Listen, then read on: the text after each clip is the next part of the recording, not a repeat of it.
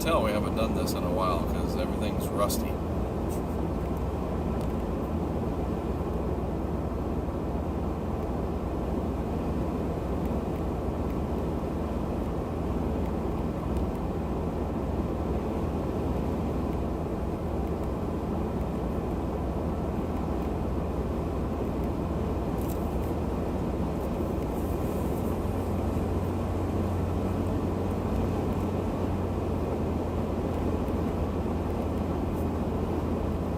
CJ said, all right, it's set.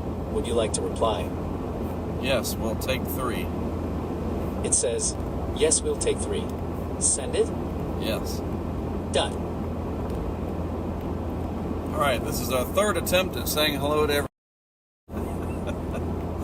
Now the audio is apparently working. That is such a weird camera angle with me. Even me too.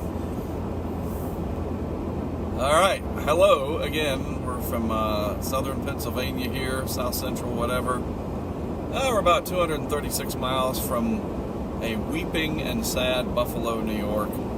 Yeah, don't wear Denver gear. We saw that end at Texas Roadhouse in Colonial Heights. That was brutal. Thoughts and prayers, people. Sorry. Denver robbed them, or the refs did.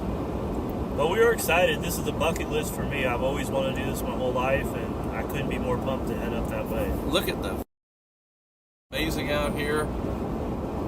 Gorgeous countryside. A little bit of snow on the ground already. Yep, Mark Sudduth with you. Greg Nordstrom to my right. Lake. There are police reported ahead. Thank you. I appreciate that. Absolutely useless information. Especially for me. Yeah, you got one of the Lake Effect Snow process experts of all time sitting to my right. Now he's going to get to see it in person. Yeah, I've literally studied this nonstop for, 25 years at least. And I know as much as I can possibly learn from it, at least, from books and listening to people and reading accounts and everything. But it's one thing to read about it and learn about it. It's a whole other thing to experience it. So I'm very excited. I'm glad I'm able to go with Mark. We always have a good time, so I'm looking forward to it. CJ said, wrong button on my end, I guess. My bad. And reacted to your message with a crying with laughter emoji. Would you like to reply? Yes. What do you want to say to CJ? Nevertheless, thanks for getting everything going. It says, never done. Yeah, Greg's in for a real treat. Yes, and it looks like places, just south of Watertown are looking at 3 feet of snow. And what's crazy about this event is the ratios and everything are going to be high.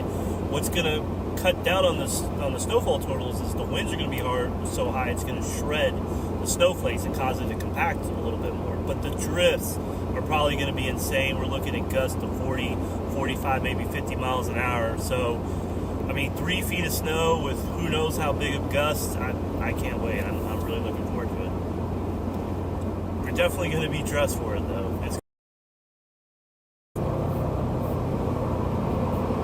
I don't have Starlink running at the moment. I'm trying to figure out how I'm going to want to do that because we do have room on the dash to put Starlink. And I don't have to run it in the back and it won't get snow covered or whatever. Like, it'll literally fit right there. And then I can run the cord back there to the jackery. Alright, let's look at a couple little things here. First, I'm kind of curious. And then I don't have to worry about anybody stealing it because I told you they stole it off the top of my Tacoma when I was out there for Aaron. No, I did not. Yep, I was down at Buxton. I had just done a live shot for Fox. I was using the AT&T, which has nothing to do with anything really, but the Starlink was sitting on top of the Tacoma. It was just sitting there because I just needed it for the live shot. Yeah. But I used AT&T because it's such a strong signal, blah, blah, blah. And Brad was with me. He lives out there, and we went under the condos because I wanted to get some 360 video. We were gone for like 5 minutes. Came back, and we drove up the road to a gas station and filled up, and I noticed the Starlink was gone. And naturally say, oh, it blew off while you guys were driving. Okay, well, we doubled back and went back and you would have seen it shattered on the road. Did you have any video of someone walking around the car? No. Nope.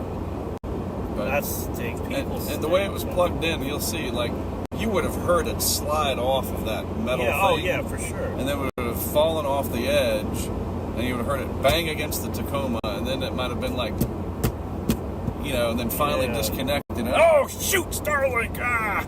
Like, none of that. So some butthole came over, reached up there, unplugged it, and it's a brick. Like, I literally turned it off and reported it lost to Starlink, and so it's useless. It's like stealing somebody's iPhone. What a moron. I just don't understand people. CJ said, no problem. Nice to shave the rust off and get things going. Here's to mission numero uno of a very productive 2026. We're going to will it into reality. LOL. Would you like to reply? Yes. What do you want to say to CJ? Tomorrow, I definitely want to do a couple of live drone shots. I should probably coordinate that with you so that we can either go full screen with it or do it as an inset period. We'll do that sometime tomorrow afternoon. You know, obviously we're a ways out. It says, tomorrow, I definitely want to do a couple of live drone shots. I should probably coordinate that with you so that we can either go full screen with it or do it as an insect. We'll do that sometime tomorrow afternoon. Send it. Done. Pick you up. So, I mean, I'm just now looking at it. Right. But I will say, yes, the cold air comes in behind, and it does look like there could be some snow, but it's not the block that goes up the northeast like you would expect. Too progressive. And unfortunately, when the cold air does come down, and it comes down dry. Yep. That's the worst type. Yes. I mean, obviously, I'll look at it in more detail. But I'm not too impressed so far. We'll see. I'll have to look at it. To be fair, I haven't looked at this. So. Okay. Let's get it. It's snowing over there. So let's get right in that band. Right in the band. There we go.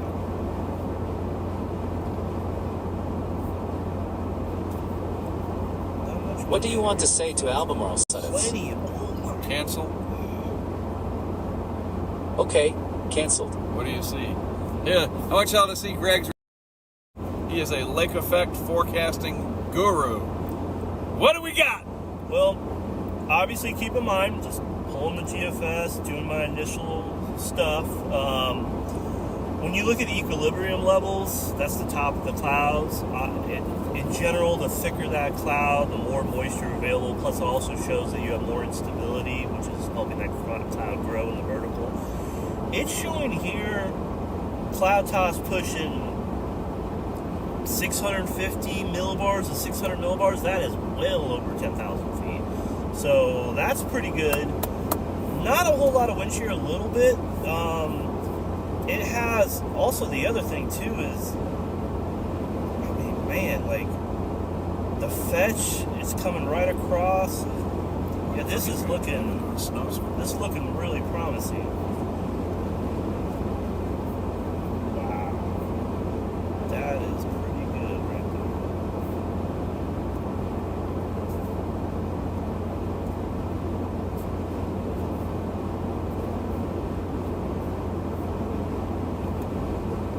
Wow, 600 millibars. I was hoping we were going to get a snow squall. Not the setup. Come on. There we go.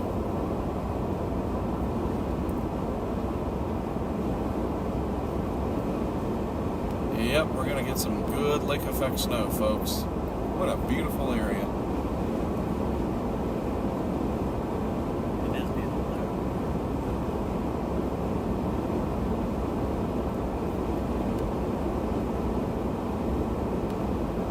I mean, that's pretty impressive.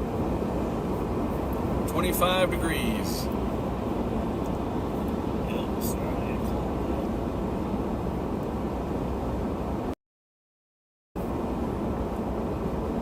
Hey Siri, send a message to Jordan. What do you want to say to Jordan? I am about 4 hours from Buffalo, period. Looking forward to a very productive 3 days coming up period. I assume you'll be in tomorrow, question mark. It says, I am about 4 hours from Buffalo. Looking forward to a very productive 3 days coming up. I assume you'll be in tomorrow. Send it? Yes. Done.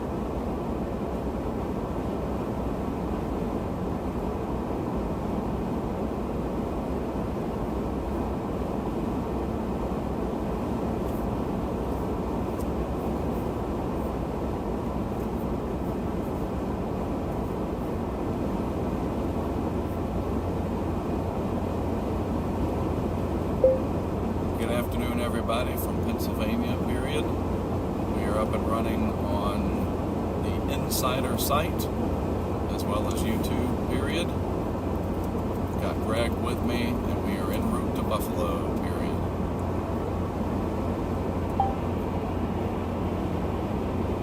I wish that it would spell in correctly, E-N instead of I-N, but oh well.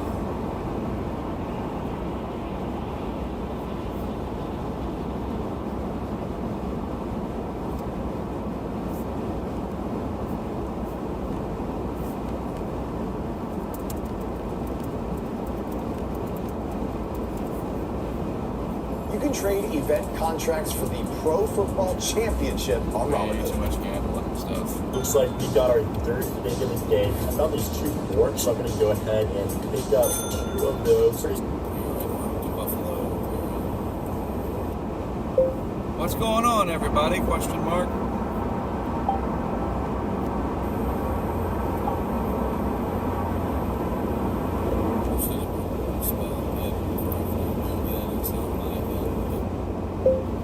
I'll look at the YouTube chat every once in a while, period. Just wanted to come in and say hello and thank you for tuning in, period. We're going to be streaming live during daylight hours between now and the end of the day, Thursday, period. Wednesday, sorry.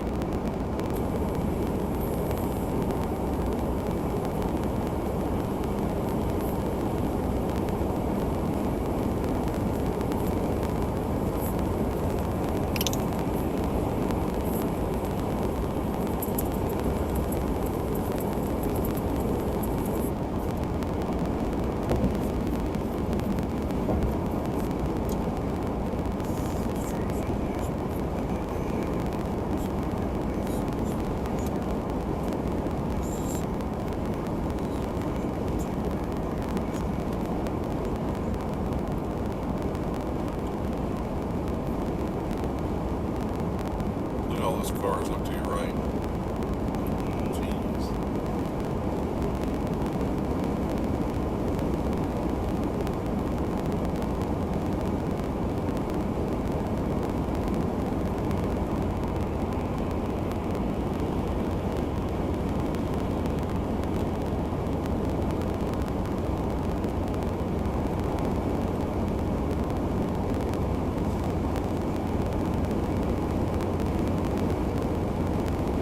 See Buffkin. They're using Buffkin in their forecast session. We're going to have to load that up so I can show you how it works. You're going to be blown away by it's awesome.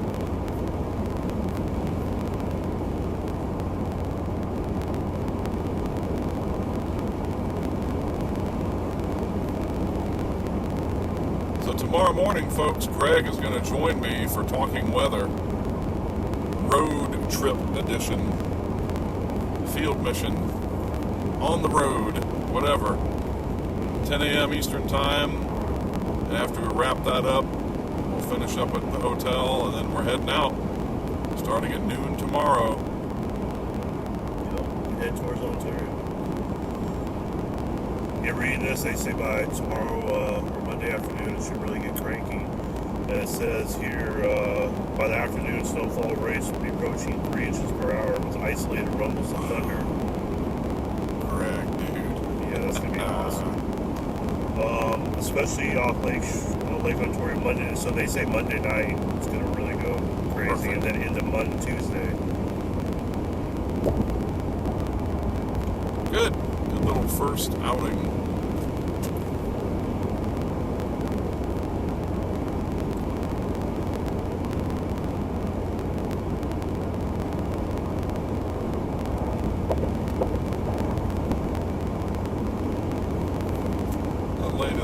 server lady at Pizza Hut. She was nice. Very nice.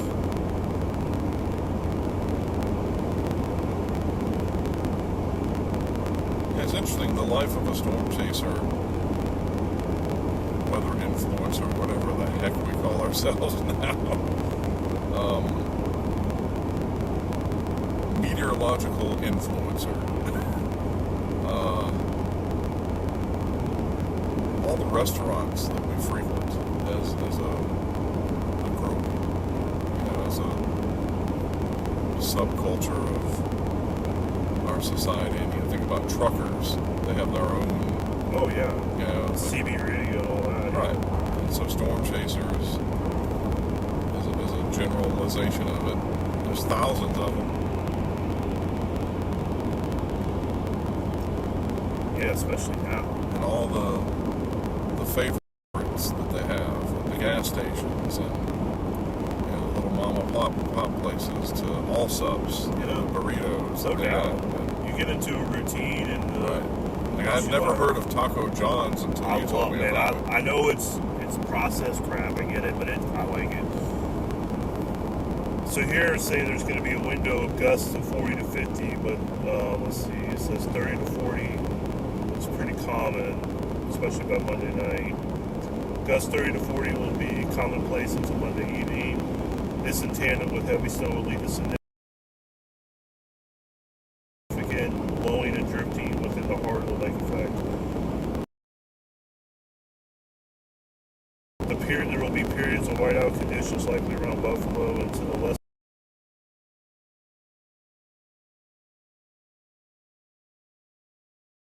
Watertown. So they think the stronger wind will be closer to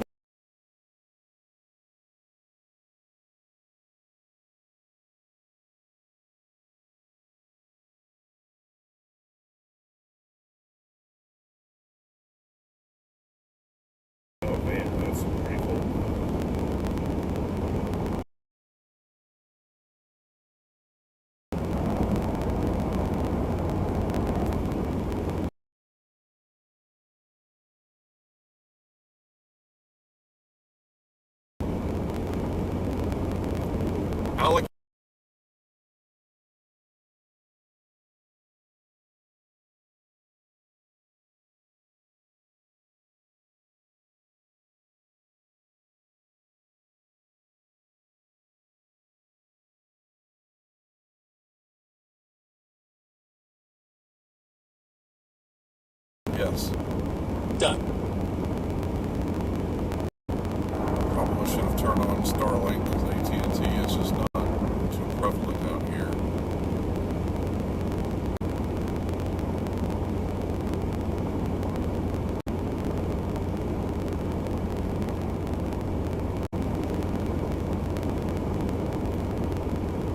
Yeah, tomorrow we'll have Greg on the show. It'll be a little bit different format because I don't have my graphics with me that I usually do in the office. But scheduled as normal. Tomorrow, 10 a.m. Eastern, talking weather. You betcha. Plenty to talk about. Hey Siri, read my messages. Bryce said yes. Would you like to reply? No. That's all your messages.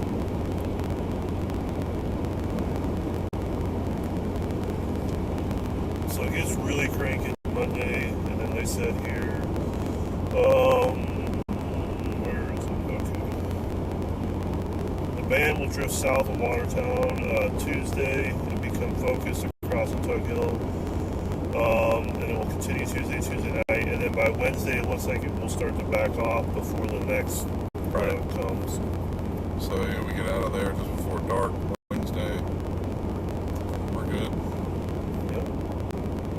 So we got to go back down to Buffalo and grab the Bryce said we will be there tomorrow afternoon. Would you like to reply?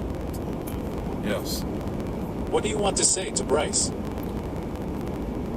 Where are you guys going to stay initially? Question mark. It says, where are you guys going to stay initially?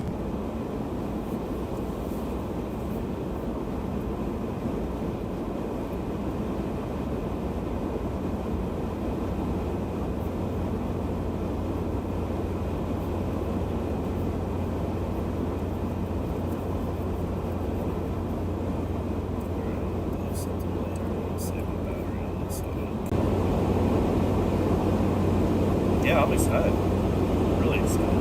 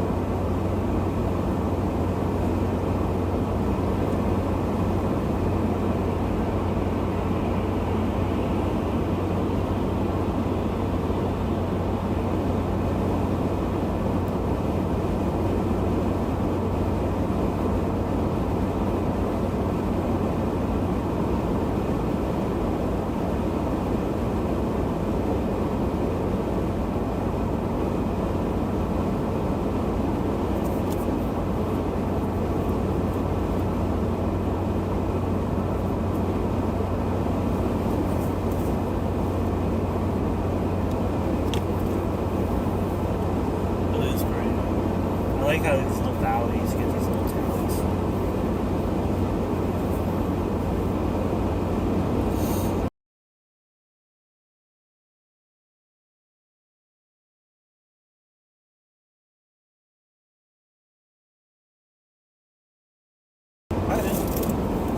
It's weird with me. I don't know what it is. Like, even when it's brutal cold, when it's snowing, it's just something in your head just doesn't feel cold. It makes you feel quite as cold until you get out of it. Then you're like, wow, I'm cold.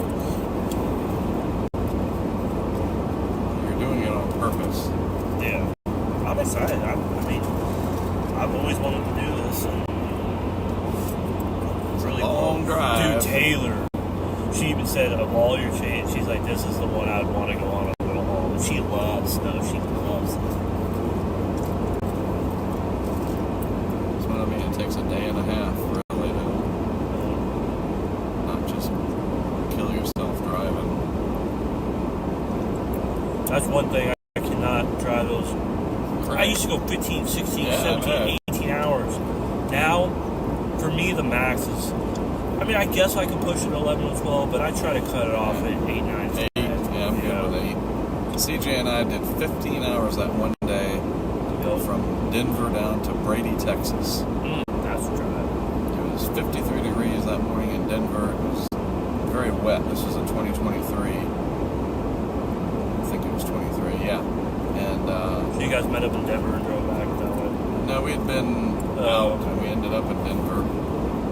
And they had probably an enhanced down in Texas. And temperatures that day down there were going to be in the 90s. The Cape was ridiculous. You know, everything just looked really good for a cluster of supercells. And we drove through just the crappiest, cold, low clouds. You know, you're coming down south, Lubbock and all that, and all those wind farms and Post and whatever. And you can see the edge. Like, finally, there's the edge of the cloud deck. And we got out into the warm sector, and you could just watch the temperature. And initiation went off, 4 in the afternoon, whatever. And you could just see them erupt. And you know the rest. Oh, yeah. I love it. I'm excited to get back out there. This will be the... Maybe Diana said, "Hey, Mark." And Diana here. Would you like to reply? Yes. What do you want to say to maybe Diana? Good to hear from you, exclamation point. It says, "Good to hear from Done." Sorry. Oh, it's all good. I mean, I've been... Sorry, you go ahead. Oh, I was going to say, I've been out to the plains since 2001. So This will be my 25th year going out Nice. there. But this will be the first time that I'm in total lead of it. Right. Like, it's just me, and hopefully I'll meet up with you out there. Oh, And absolutely. We'll make it happen. Might have a couple friends also meet me up out there. Before we're done and you get on the plane, let's make sure I log exactly when you're going, because it's set, right? Yeah, we'll be driving from Starkville, actually. All right. So I'll be picking up all the students there, and we'll be driving out probably the first day. We'll go to it depends on where we're going. If we're going more north, we'll probably head Oklahoma City. If we're heading more south, we'll probably go Dallas, Right. around there. This is Fox. Yes. Maybe Diana said, I'm trying to set up your camp. Did the password change?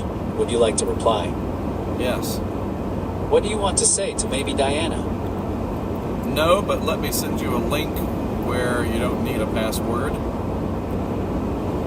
It says, no. Done. That's what I mean. These guys are so easy to work with. Yes. Coordination. Easy. Awesome. I don't think you need a password for this.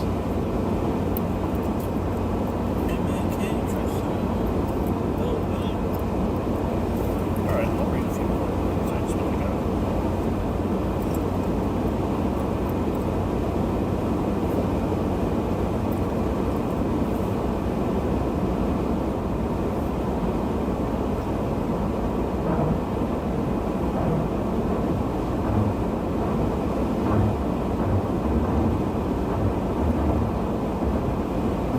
Actually,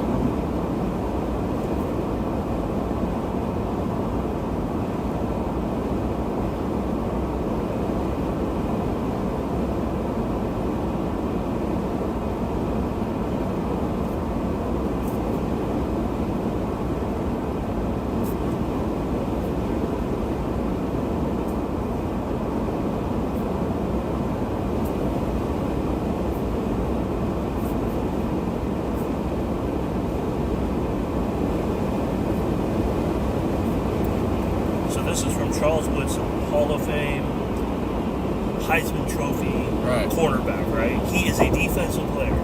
You would think he would side with the defensive guy, right? right. He says, it looks to me like Cooks never loses control of the ball, and his right arm and hand and knee all come down, and then the ball is forcibly yanked. He's like, he's a defender guy, but he's like, Sure. it kind of looks to me like the ball was down.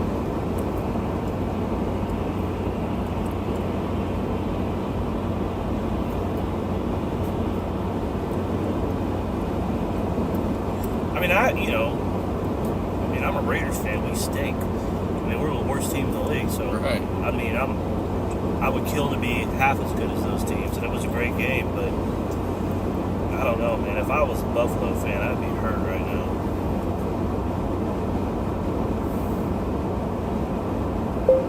Apparently, there is a password, so enter that, and you should be good to go.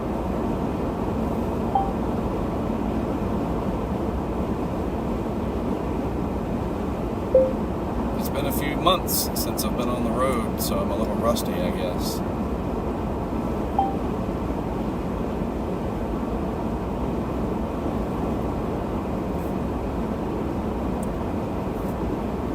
Springfield, Massachusetts. How long are you guys on the air today?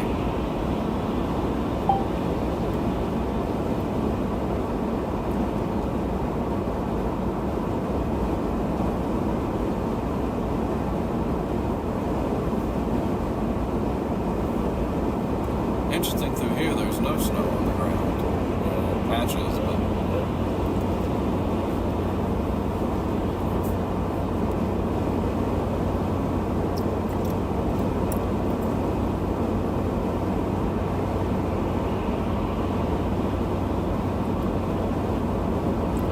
How's everybody doing out there in YouTube land?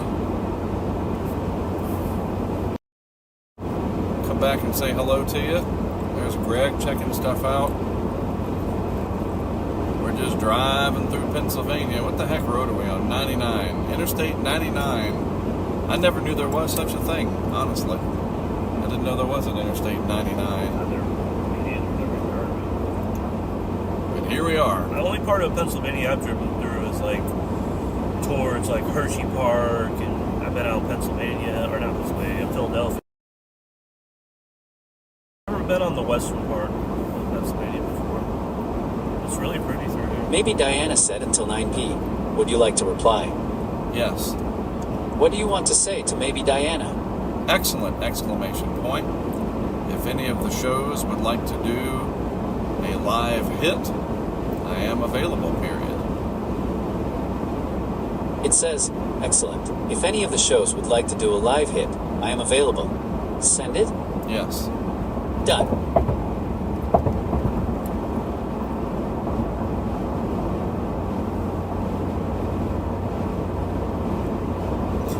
thing with these lake effect things too is it's all about duration. And even if you have all the ingredients in place and you understand all that, it's like I was telling you last night.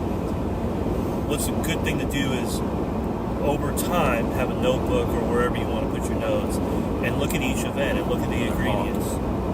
And as you look at the ingredients, you go, okay, well, this event led to 1 to 2 inch per hour, or this was 2 to 3 inch per hour, or this was 4 inch per hour. So you kind of have a baseline. So, let's say you're like, okay, I've seen this type of setup before. Yeah. It's 2 to 3 inch per hour, so I'm going to go with that for my forecast. Well, even with that, now you got to get the duration right. Because if it goes 10 hours versus 15 versus 20, huge difference. Now, I get it they're so used to it and they're so prepared for it, so it doesn't have the same impact. Right. And you also get more chances to make up for. That's one thing I always tell people in the South. You may not get another chance for a couple years to make up for that bad forecast. At least there you get more chances. No doubt. But it's tricky with the duration. So even on an event like this, where 2 to 3 feet is pretty much no guarantees of weather, but it's expected. If this lasts just a little bit longer, lasts an extra 3-4 hours at 3 inches per hour, that's another foot of snow. Yeah. And if it's not quite as windy, the compaction, as you said. Mike Cornelius said, do I need to unlock Fox Cams? It got locked last month. Would you like to reply? Yes. What do you want to say to Mike Cornelius? Yes, that would be helpful. Thanks for noticing. It says, yes, that would be helpful. Thanks for noticing. Send it? Yes. Done. Yeah, I think up to 4 feet of snow is not out of the question. I think 2 is the minimum, and I think up to 4 is very possible. Again, it will depend on a few factors. So cool. Yeah, I love that. I mean, that looks straight out of like the 1920s, That's neat. or even late 1800s. Right. Yeah, look at all the old churches and buildings. I love that architecture. Too bad there's not a pull-off area. Or if you want to get on up there, that's a great drone shot. That is beautiful. If it was snowing, I probably would pull off and do it. Taylor lived in Davenport. There was a town not too far away called Galena. And man, when you walk it was like going back to the 1900s. It was awesome. How do you like it when you've certainly, I know this is rhetorical, you've gone to Wall Drug, right? Oh, yeah. Dude, that is such a neat... Super cool. Yes. With the western town and all that, yeah. They have a lot of good little, like ice cream shop and candy shops and all that stuff. Like an old-timey looking drugstore. Dude, South Dakota, the western part into the Badlands, that's one of the most beautiful spots in the country. Yep. A lot of people have never even been there. Western Nebraska. Mike Cornelius said done. Would you like to reply? No. Okay. That's one thing I'm very blessed that I've been to countries, I've been to England and France and Italy. I've been to a few in Caribbean. But I haven't gone too much around the world. But when it comes to the United States, I really have been blessed to explore so many parts of the United States. Damn, bro. Yeah, I got like 50. Because, like my brother, he travels everywhere. But he doesn't really get to experience, like when you storm chase, you get to see the town, you get to eat lunch, you get to meet the people. And you know this better than anybody with hurricanes. You've gotten to meet so many cool people over the years. And what's always cool to me when you go out to the plains, you realize how much untouched stuff there still is out there. Yeah. I know our coastlines are packed up, but the central part, Great Plains, there's just wide open everything.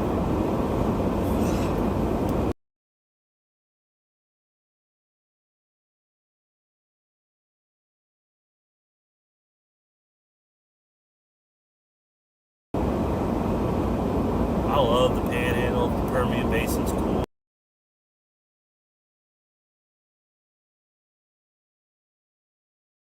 Montana, eastern Montana's pretty.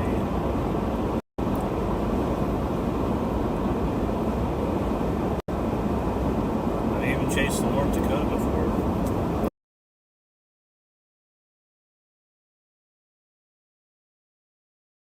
That's really cool. We went up all the way to Bismarck.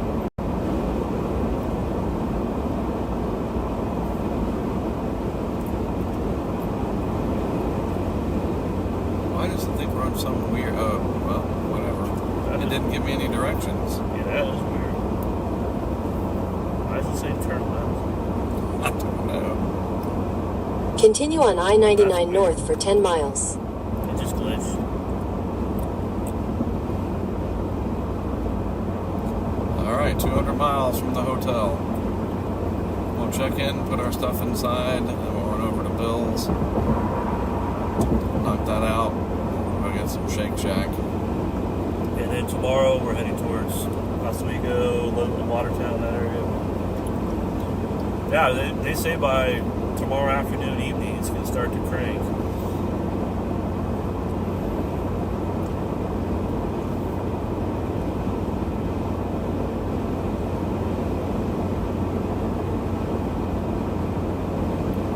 What is Buffalo's official forecast? To the south, they're still saying good 2 to 3 feet, especially south. But let's read their forecast official.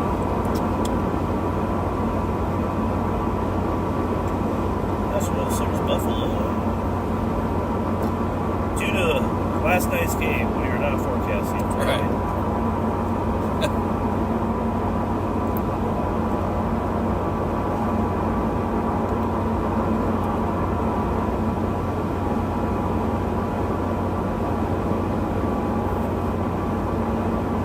Daphne said, "Can I have a hint? Would you like to reply?" Yes. What do you want to say to Daphne? In a little while, period. How is your day going? Question mark. It says, in a little while. How is your day going? Send it? Yes. Done. Daphne said, "I ate a whole banana at breakfast. Would you like to reply?" Yes. What do you want to say to Daphne? Hopefully you're feeling a little better today. It says, hopefully, you're feeling a little better today. Send it? Yes. Done.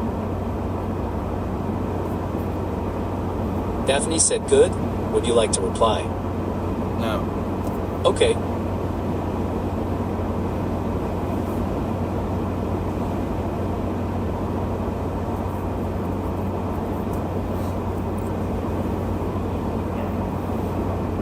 Degrees, getting colder.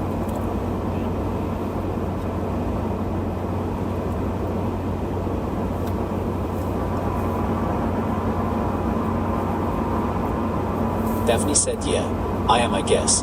Would you like to reply? Yes. What do you want to say to Daphne? Super proud of you, exclamation point. You will be just fine, period.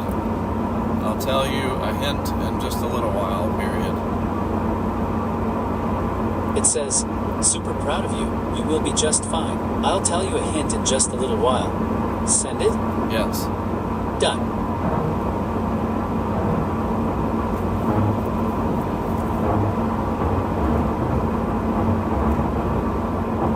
We go to Bollesburg and roll up on Joe. Daphne said, okay. Would you like to reply? Yes. What do you want to say to Daphne? When are you going to the escape room? It says, when are you going to the escape room? Send it? Yes. Done. It's not working. They don't have an anemometer up there. It's broken. What a shame. And we're back to snow on the ground.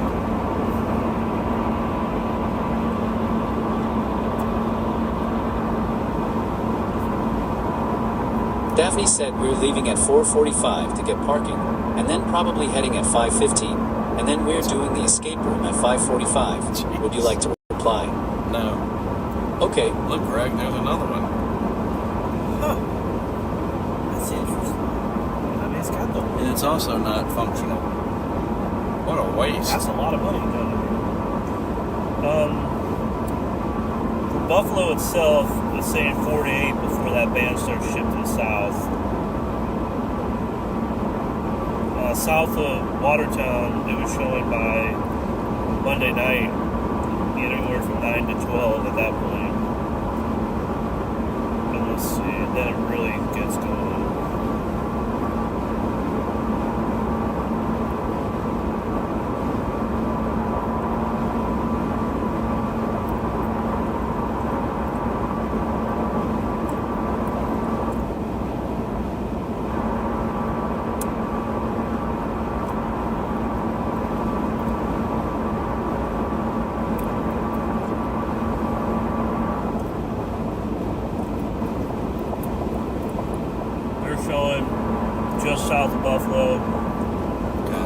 18 to 24.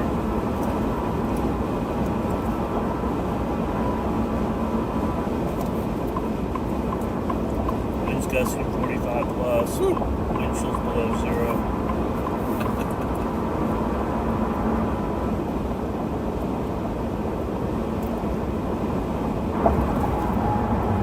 Tonight they're bringing in a couple inches. Good. Something for tonight.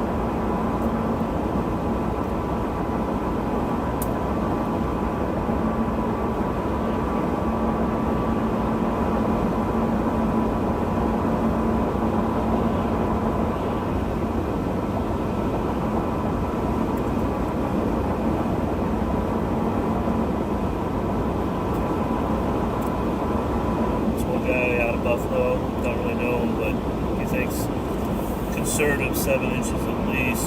This is just in Buffalo Metro. Is that Buffalo Snow King? No, it's this guy named, let's see. He's a Spectrum News meteorologist from Gotcha, Buffalo. okay. There's a dude up there who's all into it named Buffalo Snow King. Yeah, I've seen him. Yeah. Buffalo Weather, or no, Buffalo Snow King. Yeah. I looked at him. In 2 miles, take exit 61 toward US 322 West, Phillipsburg.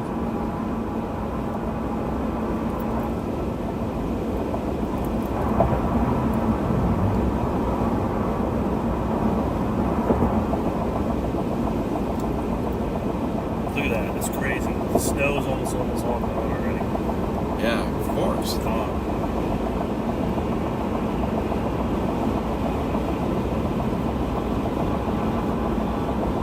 Dang.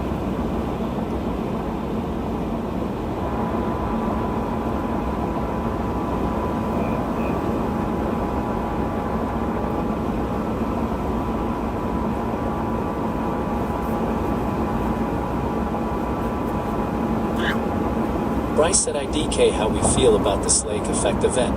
Would you like to reply? No. Okay. Yeah, there's so much upward motion through these bands. Man, this looks pretty solid.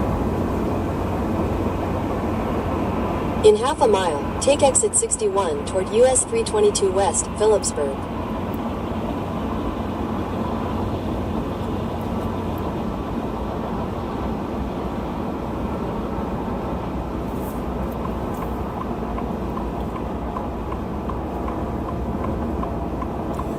This from Take Tom, exit 61. Tom Nissel. Yep. He said Lake Erie is now 1/3 ice covered. And will begin to limit snowfall with this Arctic week. See, I was kind of thinking that would happen. Deep Lake Ontario will remain wide open. The Lake Effect Snowstorm machine will be in capped full and all caps full operation for the foreseeable future. Yes. Great. At the next stop Dude, I'm sign, telling turn you. left. Tug Hill, At baby. the stop sign, Yes, turn that left onto Frickin' US Adams 220 Center, alternate I know a north, spot North High there Street. even at night.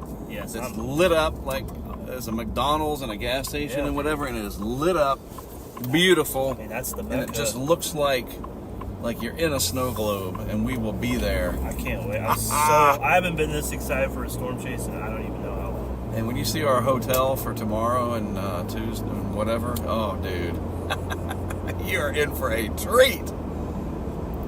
Woo! Wow. I guess this Tom Nissel guy's a Buffalo Bills fan. He's like, the last 5. So it's funny, he keeps saying, that's Tom. That's the Weather Channel's winter guy, no, right? I know, Okay. yeah. I pronounced his last name right. Yeah. Yeah, okay. He's obviously he's a Buffalo guy, and he said, here's the last 5 Buffalo losses. Blew a fourth quarter lead Denver, blew a fourth quarter lead Kansas City, blew a fourth quarter lead Kansas City, blew a fourth quarter lead Kansas. I'm like, oh my goodness, dude.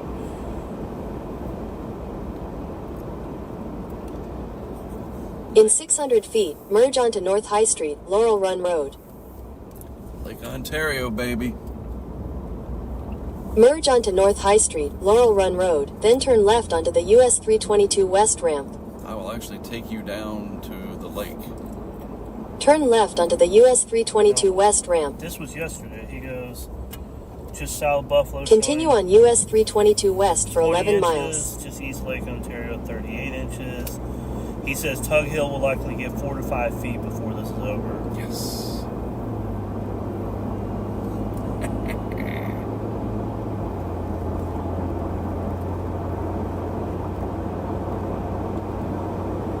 yeah, another round comes, I guess, later in the week. So Right.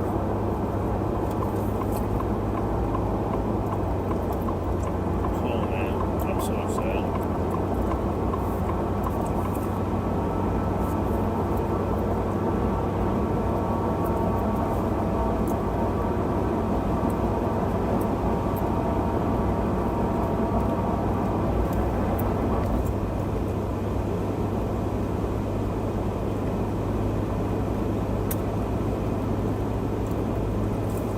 Yeah, it looks like basically Monday afternoon through Tuesday, boom.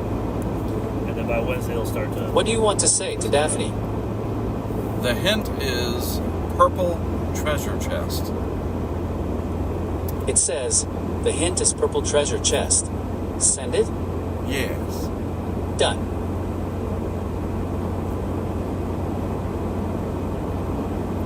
Purple treasure chest. Look at the ice on the side of the rocks. That's some nasty looking icicles. Some rusty ones. It looks pretty rough. Lots of iron in these icicles.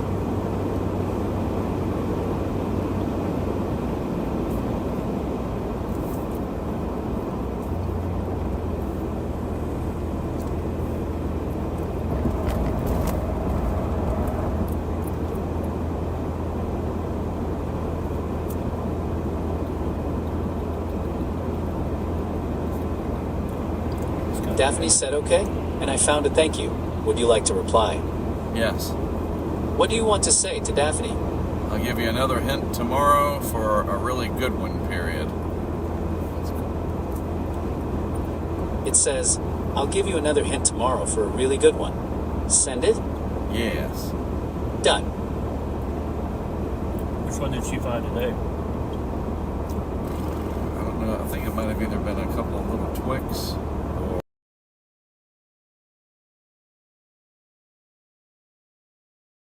or a little small pot. Oh, that's neat. Yeah, that's Ghirardelli.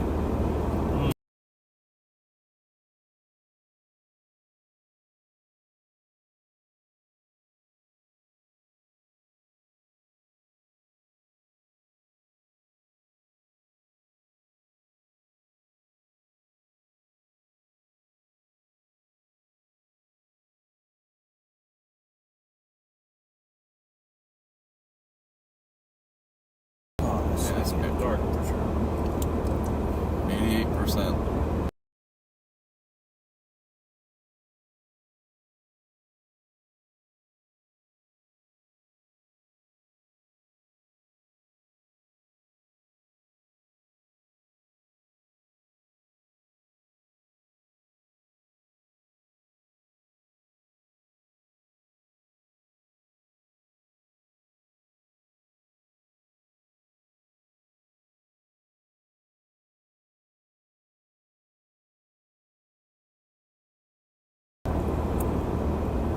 It's weird because it's a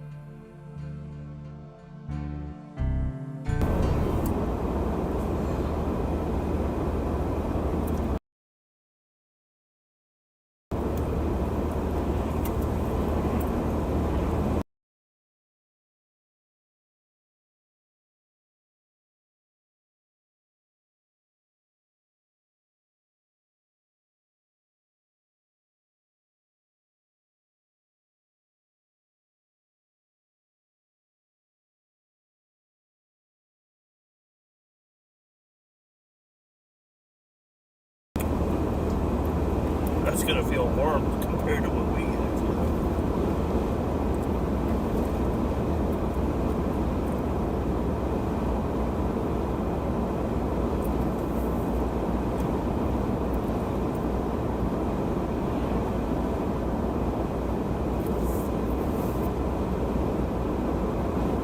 Yeah, because the more times I talk about it, the more I'll remember it.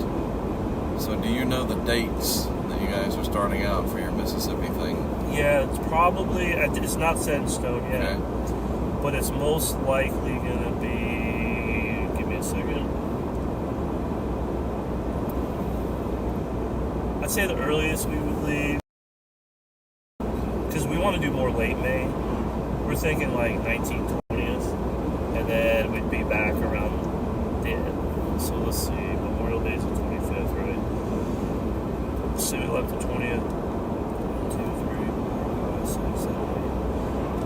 20th, 29th, 20th to 30th, somewhere there. Okay. Yes, I think at the end of April, I'll go ahead and drive out to Wichita.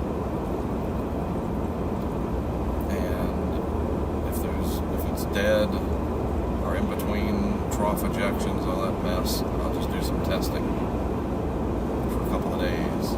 CJ can go with me and do some testing, and I'm going to leave the vehicle in Wichita. Okay. You have a spot for it?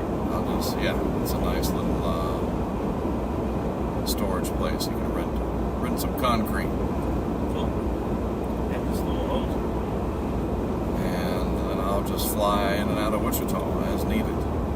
That's a great social location. Obviously, before you go out, there will be something. Yeah, we'll be. And I will say this, I'm probably going to put like it's hard with students, you can't put like a huge range, but I can put a 2, 3, 4 day range where I'm like, look, you got to be ready between these 3, 4 days.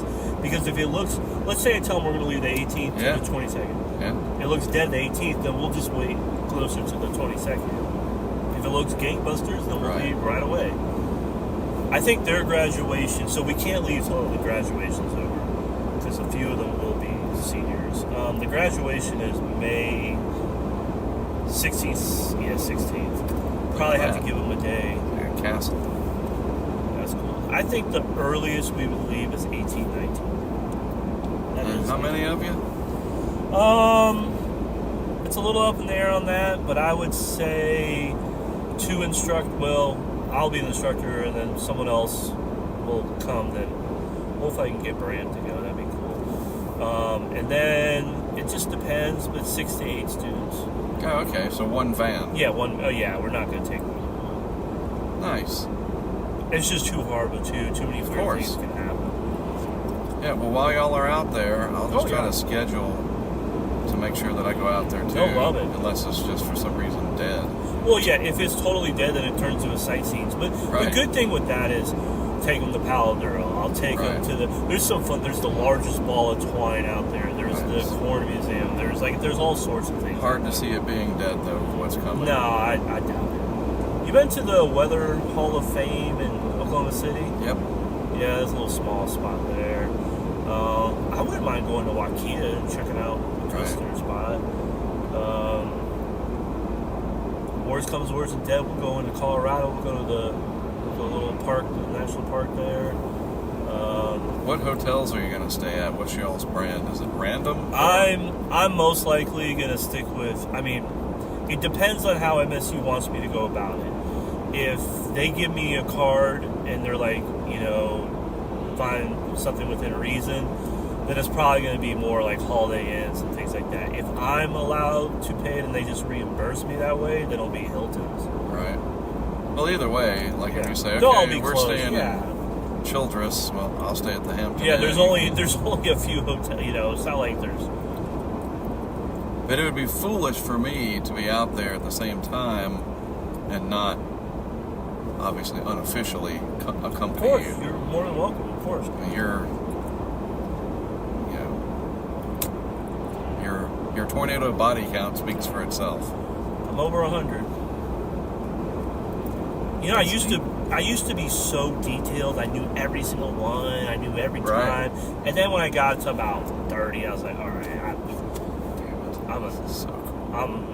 wow, that's cool. This is a cool. That's what I mean, man. So I wish I could bring Daphne.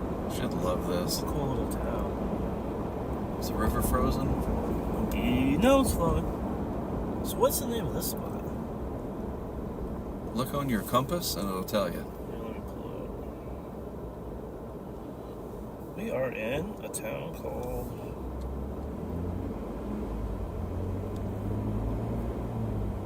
Phillipsburg? Yeah, sounds right. Phillipsburg.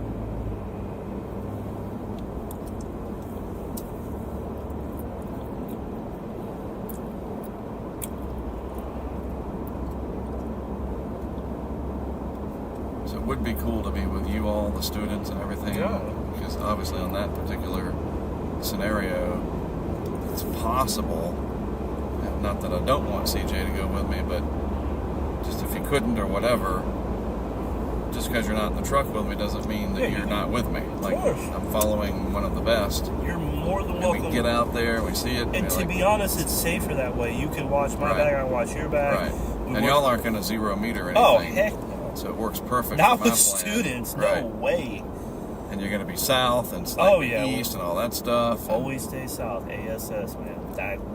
Live and die. and you're by there to that. learn and teach. In a whatever. quarter mile, Yes. turn right onto US 322 West, We're gonna North have a good 3rd time. Street. We're gonna get on the storms. We're gonna go as hardcore as we can within reason. But we're not gonna go in the Bears cage. We're not Right. gonna do anything Right. 0 meteor. That's just Right, dumb. so that just doesn't work That's, for my plan. Sorry, that's stupid. I think the closest we'd get is half mile, a mile. And that would be in a good situation where it's not a million people Yeah. clogging the roads. At the light, turn right onto US 322 Like, West, North I'll 3rd give you Street. this scenario. If they're, and I've already talked this out several times.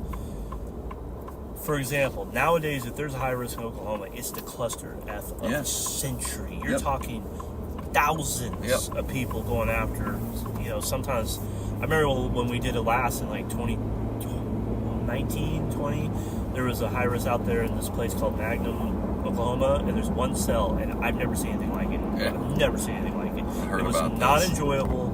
We saw wrecks. We were trapped several times. I was like, if a tornado drops right now, it's over. We're Yeah. done. We're not doing that stuff. So I would tell the students, because usually when you get those high risk scenarios, you get a deep low, and the triple point is the best spot, but that's the most dangerous spot. We would just play the dry line. Yeah. We would go south and play the dry line and get beautiful supercells at worst. You still get tornadoes, but at least you won't be in a scenario where you're Yep. in big trouble. Because it's Yeah, a I'll ticking stick time. to It's following a y'all. ticking time bomb. Yep. We haven't even seen close to the worst yet. There's going to be something, I knocked on glass, wood, whatever, I'm not wishing it, but I just know it's going to happen, whether it's this year or 10 years from now. There's going to be an event where hundreds of people are going to be trapped because of traffic, and a tornado is going to go right through everyone, and it's going to take a lot of people out. And I mean, there's a potential that I would see that from the drone. Yeah, that'd be horrible. The other thing I worry about too is when we've already had examples of this, of people not paying attention, going Yeah. through lights, going through stoplights, and as tragic as they've been one-on-one view. What if one hits, man, it's Yeah. a student, I mean, Or a tour group. yeah, exactly. God forbid, I'm not wishing And this to tour anybody. groups have had their vans rolled. They've had Yes. their windows blown out. Yes. No one's immune. No one. It can happen to anyone. I mean, That's why I want to keep a distance, Of 1.5, 2 miles, and That's all what this that- testing I've done well, with drones. that's exactly what we're doing. So, Incredible range. look, man, I'm not risking the lives of 6 to 8 people. It's not happening. And even me, by myself, now that I'm in my 40s, I would never do the stuff I did in my 20s. That was just ignorance and ego, and you think Right. you're invincible, but you're not. Look, Tim Samaras knew about as much as anyone on tornadoes. He was a very smart guy, and even he got it. That just shows me that it can happen to anybody. And he was doing legit science. Sure. Like, I'm he- excited about this. I think yeah. it could be... Oh, I it's think gonna we be can learn awesome. a lot, because the drone, I really want to be able to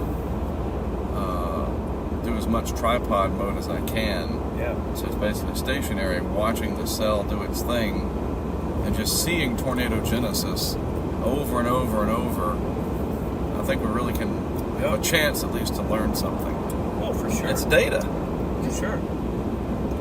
and it's fascinating, and it's an interesting perspective. It's always changing. What I was taught in school in the early 2000s, a lot of that is not even applicable anymore. It constantly changes.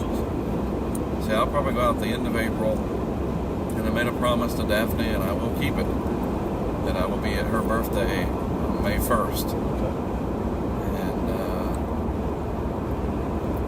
And then Yeah, I'm we're going free. to go out like about the 20th. Or right Because school ends for her in the mid part of May. They've changed it up. Okay. So, like, oh, man, I'll be free. And I intend to go all the way through June, working my way into Colorado and then the high plains. Well, that's what I was going to say. I'm going out those 10 days, but if there's something else in June, I'm Yep. willing to go out there. And I'll relocate the vehicle as needed. Because the great thing about June and high plains chasing is the volume of chasers is far less. Right. Far, far less. Probably 1/5. I mean, you still have your core group. They're going to go no matter what. Right. But you're not going to... What scares me Right. now in some of these high-risk events is half the people there are just random people, locals, Right. whoever, just trying to see stuff. Yep. And I get it. I understand the curiosity. I get it, but it's dangerous, you know? And a lot of these road networks, depending on where you are, it's one road in, one road out, you know? So you get clogged up really fast and you're in a dangerous spot. But we're still going to go after the hail on days where it's just a hail day. Fine. Yeah, of I'll go course. get me some big hail. But the focus is going to be learning more about especially tornado genesis. I want to have that drone up when we're like, it's close, we got to go here, and wait, here we go. And then, oh, there it is. Like, I would love to see that about a mile closer from where we are, at about 200 feet up, looking right at it. And then with the camera, you can tell I get excited about this, you can pan it up. The drone I've got, the camera pans up 70 degrees, so we could literally look up the wall cloud and the mezzo and really see stuff for several minutes. And then you can do time lapses of that. And then, you know, as it starts moving, maybe I you can can move watch with it. You watch it occlude and Yep. then regenerate Yep. and like tail off to the left, and the next supercell forms off that cold pool, and boom. But I'll, you know, being with you guys, you'll be able to tell me, because you don't want to get caught in it either. No, You're like, Mark, you need to go ahead and bring that thing back because the RFD is coming, or just whatever. Like, Yeah. you got about 2 minutes. And there'll be instances where I just have to land the drone where it is. Yep. I'll catch up with you guys later. I was gonna say, I got to go get the drone. there are times where like Right. it comes in a minute, Yep. and some of that RFD could be 80, 90 mile Yes. an hour winds. But if the cell is 2 miles away from you, Yeah, that yeah. should pass safely in front of you, right? Well, the good news is we'll be in a position where it would hit us first before it hit the drone. So if it's hitting us, then you know Gotcha. the drone needs to come down So the now. RFD is going to come in from the southwest. Well, usually it Or wraps west? around and coming from northwest, coming down, wrapping around the back of the supercell. And it can be 2 miles out from. Yeah, because think of the hook. Right. It's going to come wrap around behind that. And, you know, obviously it depends on the strength of the supercell and everything's unique. Yeah. But yes, they'll come wrap around, and you usually get hit from the west. Boom. It comes in from the backside there. Interesting. Now, every supercell is unique. You know, no two are exactly the same, but typically that's what happens. What are we doing, Ralph? Yeah, that is random. What is that all about? I don't get that at all. Yeah, It's cold up here, Greg. I'm really excited. Yes. It'll be awesome, and you know, don't get me wrong. I've been blessed to go with a lot of awesome people. I've learned a lot from so many people, and that's how you get better. You learn from people, but it'll be nice where, you know, I'm told we're going here, we're doing this. The way we usually do it, and the way I'm going to probably run it, is not trying to kill them, but, you know, let's like, all right, let's meet in the conference area or wherever downstairs. Let them go get breakfast, eat, wake up, all that stuff. Most of the time, these events don't really get kicked off until 3, 4 o'clock usually. So I have them meet between 10 and 11.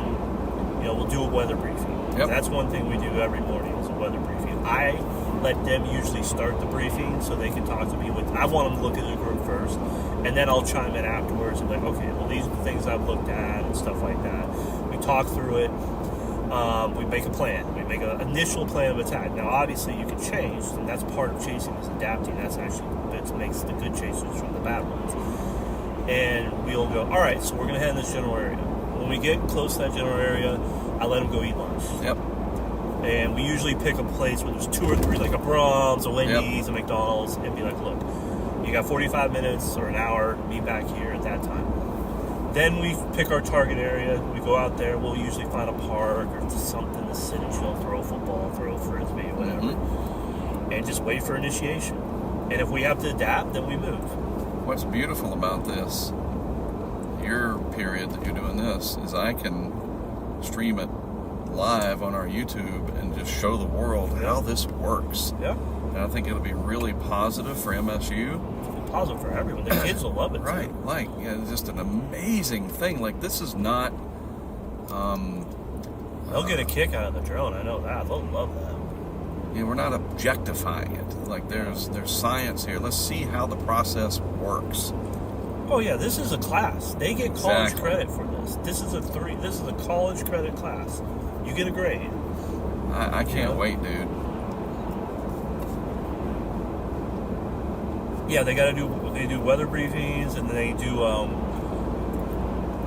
I do some fun things, and we do weather bingo. So we put like Brahms, you see a Brahms, you see I don't know, tumbleweed, you see a dust devil, you see a windmill.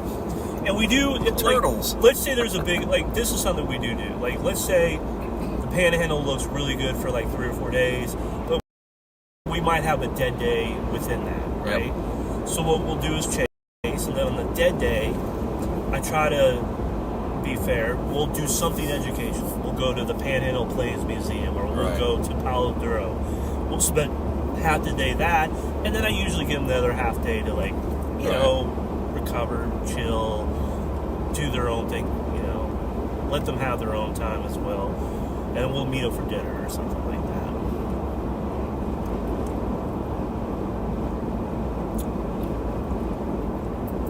But it's a legit college level class, and you get a grade. This isn't some little, let's go take around and have fun. No, I mean, of course it's fun, but it's also education. I mean, it's legit. It's a college class. It's not chicanery. No. We got to do some work for sure. Yeah. No shenanigans. Now, what's great, it's not busy, just kick your butt, busy work. No, it's applied application. And that's how you learn the best anyway. I'll never forget the first time I went out. An outdoor theater. Oh, man. I haven't seen one of those. Should show The Shining. I'll never forget the first time I went out there. And of course I knew a lot, but I never really experienced it. And then it just started. It was like, oh, that's what that is. Oh, that's what the RFD is. Like, that's what the downdraft looks like. Starlink. Oh, wow. So how much does Starlink cost?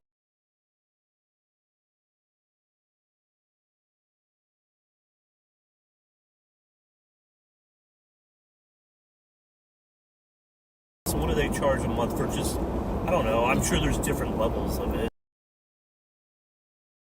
Well, you get bigger dishes that are much more expensive, and they have a more input, so to speak, a bigger footprint. A little faster. Yeah, probably, but they're increasing their capacity, so they're purposefully deorbiting 1 or 2 of them every day, and then they put, because those are old. At the light, turn right onto Pennsylvania 970 North. I don't know if it's every day or every week, but it's very common that they deorbit and they burn up.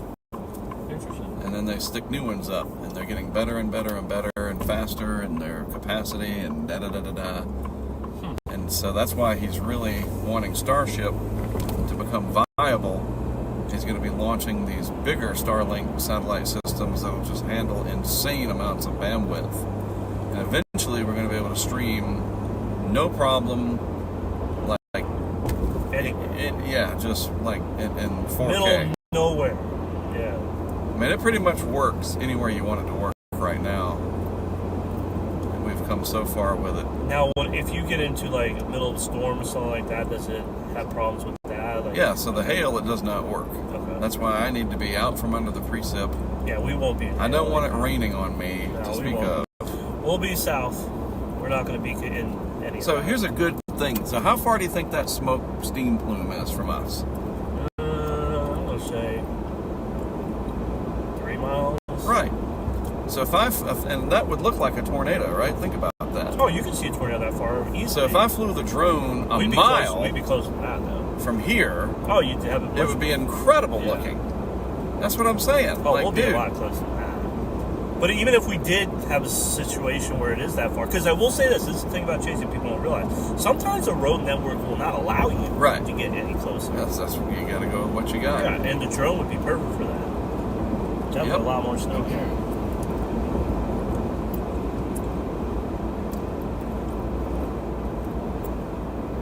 In 600 feet, keep left to stay on Pennsylvania 970 North.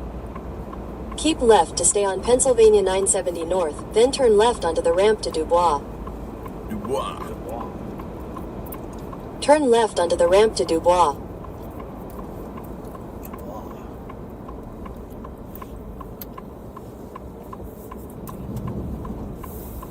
Continue for a quarter mile. I mean, dude, in the Panhandle, you can see supercells 8 miles away, almost 100 miles away. I do need to look at my both of my drones, figure out where I can put a Kestrel. Yeah. Continue on I-80 West for 12 miles. It would be nice that each flight I collect data. Yes, and definitely. As soon as the flight's over, go ahead and download it and save it. And so we do have some environmental sampling. Yeah. Whatever. I mean, you might as well. Because the Kestrel is nothing. Yeah, just get that little thing on it. Yeah. We used to do that in the boxes in the hurricanes. I guess you still do. Yeah. So. Yeah. We're going to test that again this year, too, coming up. Brent's wanting to come up for that. Cool. So it sounds like he has more leeway to come up right now. Some. His work still keeps him occupied. So y'all's vehicle will be marked, right? It'll say Mississippi State, blah, blah, blah. Yeah, we're not going to well, usually we have a little magnet we put on it, but even if we don't, it'll just be a white 12-passenger van. Right. Or 10-passenger. I think 12s are illegal now. I think 10s, that's why the most we can go is 8, yeah, because I think by law you can't do the 12-passenger anymore at universities. Just because of the tipping factor. Gotcha. Are y'all renting it? No, we have. Gotcha.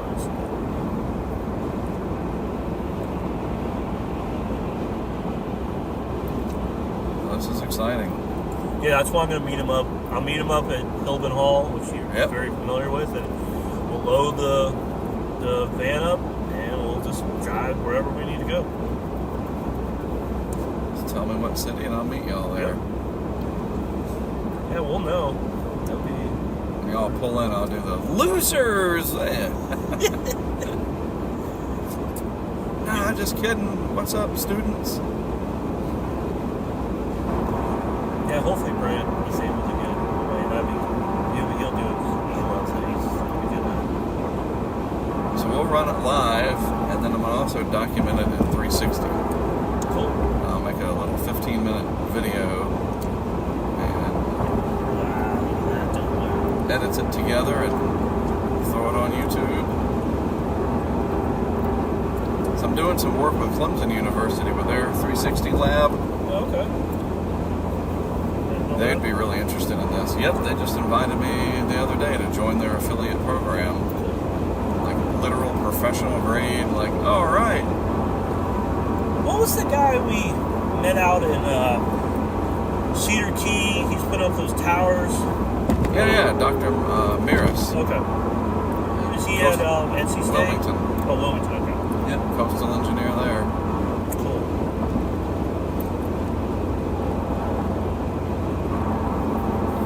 I tell you, man, if Helene had just been in the daytime, my life would be so different. That was... Man, that took us forever to get out of all those down trees. And we had our 360 cam at the Tiki Bar. I went back and set it up because that in-between time I was waiting for Marcel and you were headed over to meet Brant. And I went back to double up on some stuff. And I was like, you know what, I'm going to put the 360 cam out. We need a real test. Just do it. So I strapped that mofo with steel band clamps to the railing right out in front of the tiki bar and hit record. It was like, good luck. That place pretty much was wiped out, right? Like, for the The most structure and the frame survived, but everything else was part. correct. And it worked. It ran for the full 13 hours, and it actually went underwater. Wow. That's what sucks about it, being at night. Yeah. I am the first and only person in the history of mankind. Like, as crazy and hyperbolic as this sounds, it's true. I have the only 360 video inside of storm surge ever, but it was dark, so all you see is the red light blinking underwater. Like, for real. And not just that, in a pretty famous spot. Had that been in the daytime, it's dude, not like not some random. Everyone knows that place. Meta themselves would have been like, yes, we want this on the Meta platform. It wouldn't just been a YouTube 360. It's gonna happen, man. And then we had it, for Milton. We did have light. We put it inside this garage down in basically Venice in Nokomis. Yeah. And now, luckily for the people, the surge only came up about 1.5 feet in their garage. Now, it is cool because the 360 cam was up on a jet ski, and you can look down and you can see the water coming in from the garage, and you can see crap falling over as the water level rose. Now, obviously, There's an object on road yes, I ahead. see it. Had it been 10 to 15 feet, which was what was forecast, and you know how storm surge forecast is very dependent, Very blah, hard, blah, yeah, it's blah. typical. The worst was down at Minnesota Key, where we 10 had miles nothing. shift is everything. Yes. But luckily for the people that allowed us to put the camera in their garage, it was only a couple feet. But, exactly. And now we have lighting systems that we can literally remote into over the internet and turn them on. It's like, Yeah, that's great. let's go. But yeah, dude, had Helene been at like 4 o'clock in the afternoon with the landfall, my stuff at Cedar Key would have been jaw-dropping, and then all my stuff up at Steenhatchee, where the river came up and stuff was getting ripped apart, and it was, you helped me set that one up. Yep. That was insane, even at night. That giant dock came up over and landed on it. Look, people are like watching on YouTube. Is that a whale? The hell is that? Had that been daytime, dude? Come on! And then, of course, I thought about it. It definitely crossed my mind. You should go to Asheville. But I was so tired. Yeah, there's only so much you can do. And I just knew they were going to get... Well, you know why I can verify that he called that? Is you were talking to one of your sons about a bachelor party. Right. And you were telling him, be very, very careful. Yep. You knew it was coming. Yep. You called it. And they got out of there that day and escaped barely. And they got back down into like Columbia, and some of those rivers were just insane. It was like, come on, man. Yeah. My buddy Justin, I don't know if you met Justin, but he lives in Asheville, and man, like some of the stuff he saw, like some of the craziest videos I saw, that you see a mountainside, right? Yes. And someone's in their cabin. Yep. And another cabin's like, I don't know, 500 feet away, 1,000 feet away, whatever. And it's like this wall of water and debris and trees and everything just comes down the mountainside, doesn't hit this person's cabin, but they have video taking out their neighbor's cabin, and you're just like, how does I guess it's just the channels through the mountains where the water was flowing. And then my parents' town where they lived for 30 years, Spruce Pine, which is decimated. So catastrophic. The playground that my dad helped to build with the Rotary Club there was buried under feet of mud. Wow. It's gone. It's like dinosaur grade. Like archaeologists. What was that one place? Chimney Rock? Yeah, Chimney Rock was blasted. Swannanoa, Asheville. Yeah. Dang. But I think about it. Okay, had I been like, all right, Marcel, like you would have gone and met Brent. That was a done deal. Marcel came and said, dude, I got the last camera, whatever. Let's go to Asheville. And let's don't worry about St. Mark's. The eye's probably going to come in just to their east. Blah, blah, blah. Let's go to Asheville, I'm telling you. And Marcel went, all right, let's go. We would have driven to Asheville. We'd have been absolutely shit-faced, tired. Exhausted. I know we would have probably Dangerous, stayed exhausted. 2 different hotels. I can guarantee you one of the 2 I would have stayed at. Either the True, I think it's up on Tunnel Road, or the Home 2 Suites, which is that close right there to the Swananoa River. Yeah, I bet that place got it. And yeah, the water came up to the second In 2 floor. miles, take Yeah. exit 111 for Pennsylvania So, 153. Maybe I would have been like, all right, let's stay at the Home 2 because it's right there, and let's put a camera on the hotel pilings because the hotel is built up. They did a good job. They knew, Yeah. you know, and they're in a floodplain. But it's right there at Biltmore. Nice. But, like, depending on when the flooding happened and how rapid it was, there's at least a small chance that I would have lost the Tacoma. Oh, or yeah. whatever the hell or, I was driving. God forbid, the building comes Yeah. down or something, you know, I mean. And that's what I don't know. Like, that night, because it made landfall, what was it, Thursday night or whatever, Yeah. and as it was coming up, I wish I knew some stories of people, like, did they go to the guest and be like, all right, everybody needs to evacuate? Like, did they evacuate Biltmore? I don't know. Yeah, these are the stories I don't know. Now, the True up on Tunnel Road or whatever it is way higher, and that would have been fine. But to be there as a, storm coverage person, Yeah. storm chase, whatever, that would have been harrowing. That would have been like, Scary. oh my, it's like Katrina in the mountains. Yes. Again, it's kind of like That I is- almost went to Waveland. That is. Remember? Right? Oh, well, that would have been a Right. very poor choice. Like, that's where we were going to go. And then I had a bad In half a feeling. mile, You take exit imagine 111 how for scary Pennsylvania that would've Yeah, I 153. know. Tahoe would have been swept away. I would have been You probably with would the have fire been department. in a tree holding on. Oh, no. We were going to stay at the fire department. Oh, okay. And then they all evacuated. The water was coming up. They held on. They have some name for it where they're all in a chain, Yeah. a human chain.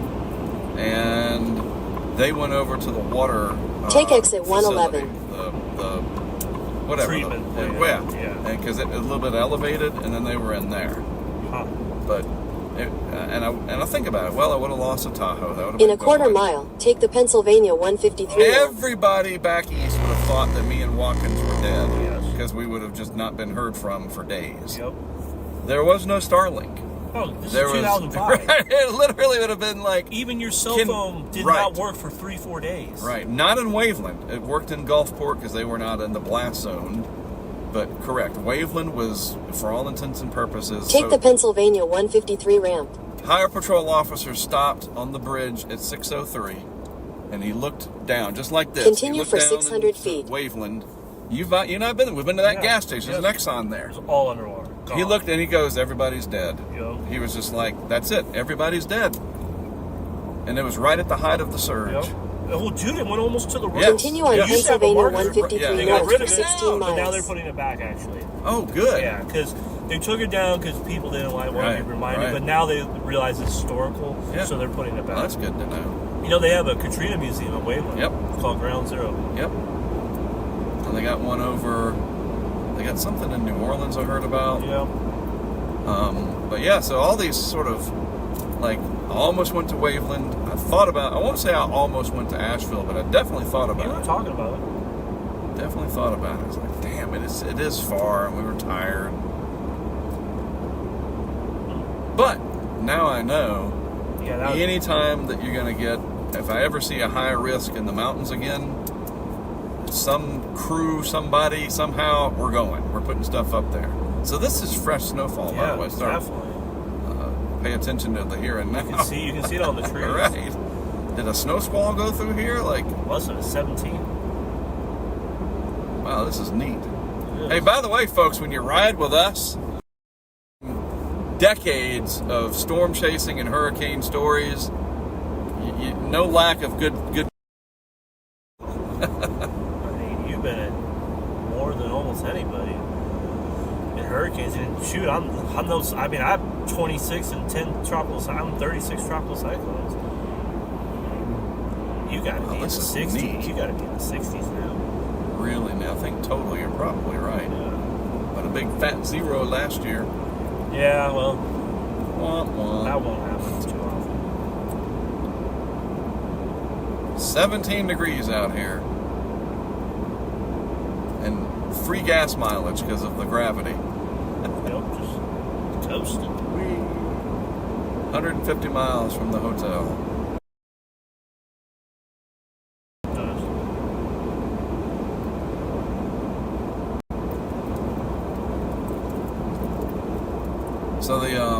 So I did see a tornado last year.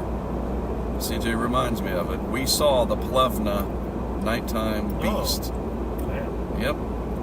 It was, lit up from the lightning Yeah. and everything, but it was still saw a it. big wedge. Like, I can't see it in my brain like I can the one in 2004, the 5, you know what I mean? Well, because that was daytime. Right. But, I do remember barely being able to make out sort of the round shape of the supercell and the backside of it. What is that called? You call that like the bell or whatever? Like that. It looks like a UFO. And then underneath it was the wedge. The mothership. That's what we, the UFO, we call those motherships. Right.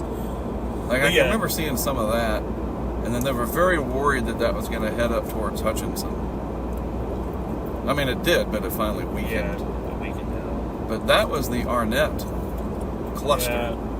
And CJ and I were driving under we blew it that day. Of course, we were going after the hail, so it was a completely, as you know, Dude, I've never, different of ballgame. all the years I've chased, that was the first time I ever was like, we're purposely going in the hail? Like, I've never done that. Right. So we were looking for the hail, and we were in these, it's like 65 degrees out, very stable, shitty weather. It's like, ugh. And the warm front was obviously south, and we finally got into it. Extreme southern Kansas, northern Oklahoma. That Arnett storm had come up, dozens of chasers on it. It did its thing, and we crawled out from under the blanket of low clouds, and it was so bizarre, Greg. You're driving along, you can see the edge, and as soon as you start to come out, the supercell is towards dark, within an hour or whatever, it was so ominous. It looked like a UFO hiding in the clouds. It was so weird to leave the boundary and drive into the warm sector, and there's the supercell. Like, it revealed itself as the clouds thinned. I was like, CJ, holy, dude, it's probably 30 miles away. It happens fast. A lot of the best events I ever saw, the morning was very foggy. And it was LP and towards sunset. We just parked. You don't get a lot of LPs. I've been chasing a long time. I can count on one hand how many times I've seen that. So we thought we were done. It's like, all right, well, let's head up to Wichita or Pratt. We're going to Pratt. Yeah. Let's go to Pratt. Home of John Davies. Get some grub, whatever. CJ we were driving. He's like, you know what? I don't think this is over. I was like, well, it is for me because I don't do nighttime tornadoes. It's like, Mark. And then one of them, big sucker, formed, and it was headed right for Greensburg. I'm like, and everybody was upset about it. Like, oh my God. And I was like, all right, let's go. That's fine. He's like, this could be huge. And it really was just insane looking on radar. So we barreled through just Crazyville, Kansas, like some of the weirdest back road. Like, you go across a river and it's one-lane bridge crap. Like, it was nuts. And got up to Pratt, and it had gone, obviously west-northwest, west-southwest to east-northeast, cutting just east of Greensburg, and headed towards the outskirts on the western side of Pratt. So we met up with our other friend Matt and his Skywarn spotter friend from Pratt or Wichita. I don't know where they are. They're from Wichita. And the four of us were out on this knoll just west of Pratt, and the tornado was off in the distance, and you just got the right flash, and it would reveal the wedge. I was like, oh, that's spooky. Could you hear it when it moved by? Could not hear it. We weren't close enough. There were other chasers that could hear it, and they said it was just the loudest roar waterfall sound. Yep. You know what? To me, so I've been close enough a few times. So the one that really tripped me out was the Louisville tornado that went about 25, 30 miles south of Starkville. Probably was the EF5, but it didn't have the indicators to get it. It picked up someone's door, and we're not talking like a mobile home. We're talking someone's like bedroom door. Yeah. And chucked it 30 miles into the air and it landed on MSU's campus. Wow. The door, and Mike Brown, actually, the state climatologist, has it in his office. I was really close to that one. And I would say I was maybe a half mile from it at the most. That went through town, unfortunately, killed 12 people, went through the hospital. That made the most eerie, it sounds like a waterfall and a jet engine mixed together. Dude, that it was eerie. It was like, it sounded almost like grinding too. Right. Like, that was one of the most eerie. That tornado, the Conway Springs tornado in 2004, and there was another one.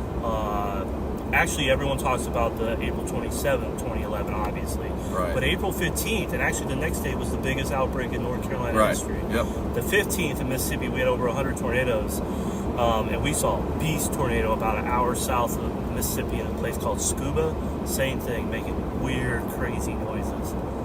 Yeah, the 16th, I was shooting a dance competition back when I did that Yes. in Batesburg, Leesville, South Carolina.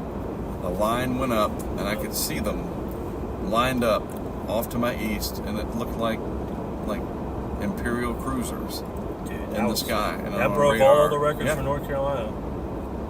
Because what's interesting is I remember when I moved to North Carolina for a short time when I lived in Raleigh. We moved in September 91. And I remember, because I was loved weather then, there was someone in our school that got killed in a nighttime tornado.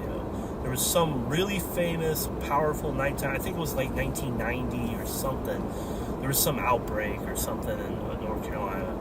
And they got killed, unfortunately, in them or their family in a home. And the teacher, like our earth science teacher, was talking about it and stuff. I gotta look it up. But there was some outbreak, I think it was like 90, 89. Well, there was a big outbreak in 84. Yeah, this was a later one. But yes, 84, I've heard of that. That's what this one broke. I'm Matt's pretty probably sure. hearing me. Yeah. Matthew said we followed the storm that went through Plevna, stayed a wedge the whole time, never could hear it. And Greg is 100% right on tornado sounds. The tornado that went through South Wichita on April 14th, Interactive 2012 streaming. sounded like it was a waterfall in a jet engine. Yep. Would you like to reply? Yep, I agree. No. Okay. Interactive TV, folks. Yep. I love it, Harding. What's up, Matt? That's awesome.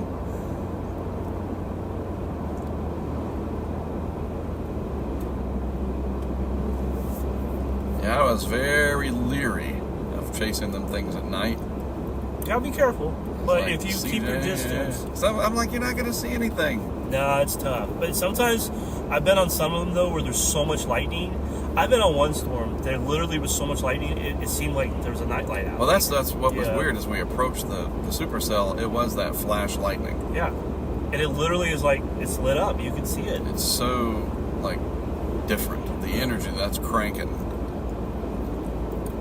Yeah.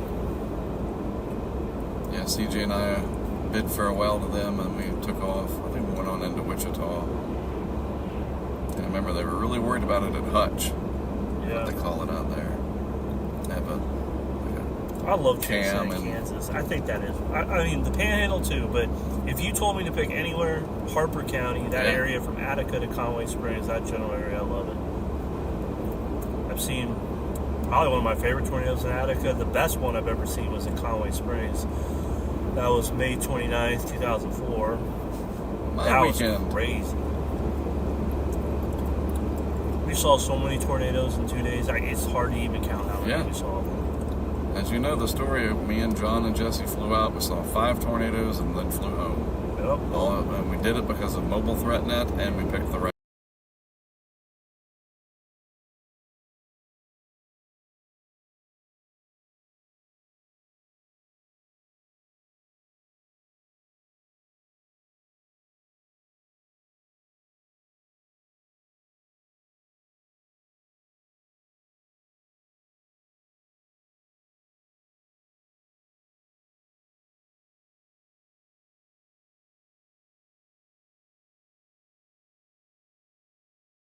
day. I was going to say, you picked a good day. Because what's crazy about that,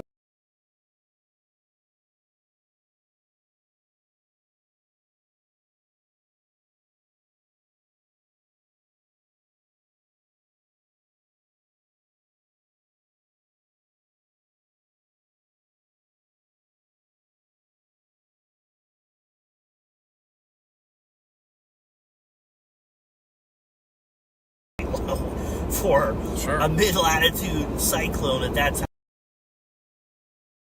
Done.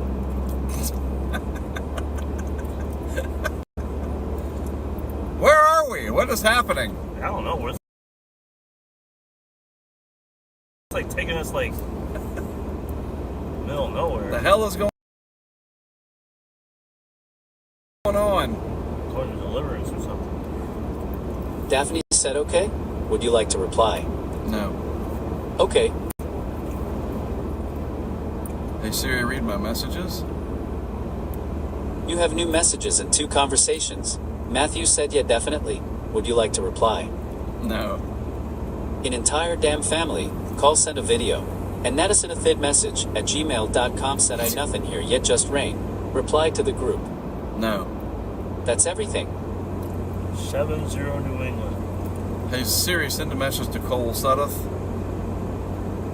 What do you want to say to call? I'm driving, so I can't look at your video. Is the snow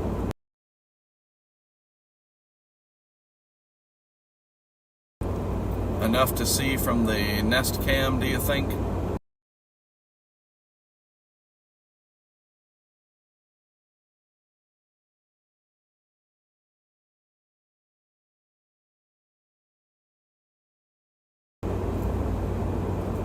It says, I'm driving so I can't look at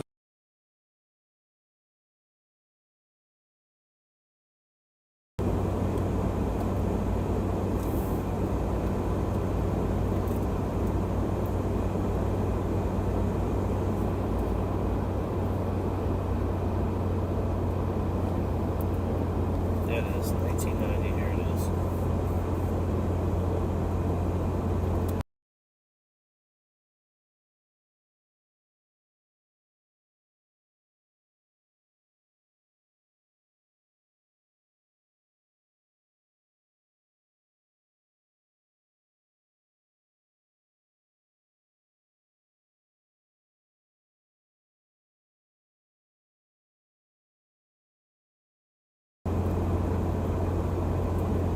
Yeah, man, this is a big one. It's really pretty. Dude, you are in for a treat when we get up into the Tug Hill. Can't wait.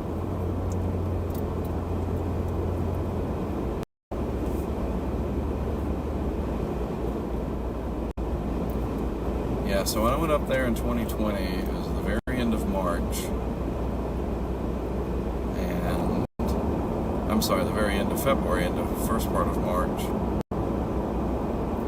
And I remember it was Wilmington to Charlotte to Syracuse. I think I took 2 or 3 cams by myself. I was going to rent something. I told you that's when they didn't have a whatever, and I got a minivan. Yeah.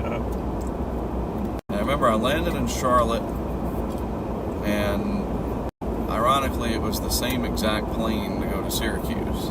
There's about an hour to fart around, and then you get right back on and go to Syracuse. Okay. I came into the terminal, and it was very, very busy, and about 20-30% of the people maybe were already wearing masks. And then I got off, I walked out, and they had the TV monitors. It was on CNN, and I saw Trump and different people from his cabinet, Fauci probably, whatever, in a White House thing. And I was like, well, I know, because remember, I told you I was on top of this. Oh, I was like, we were talking about this right. on back from my honeymoon. Right. I was like, well, I know exactly what this is. Yeah. Like, okay. And I thought, this will be the last normal thing that I do for years.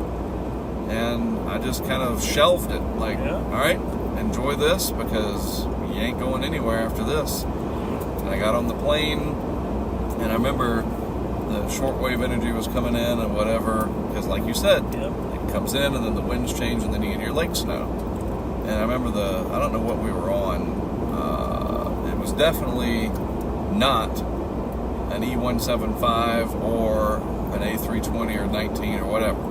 So it's probably a CRJ 900. It's a smaller commuter plane. I remember the pilot was like, all right, we're beginning our initial descent into Syracuse, and we're going to try to go ahead and get down rather quick because we got some weather moving in. So really fasten those seat belts. And boy, he did. He got down like quick. Like, he could really feel his drops. Yeah. And because a lot of that energy was coming in. Yeah. And, you don't want to fly through 500 millibar energy. Yeah, you don't want to get hit by that. And we landed, and, I was tired and whatever. And as always, I am, but you know how it works. Oh, yeah. So, right. And got my minivan, and I went over to like a Walmart, got a few supplies, but I did the Lake Effect stuff, I-81 corridor, Highway 11. I stayed where we're gonna go Monday night, and whatever, this little secret place. Can't wait to show you. And I just thought, like, I felt like I was in just some other world. Just the landscape, even the houses up there, you'll see, they all look like a Stephen King horror movie. Like, everything just has this, you'll see. It won't even be, I have to see it. it's not subtle. You'll understand. And it was just so weird. And I was only up there a few days, but it seemed like I was up there for a week or more. And then I got At back. the next stop sign, turn right. At the stop sign, turn right onto US 219 North. It was done. Went back to Syracuse Airport. And flew home that weekend, March 8th. Braylon did her final performance of The Sound of Music at Thalian Hall, a semi-professional production, and like the following week, everybody got rolled up. Did she still do any of those? Nope. Dude, Rebecca will forever curse the pandemic for one big reason, and that is Braylon had a callback for the Broadway road tour of The Sound of Music.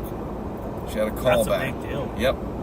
And like, we were already just starting to preliminarily look at what it was going to be like for 2 years with her and Rebecca gone, and da-da-da-da-da, and Yep, that was the end of that. and Braylon she did a couple of productions during the pandemic, which were just weird because they had to wear this strange mask thing, and Yeah, she got out of it. The closest she's come is, I've sent you this, I've told you about it, is when she did I Will Always Love You by Whitney Houston on the cruise ship. That's probably, yeah. Going up to Alaska, and then she was in the finals, and there's like 500 people at the back of the ship at this giant auditorium thing, whatever, and I mean, mofos were like crying. They were just, she killed it, and they wouldn't give it to her. She won, but she didn't win because she didn't know you had to be 18 because the gift included a bottle of wine. Oh. So they gave it to some crooner guy who was really good, don't get me wrong, and even he was like, oh, this should be yours. We'll give her the rest except for the bottle of wine. Keep the wine. Yeah, really. Yeah, she nailed I Will Always Love that's You. A big, Whitney Houston. Yep. Even that's Dolly Parton's song. She wrote it. Yeah, I'll never forget. I was sickest I think I've ever been in my life. Yeah, no, there is no think about it. It was as sick as ever was. I was in the airport for Honolulu, waiting to go back. It was January 9th. You texted me and you told me about Carrie, which was a bummer. And then, which, by the way, I still think that's what helped get him COVID. I think it was here. Anyway, go ahead. No, I know, yeah. So anyway, I'm super sick, and you mentioned it. You were like, "Hey man, you heard about this have thing you from heard Wuhan?" this thing?" Yep. He's like, "You're out in the hub of Asia. I mean, everyone from Asia's coming to Honolulu, right? And I'm out there New Year's. We're all hanging out, having fun, hanging out. We're going to Pearl Harbor. We're not at Byron. We're packed. Yep. We're going on tours. We're doing everything. And I was like, how you think? It's probably just the flu. And then, boy. Oh, I saw that. And then, boy, you were right. Because what's so crazy? I got back, and Taylor said, and I was almost like blacking out. Yeah. She said when I was in Atlanta, I looked like The Walking Dead. Yeah. Like, I was just like, ugh. My heart rate was like 130. There's no way you didn't have COVID-19. I had the OG version, too. I didn't have the variants. Right. I had the original, no doubt. Right. My heart was... And you want to know how I know for sure now? With no doubt I had it. When I had the vaccine, the symptoms I had were exactly the same, exactly to the T of what I had in Honolulu. So I get back, I go to the doctor, of course, because, I'm stubborn, but I'm not that stubborn. I'm dying. I feel like I'm literally dying. I felt like a hot poker's in the middle of my chest. And they're like, oh, it's just, you probably have the bird flu or something. And they gave me the pack and all that stuff. Nothing. Didn't do nothing. Touch it. And man, I was coughing and so sick for weeks. How old were you in 2020 there? 40. So I just turned 40. I think had you been my age, whatever, you probably would have been dead. Because they didn't know. It did damage to me. Before that, my heart rate always ran 70 to 80. After that, my heart rate always ran 80 to 90. And I never slept the same after that. Yep. It ruined my sleep. I used to sleep 8 hours. You have the long COVID. It messed me up bad. I was coughing for a good 3-4 months. Because remember, you invited me out a couple times. I'm like, dude, I'm still so sick. And this was 3 months later. Yep. And you're like, dang, you're still that bad. I'm like, dude, I'm bad. And you remember as we got deeper and deeper into it, how I never got it. Yep. And we were like, wait a minute. Maybe you're immune. Yeah, I was like, I should be you're studied. Matt Damon. Right. From what was the one? Contagion. I never got it. Look, this is not hyperbole. This is not me. That messed me up, and it changed the way that my body operated. Physiology. Forever. My heart has never been. Oh yeah, those silos and all that. My heart. It's a cow house. Don't get me wrong. I do feel like I recovered 95%. Right. But there is some leftover from that, and the biggest thing too. Besides, I think the heart got stressed pretty hard. Because dude, my heart rate sitting was 130, 140. That's not normal. It shouldn't be that high. No. And then the other thing is, I used to sleep like a champ. No problem. Ever since then, it just completely screwed up my sleep for the rest of my life. I'll sleep 3-4 hours wide awake. So in 2022...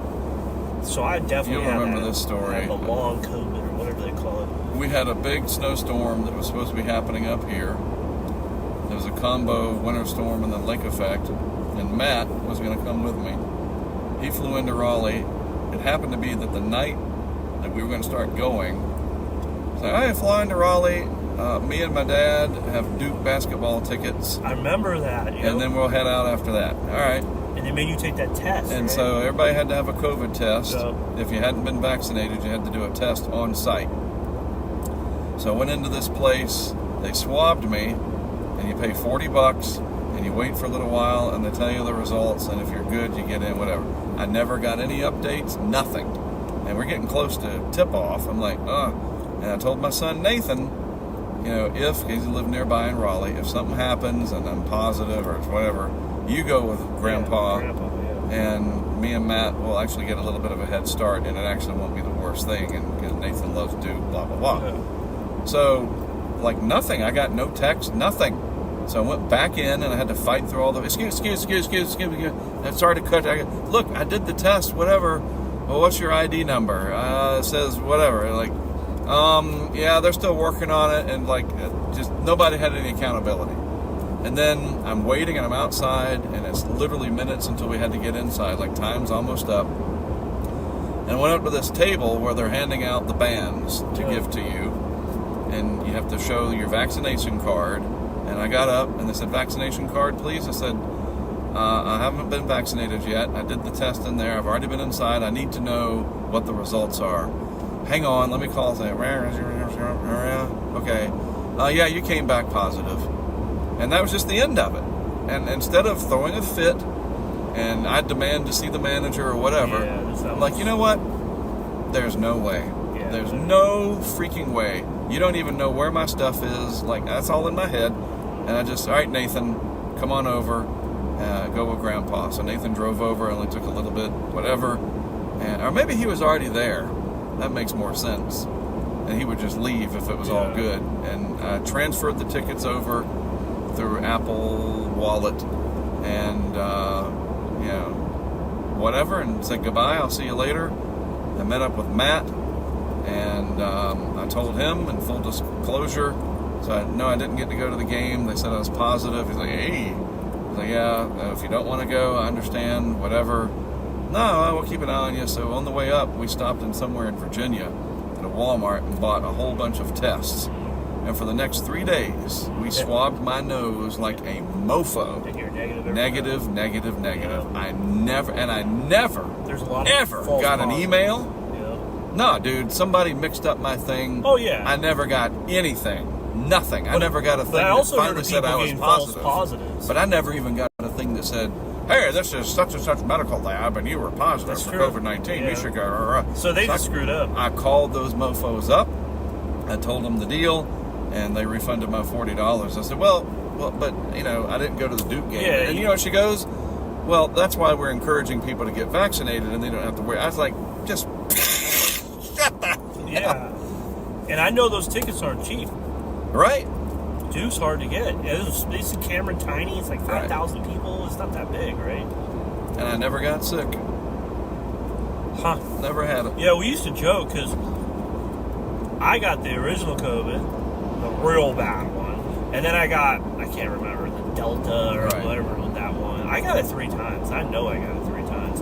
But I'll say the other 2 was a walk in the park. The first one was like, I literally was like, do I need to go to the emergency room? Right. Like, I feel like I'm dying. I can't breathe. My heart is just, it felt like when you run as fast as you possibly can. And I'm just sitting there. Urine tachy or whatever. It was bad. Becky would know the It was term. scary. I didn't like it. My heart just. I really believe that's what contributed to Carrie's death. 100%. So it was around Christmas That was time. the final straw. He got pneumonia. Yes. And the ER at Memorial was absolutely packed. Yep. He waited in there forever. And it just got worse and worse and worse. And he passed away a few days later. He was in a weak state. Yep. And you're right. If I wasn't, I mean, let's be honest, 30, 20s, 30s, up to 40, you're still pretty strong. Right. And I was in good shape. And, I just got married. I've been working. I was, like, in good shape, and that took me out. And I never felt the same ever after. I always told my parents, like, I recovered 90%, but I never went back to how I ever felt. And the biggest thing, besides the long COVID, that eventually did kind of go away after like 6 months or so, but my sleep was just wrecked. Absolutely wrecked.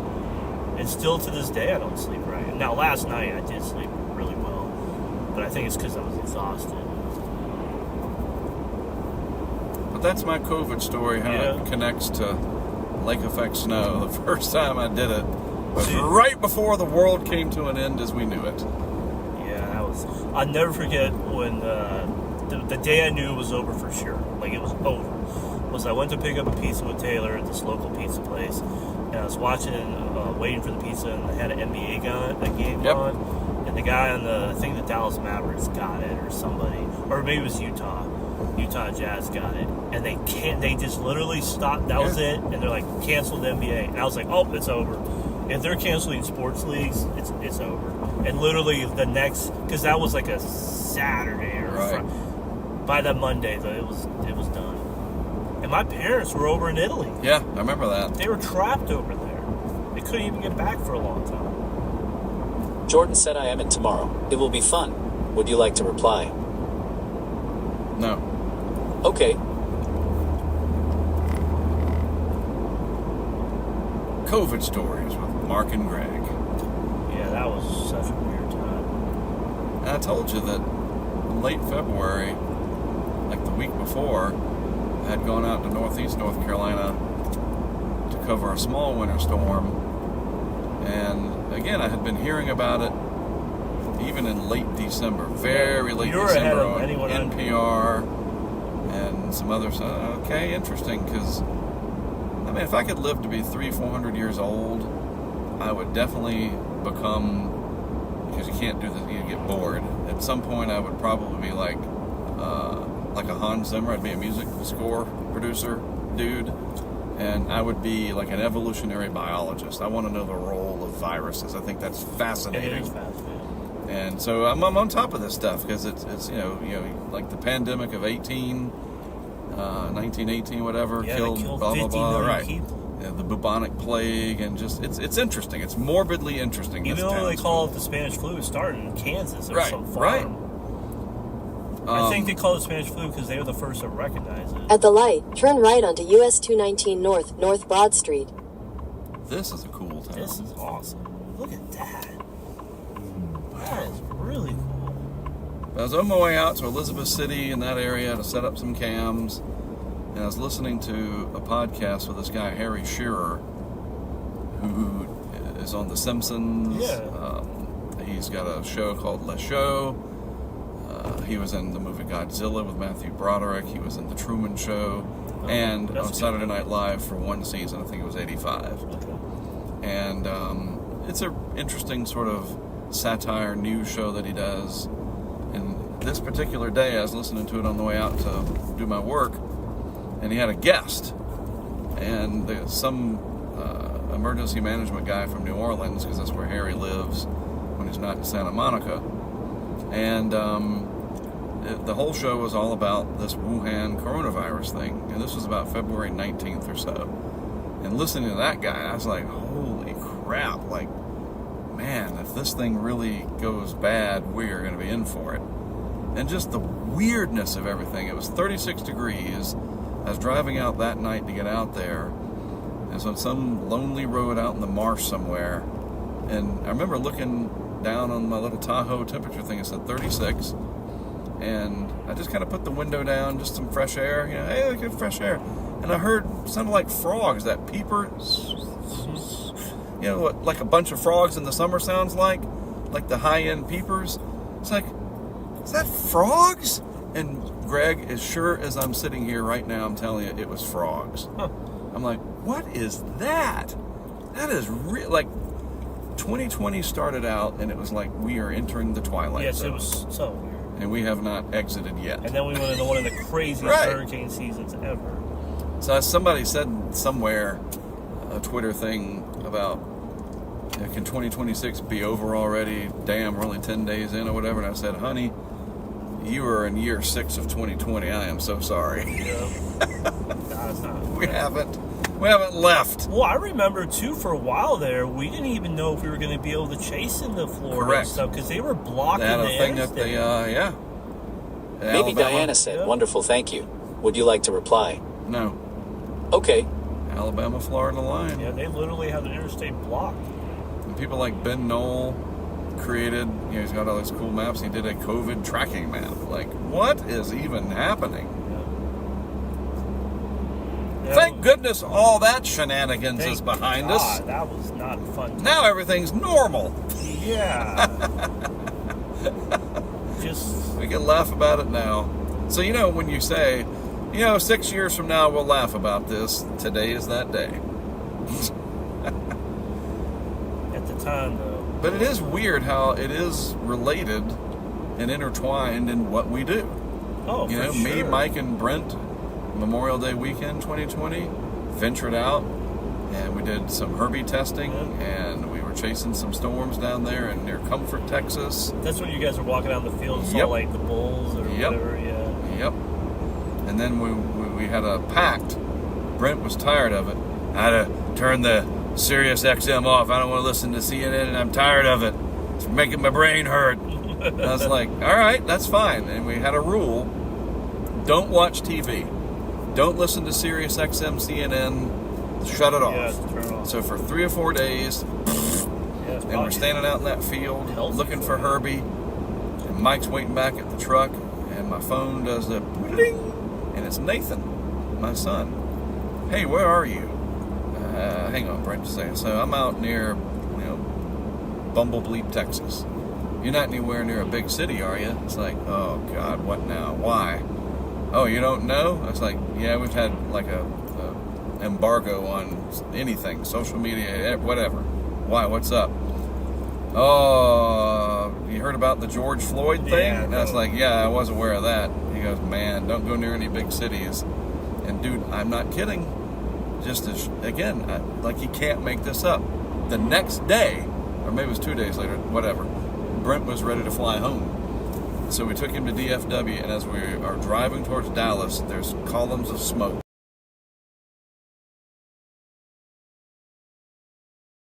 Right. From the fires and the riots, and it was like, all right. I'm waiting for like Steven Spielberg or somebody to come. All right, Ed.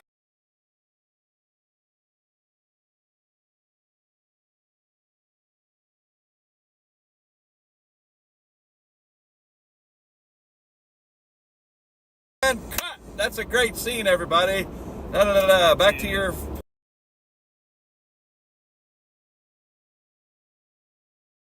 We're out in the middle of nowhere with all those stars, man. That was amazing. And Mark's walking in front of the vehicle.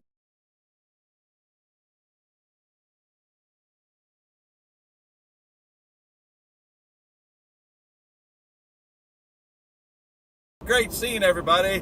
Back to your. We're out in the middle of nowhere with all those stars, man. That was amazing. And Mark's walking in front of the vehicle. And all I could see is red eyes all over.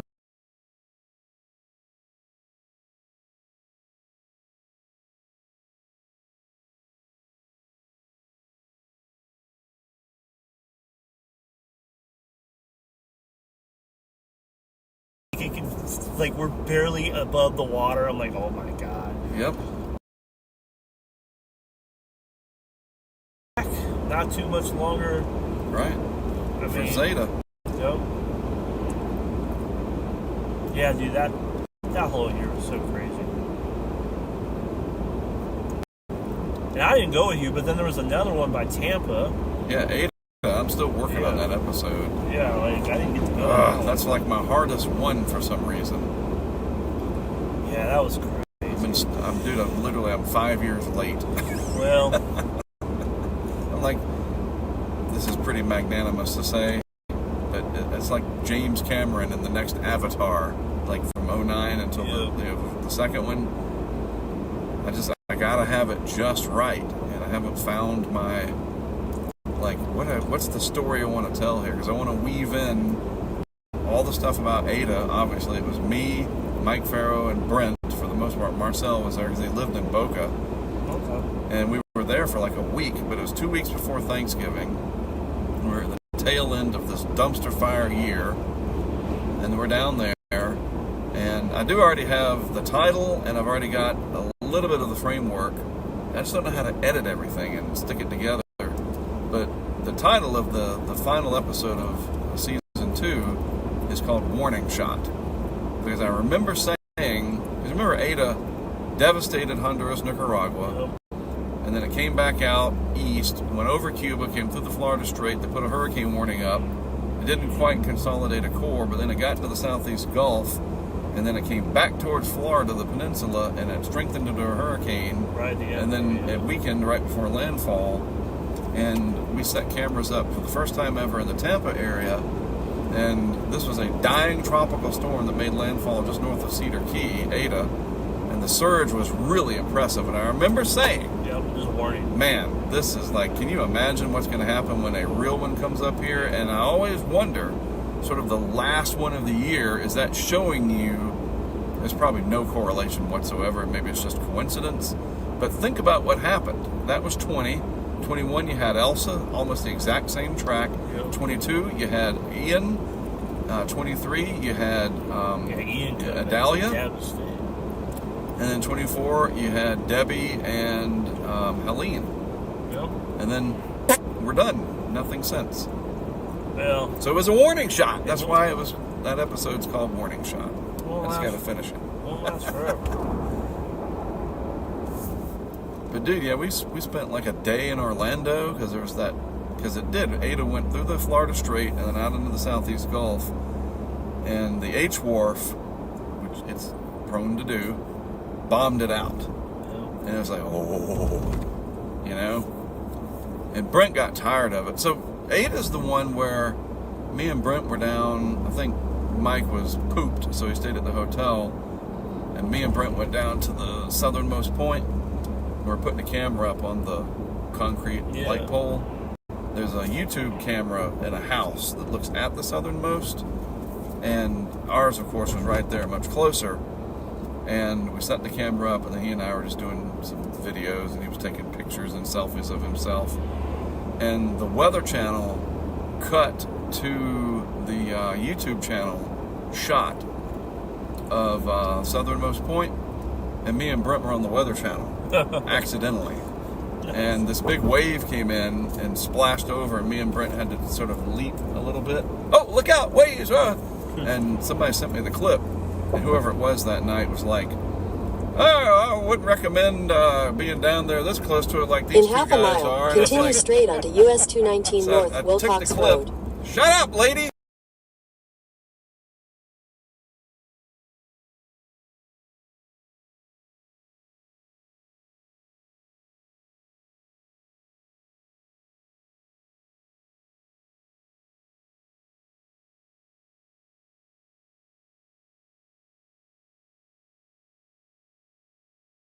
And I put it on Twitter. I said, when you're acting Straight onto US 219 Marathon North or Wilcox somewhere. Road. And several people were typing. I started seeing just boobs, boobies, boobs. I was like, uh-oh, what's happening? Why is everybody typing boobs? And she's like, yeah, look at your camera, Kiwa. Continue on US 219 North for 5 miles. Some lady and her boyfriend at like 1 a.m. went to that buoy, and she took her shirt off. Oh, and he goodness. took pictures of her, and it was on our cam. I was like, oh my, please, Weather Channel, don't go to our shot. Oh man, that's fun. Yep. So I have to put that in the documentary. Obviously, I'm gonna You could write a do the thing 1,000-page book and just call it 2020. exactly. And I'll do the little blurry thing. Yeah, Laura was just crazy. I'll never forget watching this building literally ripped to shreds in front of me with desks and chairs and God knows what flying out of there. And it was dry. Yes, at that point it was just, and you could hear the mesovortices wrapping around and coming.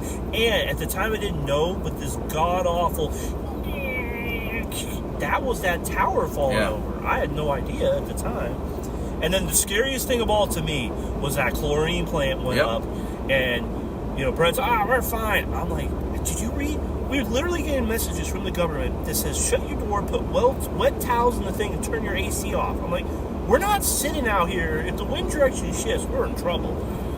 But, and I've said this, and I will die on this hill, the wind direction, because of the way the hurricane had come through, would be a very gradual shift. But I guess for me, my thinking is, this is chlorine gas, man. It is. You don't mess with it. And you are far enough or close enough that had it exploded and created a chain reaction. Yeah, that would have been bad. So and you were not, what's the word? I'm like overreacting. Yeah.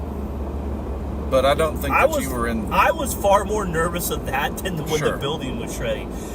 But the other thing, too, that they were shutting the town down. They were locking it down. I was like, we got to get out of here, man. Like, it's time to get out of here. God, that was such a wreck through there. Oh, it was horrible. Lake Charles was just mashed. Absolutely mashed. And then the other one, too, the sleeper one.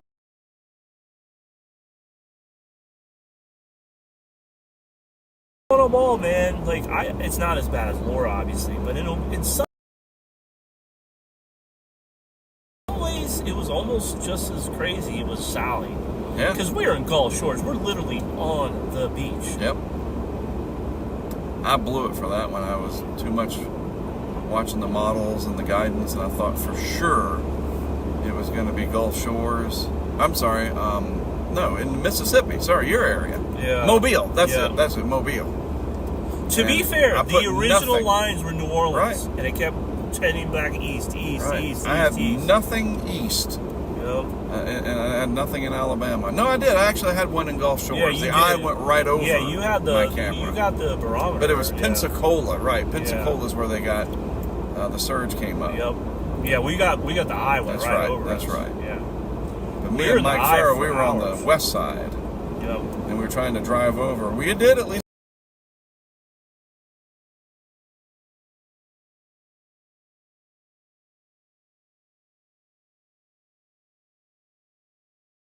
Get in the eye of that sucker once it was inland, because you remember it was moving at 2 miles an hour. Of a flood. Yeah, that whole year was just unbelievable. Yep. And then Zeta, Yeah. literally, like, we didn't get direct hit, but we had 100-mile-an-hour winds Yeah. right at my house. You got roof damage from Oh, that it one, ripped, right? I had to have a new roof and new fence. Luckily, it wasn't, like, catastrophic, but still, I mean, it ripped our roof apart and it ripped our fence down. That's another one. Had it been just this side of daylight, Oh, man. all of our every one of our cameras went underwater. Yep. Every one of them. Dang. And that one that you, me, and Charles set up, I think Marcel might have helped too. Bay St. Louis? No, that was a cool one. But the one at Hard Rock, Oh, yeah. that was up high, Yep. and that sucker went underwater. That's where all the shrimp boats Yep. go. Yep. I told you, so you want to see a cool spot? Because a lot of people go there to all the locals to buy shrimp. Right. Yeah, man. Had that one been like 4 in the afternoon, Oh, yeah. Well, you know, it went over New Orleans to high. right before sunset. Yeah. They literally had like a sunset during the Right. high. Yeah, me, Derek, and Charles waited in Slidell with Marcel. Got in the eye of that one. Very windy eye. It's collapsing. And then Tony, he's helping people on 10. Yep. Truckers getting blown off, and Tony's down there helping him. Then he lost his chips. Water got, somehow he lost all of his footage from Zeta. I'm just Seriously? like, yes, he did. Oh. Like, Tony, dude. Oh, man, I didn't know that. Dang. Yep. Tony is the living embodiment of no good In deed half a goes mile, unpunished. take a slight right onto US 219 He North. really is a nice guy, though. Right. I mean, If anybody needs to win the lottery, even just when it resets back to 20 mil, yeah, Tony. he's. I mean, I remember when he was coming back, because, Zeta, we met up. Was it Zeta, or was it? I don't remember. It was Laura. It was Yeah, after after Laura. Laura, Tony We came. met up, and we ate at Longhorn. Take a slight right onto US And he 219 was North. like, hey, I heard about your fence and roof. Can I come to your house and Right. help you rebuild Right. this stuff? I'm like, what? I was like, well, I got to go through the insurance. She's like, no, I'll just help you rebuild it. I'm like, no, I really appreciate it, but you don't have to do that. It's really nice of him. Food and drinks. 19 Minor degrees, Greg. heat. Yeah, it's Getting cold. starting to enter chill land. That's amazing. All those stories just now, and that's just 2020. I know. That was just one season. Oh. Yeah, I mean, for me too. I could write a huge book on Katrina. The things I saw. That one, I still think I've seen stronger as far as wins, of course. Charlie and Laura were stronger, but as far as just the total package and what it did and the impact and how it affected me, Katrina won. It's Right. not even- And for me, that's exactly. For me, I think it's Katrina, now I live Michael, there. Charlie. Yeah, no, you were in Michael. I unfortunately missed that. Looking back on it, I should have just. I was having midterms, and I was going to be because I'm still working on campus. It's 2018. Icicle. Sorry to interrupt you. Yep. That's so cool. And I felt like I just can't leave midterms. Like, it's a big deal. I should have just left. What's the worst that could have happened? But to be fair, I'm going to be totally honest. I did think it was going to become a strong hurricane. And before, when it was a tropical storm, I predicted it would go to a Cat 3. And I was a pretty aggressive forecast.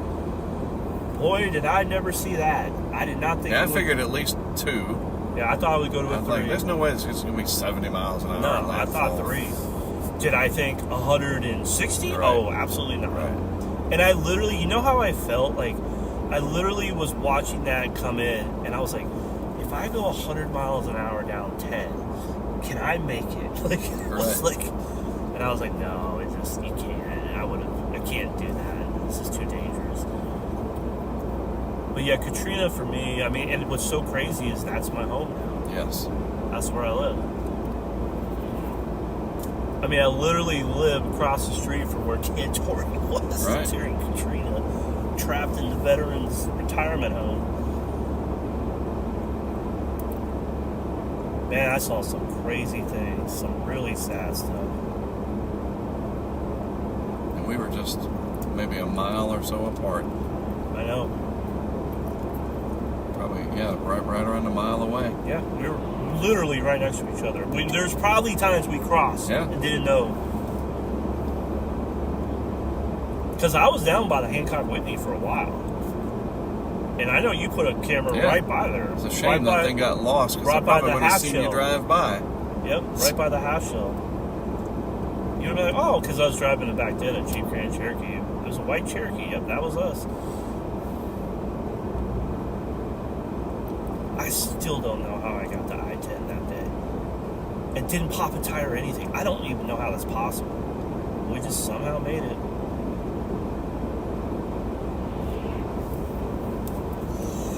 That was so crazy. And I'll never forget my friend. God bless him. He's like, well, I gotta get back. And I'm like, dude, you're not getting back to Starkville. I'll just go 45. Like, it's impossible. There's probably 100 miles of pine trees now. Right. He's like, nah, I'll be fine. So he leaves that Sunday evening, and I go back to Mobile, and then I realize the scope. So we Monday evening. Monday, yeah, my bad. And then we actually went there to some gas station, filled up with as much supply as we could. We went all the way back to Bay St. Louis off that bridge, came down, got all the way to the bridge where it was just gone. Gave people supplies. There was some other crazy stuff going on. There was a gas station incident where almost someone got shot. We stayed there until Thursday, and when I went back, I went through Alabama and then cut. So I kind of went around it and cut back. I got back before he did, and I was back Thursday night. He didn't get back till like Friday or Saturday. He's like, "You were right, man." I was like, "Yeah, I tried to tell you." That thing was a hurricane even. You know, when it got to Starkville, it was just west of Starkville, it was still 75. Sure. And that's 4 hours. I mean, that's a 4-hour drive. I had so many calls, because my phone, I guess, maybe wasn't working. And people would call and they're like, this is a federal disaster zone or whatever. And people are leaving me these messages like, I hope you're alive. Like, we're worried about you. And I'm like, no, I made it. My cell phone's not working.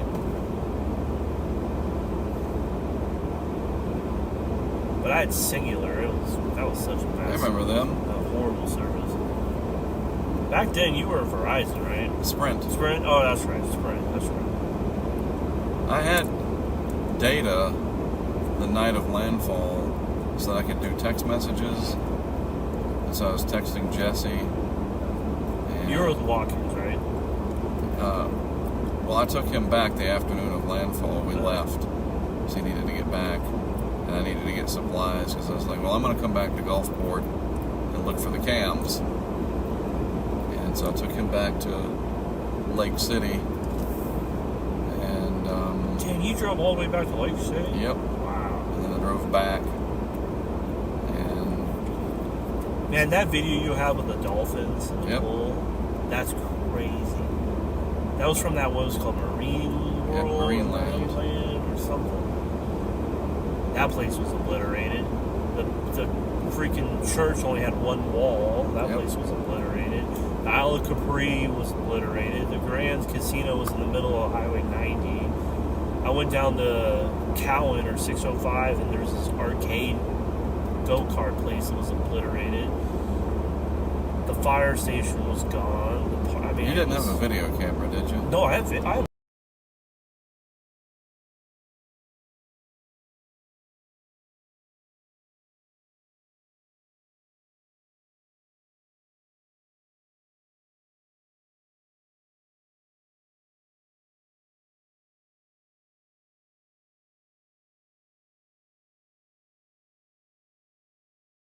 Amazing video for that. I have it all. I'd like to see your video. You might have footage of where my camera is. I have some incredible footage going down right by where you said it was. because I retreated back to the intersection of 49 and 10. Yeah. And then that afternoon at about 4 o'clock, we worked our way all the way down 49, right past the house shell where you would put your camera, all the way. There's buoys and it was crazy. Got all the way to the intersection of 90 and 49. You can see the Isle of Capri. I have video of the Grand Casino. We hung around there for like 30 minutes or so. We went back. We cut across down towards Cowan, hung out there for a while, and then when we got out, what was crazy was I-10 eastbound had all these boats and everything in it, so we had to go on I-10 west and go on the shoulder for like 20 miles before we could get back onto the east. It was crazy. I have video of all of it. Where is that video now? Is at home in a safe. I can send you some of it. It's the digital. Luckily I took, because obviously back then it was tape. Right. But I digitized it way long time ago. Like 2008, probably. Can you throw it on YouTube unlisted? Yeah, I can do that for you. And then send me a link? Yeah. I'm going to bug you about it, because I want to see it. I actually think I already have it up there, and I just have it, like, muted or whatever. Maybe you changed it to unlisted. Yeah, I'll let you see it. I'll send it to you. Yeah, I'd love to see it, because you just may have, not that it's going to help anything now, but at least I could know. I have at least, I would say, 4 or 5 hours of footage. Now, I will say this.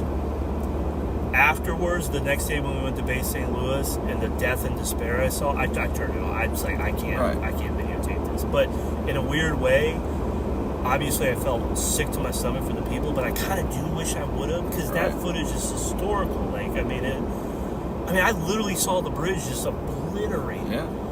And those people were so nice. I had beef jerky and, water, and I was giving it to people, and, they were like, oh, well, you're a college student, here's some money. I'm like, no, you lost your entire livelihood. It's okay. They were literally trying to pay us. Yeah, I'd love to see your golf course footage. Oh, I have tons of it. It's amazing. It's really good, actually. Probably the best footage I've ever had.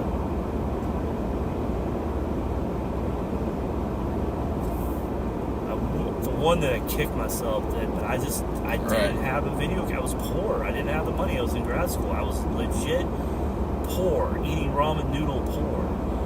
And all we had was me and my buddy Josh Johnson, who's chief in Montgomery, and my friend John Walker, who works at UAH up in Huntsville. He actually does a lot of drone stuff for meteorology.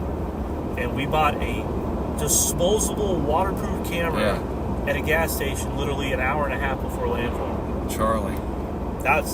That to me was the most enjoyable one, in the sense of being in the eye of that and all that. Obviously it was scary, but I couldn't believe, I was like, we just went from 150 mile an hour winds to like 5. This is crazy. We were near this auto zone, and car batteries were like bouncing down the street. Car batteries, that was a lot. And I was right next to Jim Leonard. He was at the hospital. Yep. And then literally a mile down the road, Mike Tice was in the racetrack. Yep. And he had to retreat inside the convenience store, or on the second half. And then across the bridge in Punta Gorda was, Leonard? Not Leonard. Jim Reed. Ed's. Ed's, and then I think Chris Calora and Tim Millar. Yeah, someone I haven't talked to in a long time. It was Tim. Yeah. It's been a while for me. He seems good. He seems like got a fan. Last time I sat down and talked to him, and he actually came through Gulfport, he did this Arctic expedition where he went all the way to the Arctic Circle. Yeah. And he came back, and he was in Gulfport on his way back to Florida, and we talked and hung out. This was pandemic time. I think it was 2021. Someday we should probably sit down and record a lot of this stuff before we get too old to remember. Well, that's what I do with my podcast. Yeah, smart. Stories from the Hurricane Highway is exactly that. So once we get into the 2020 year, dude, I gotta come to I gotta come to Gulfport. Yeah. We gotta do it Joe Rogan style. Well, now I have a giant house. You could have your own bedroom and bathroom. You don't need to get a hotel if you don't want it. So I'm actually up to 2018, season 6. And I call it the modern era. It's when everything really changed, and we started using. That's a cool tree, by the way. Wow. It is cool. little towns are really interesting. Bryce said end of the week is going to be big, I bet. Would you like to reply? Yes. What do you want to say to Bryce? Of course it will, because that's when I have to leave. Haha. It says, of course it will because that's when I have to leave, haha. Send it? Yes. Done. What is he talking about? Call said not sure if it's snowing in Cary. I'm at work in Chapel Hill. If it's as heavy as it is here, then yes. And Maddie says just rain in Cary. Would you like to reply? No. Okay. So Bryce is not too convinced that this week's gonna... Bryce said oh no. Would you like to reply? No. Okay. He said earlier he's not too sure about this first part. Well, for where he's in Buffalo, right? No, he's gonna be in... He's gotta go to Massachusetts buying a new truck or something. He thinks that late week will be better. I mean, it's possible. That second wave's even colder, so it is possible.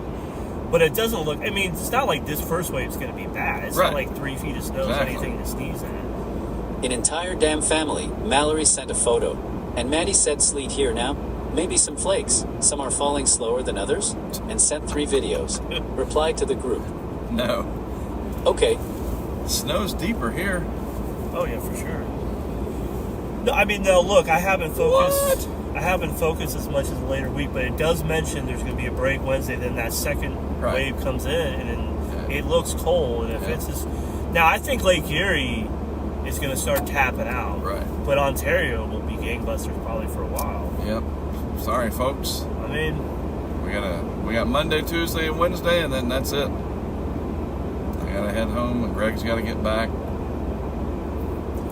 It will be okay. we always come back someday. Yeah. I'd love to take Taylor out here. She would love it. And I even got it into the real area yet. Daphne said Josh ate one of the candies you hid for me. Would you like to reply? Yes. What do you want to say to Daphne? Where did he find it? It says, where did he find it? Send it? Yes. Done.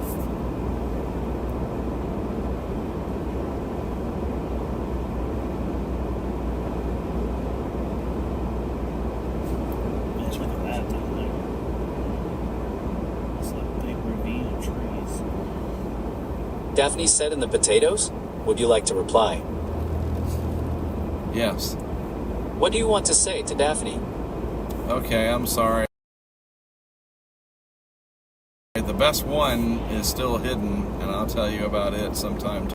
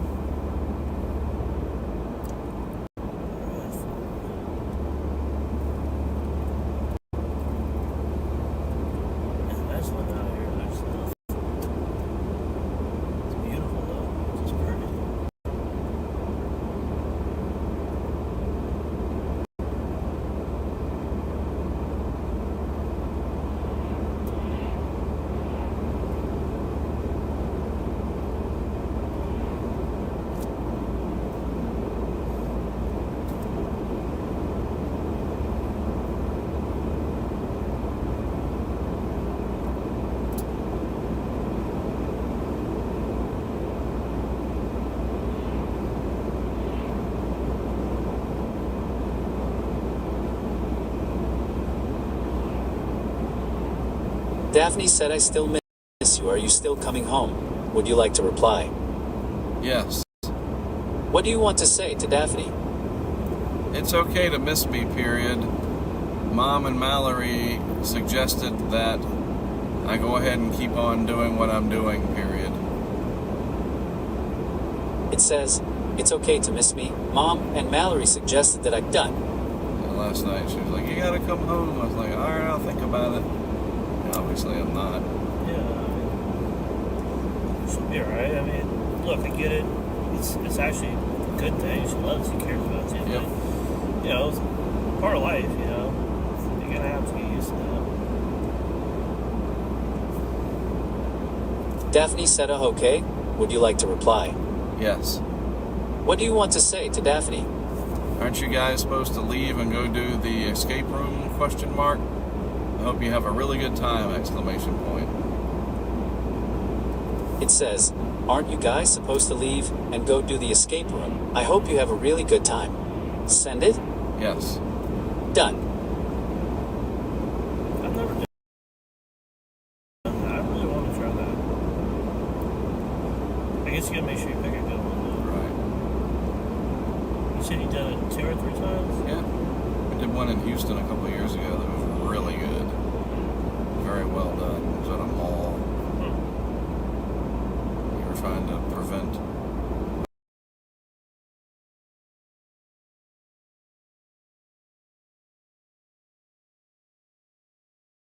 a rogue missile from being launched. Daphne said, we are leaving in a... Oh well. It failed humanity.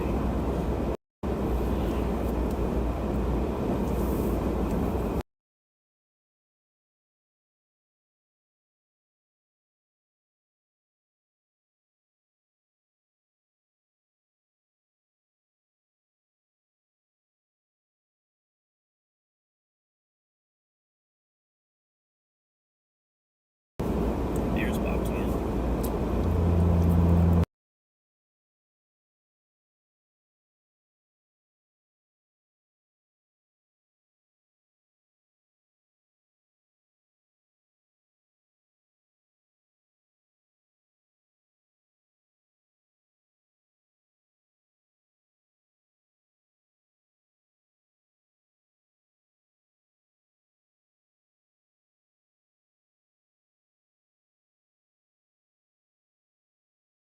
It'd be nice when things flatten out more.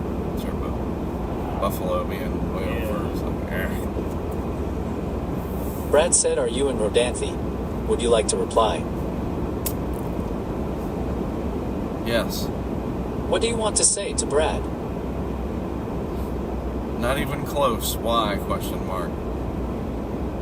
It says, not even close. Why? Send it? Yes. Done. What the hell? That's pretty random. Brad said, just landed in Charlotte. Would you like to reply? Yes. What do you want to say to Brad? Why would I be in Rodanthe? It says, why would I be in Rodanthe? Send it? Yes. Done. Brad said, oh, the Rodanthe camera's on and off. Would you like to reply? Yes. What do you want to say to Brad? Of course they are, period. Par for the course. It says, of course they are. Par for the course. Send it? Yes. Done.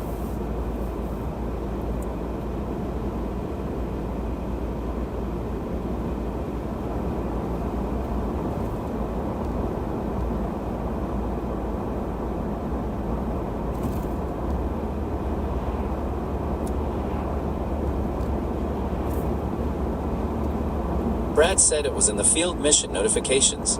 Would you like to reply? Yes. What do you want to say to Brad? It says that I'm in Rodanthe, question mark? It says that I'm in Rodanthe. Send it? Yes. Done.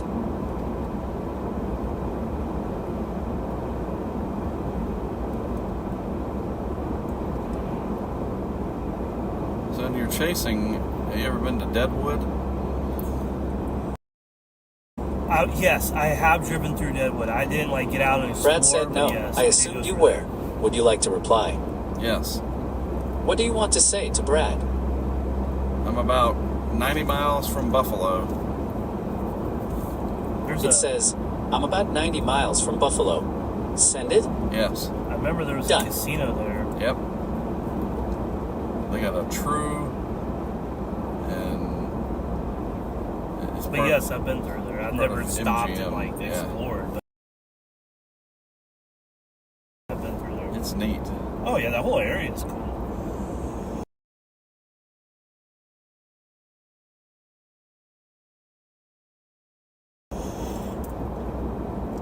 Black Hills, man. There's some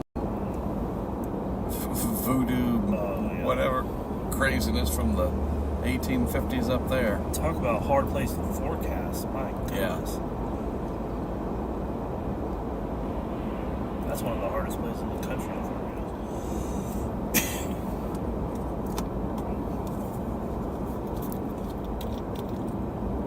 Damn, this guy's going slow.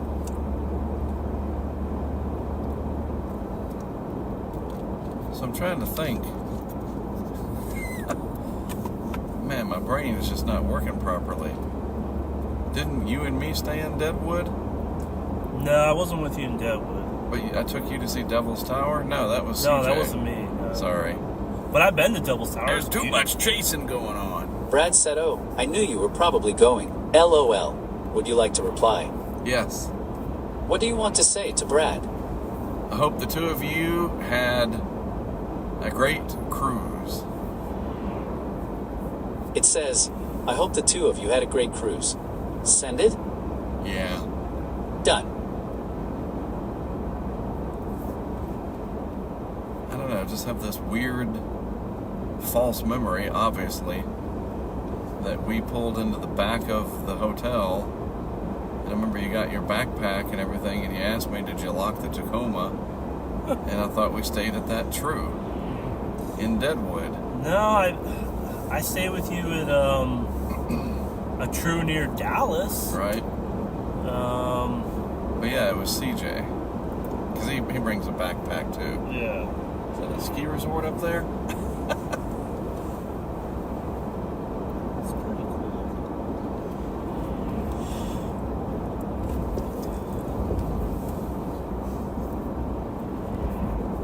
Yeah. Custa City. Oh, let me see the score of the game.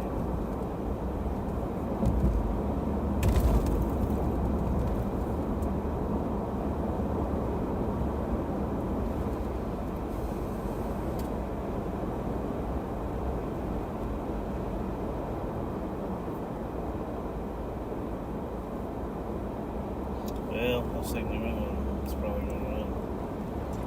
They're up 21-10.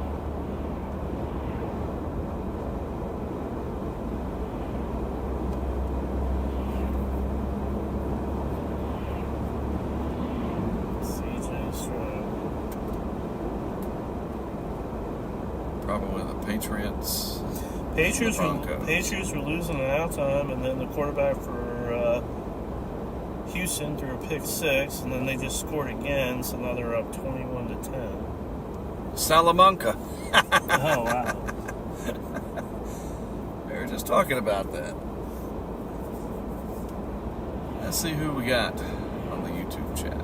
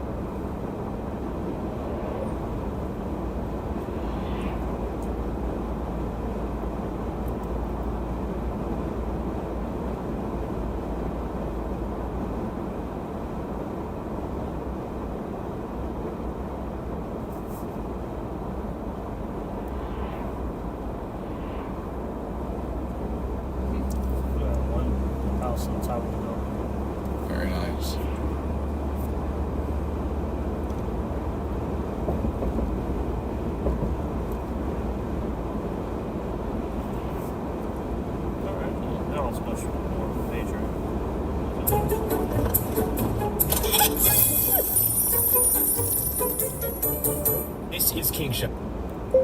Hello again, chat! Exclamation point. A tower defense and base. Getting closer and closer to New York state line, period.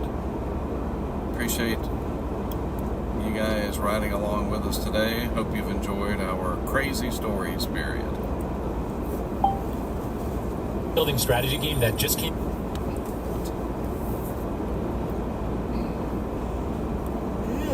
Whoa, that's so neat. I love me some. Yeah, it's frozen. We'll see the Salmon River. And I'll take you to Lake Ontario. Probably do that on Wednesday. Zippo case.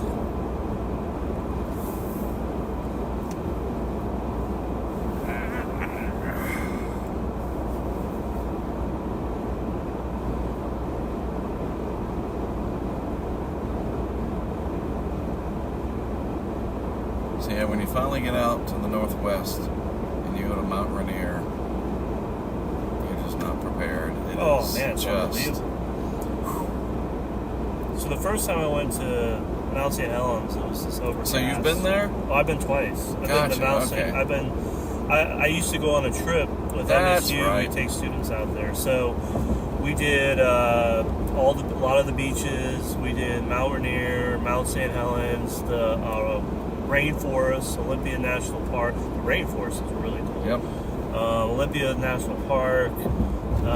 Then we went on the leeward side out there to look at God, what's that town out there? It's not a town, it's a city. It's like an hour, maybe a little bit, 2 hours east of Seattle.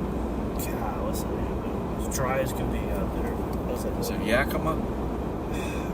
Maybe that's it. It could be I that. know there was an oil dingus here.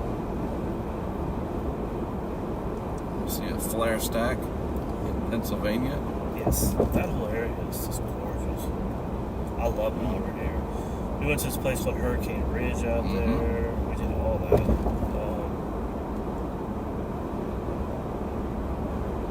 Spokane, that's it. We went. Yeah, that's it.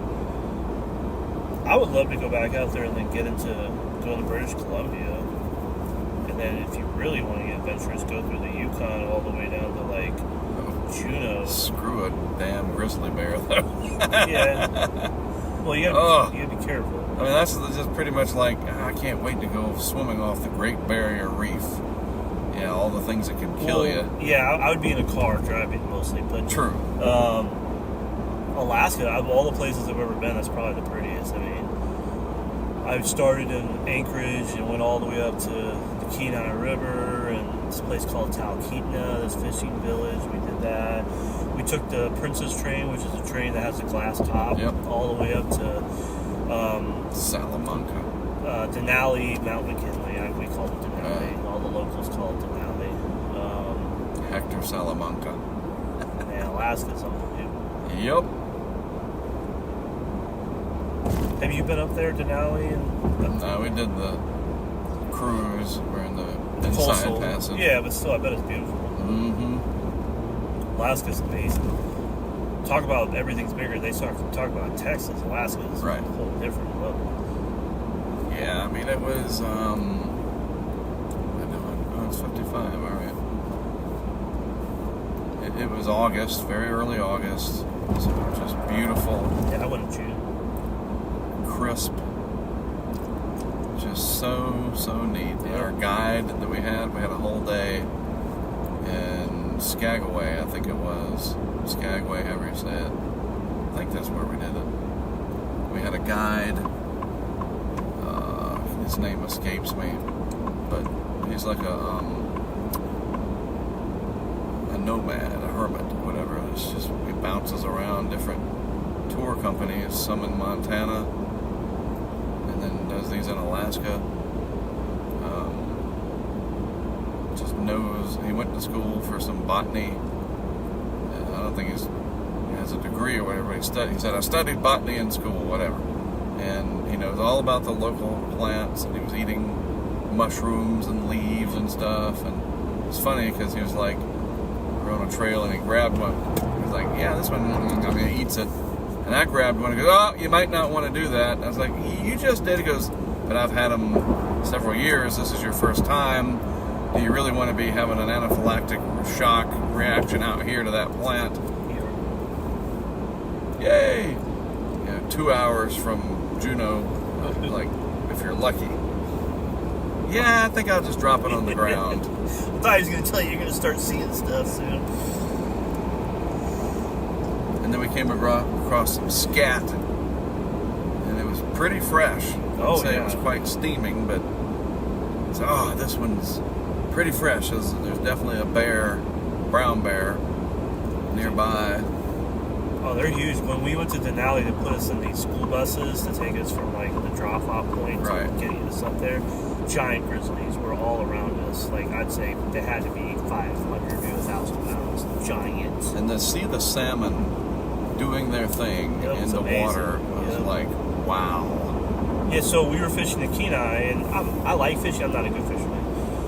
My brother, actually, he was in waders, and he stepped on a sand thing, and it went too far. The water got in. It was 40-degree water, so he went on the boat. It was like drying off, and he just threw out a line, and he caught a 25-pound king salmon. And to me and my brother were like, "This is incredible! I've never seen it." They're like, "That's a baby." Right. They get up almost 100 pounds. Like, that's nuts. I'm like, what?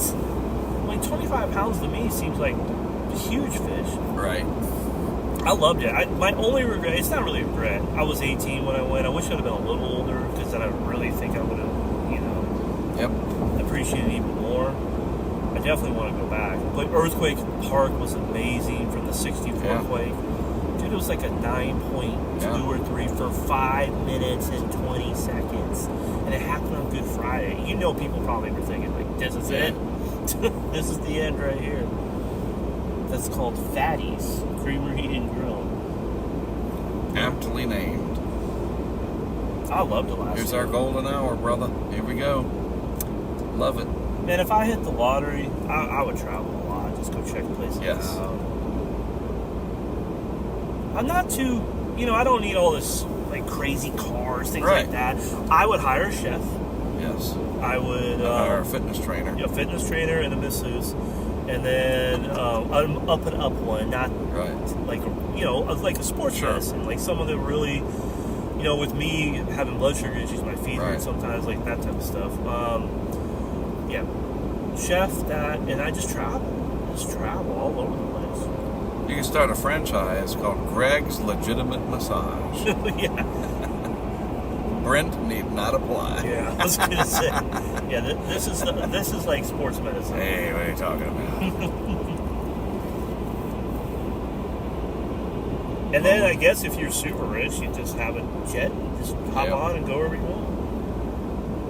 And for me, it's not like I don't like some of the material stuff, but I'd rather just have good food and travel. Yeah, friends, family. Yeah, that sounds more fun. I mean, I guess I'd get like a truck or something maybe, but even then, it would just be a Tundra or not the newer ones either. That's interesting. Finally made it to the Empire State. Empire. They like their bears. Speed limit's 40. Like, what the absolute? Seriously? Yeah. I mean, it's like a main giant highway. I am going 18 over the limit. And people are still going faster. Right. That makes no sense. Why would it be 40? Maybe it is the bear. Like, man, it is a pretty time of day. It is. Golden hour. We're approaching it. I guess we are in it right now. I think sunset's probably 5:30, 5:40. I don't know. I'm gonna look it up.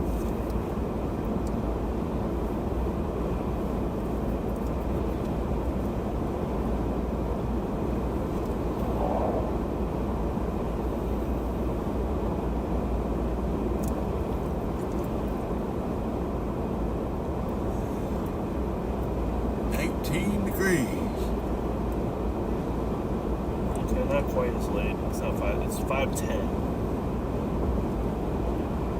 lot of bear warnings up here. No, 5:12. Okay, still.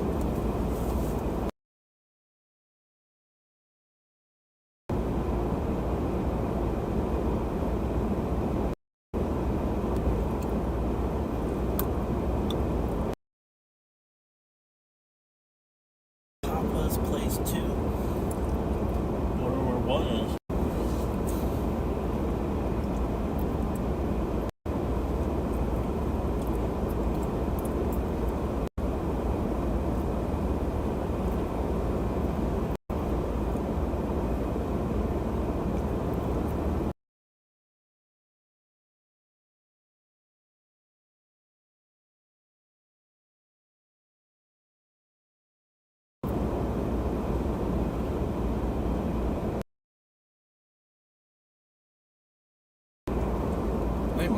You might have like that table number thing. That's what I was thinking. Yeah, you order and then they just bring it to you. That's cool. Used to be originally,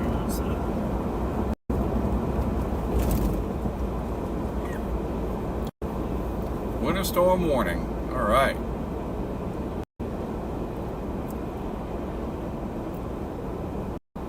Man, they dragged out the thing for it too.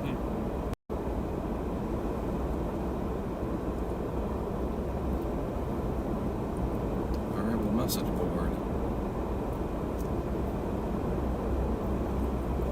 Wow, it's a lot more expensive here for gas. It's hilarious.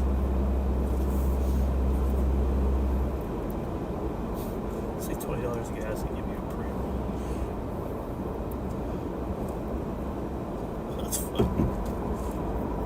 At the next stop sign, turn left. Will do. At the stop sign, turn left onto US 219 Business North.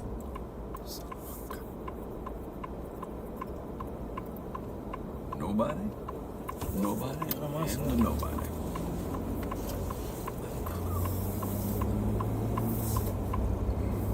Brad said we did. Would you like to reply? Yeah. Okay.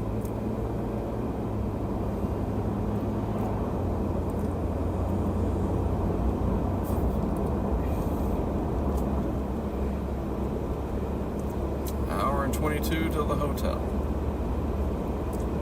Put our crap in real quick. Run over to Bill's.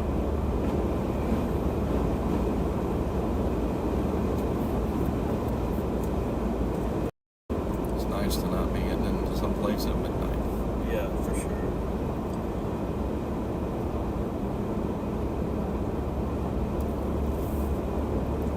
Next Loves or Sheets or whatever that I see. Fill up. Yeah, he's about Get my 800 miles again. sounds We'll have to fill up until we leave. Probably.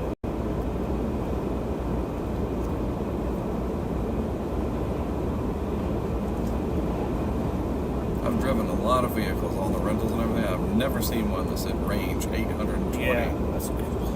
Anything over 400 is pretty good. I came close. We did have a hybrid Ford, me and Scott, during our Arizona excursion, and it was many times, I think 650 for its range. That is one thing I've never done is the monsoon stuff. You really like that? Oh yeah. That really is like going to another planet. That wasn't fun. I know it's not quite the same area, but we when I was a kid, we went to Albuquerque, went up to Santa Fe. That was beautiful. I really enjoyed that. There's a place just north of there called Taos, Taos. Really great.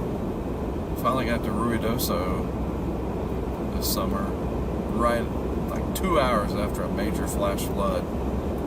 They kept getting hit over and over and over this past year because of all the fires in their mountains, the burn scars. In the monsoon season, they just got hammered. And Eric said it should be that way for about another 10 years. So probably, well, at least pencil it in when it looks like an active pattern, like when WPC or whoever it is draws that little heavy precip possible deal on a date range, I'm probably going to go out there and stay in Las Cruces at Eric's place. Oh, cool. At least I won't have to have a hotel. And then So it's okay. just zip up there. You can come on the base. You just can't put cameras on it. Correct. Okay.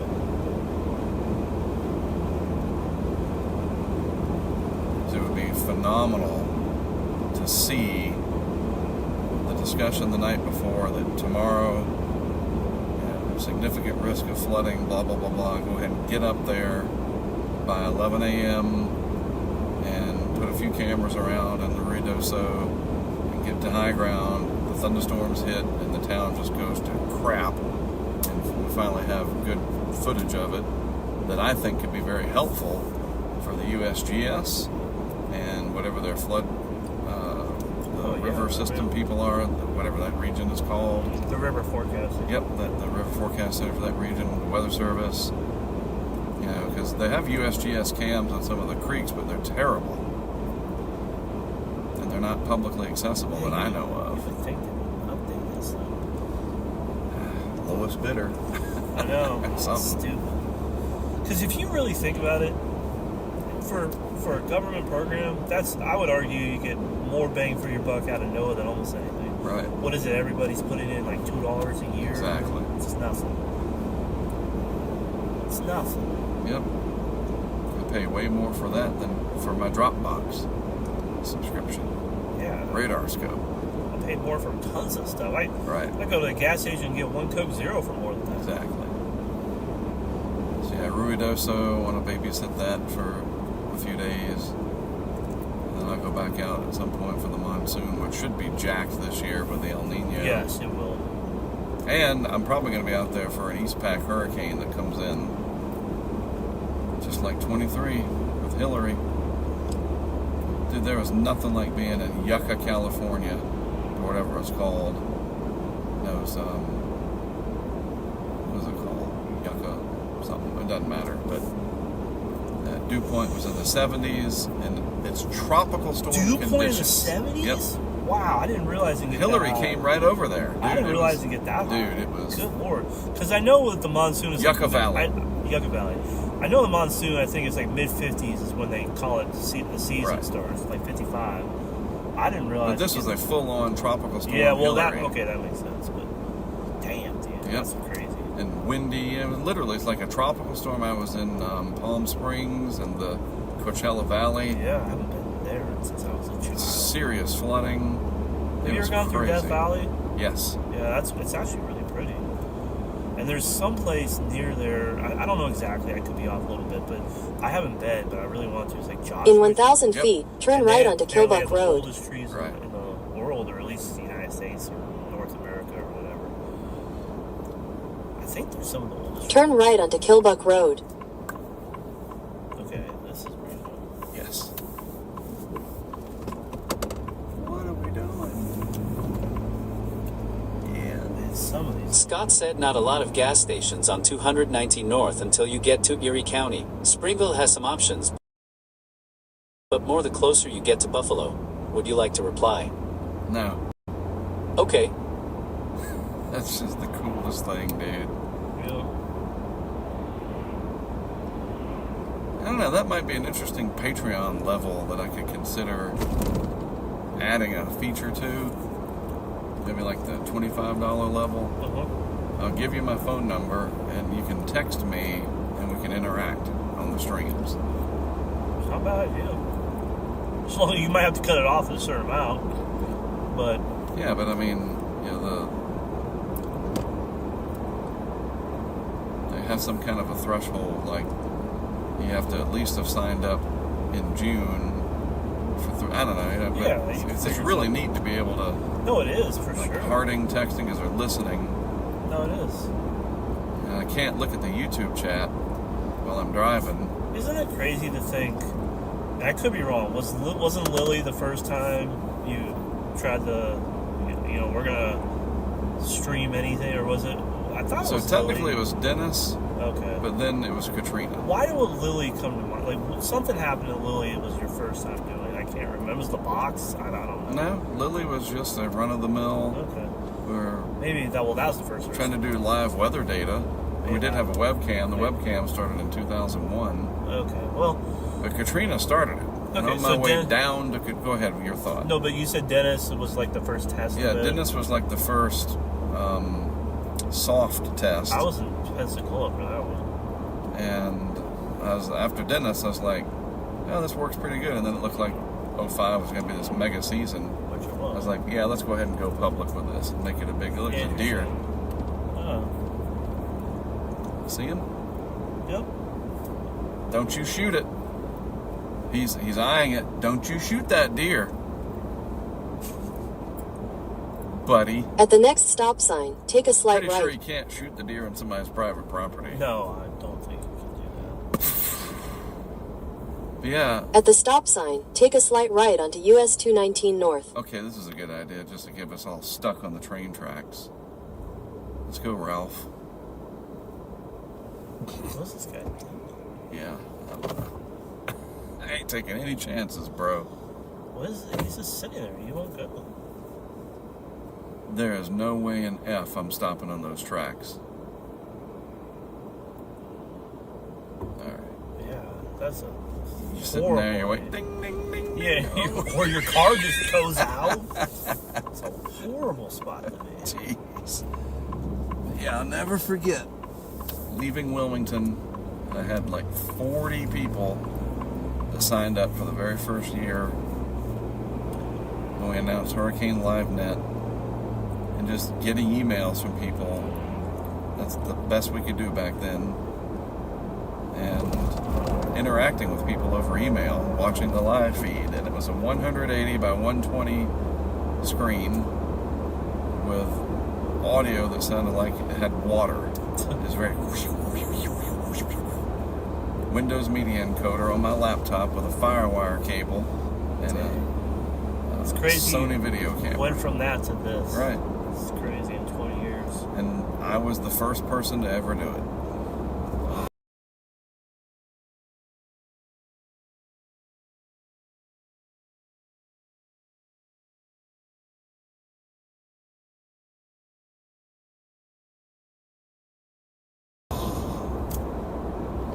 Dude, that is a fact. Oh no, you Like,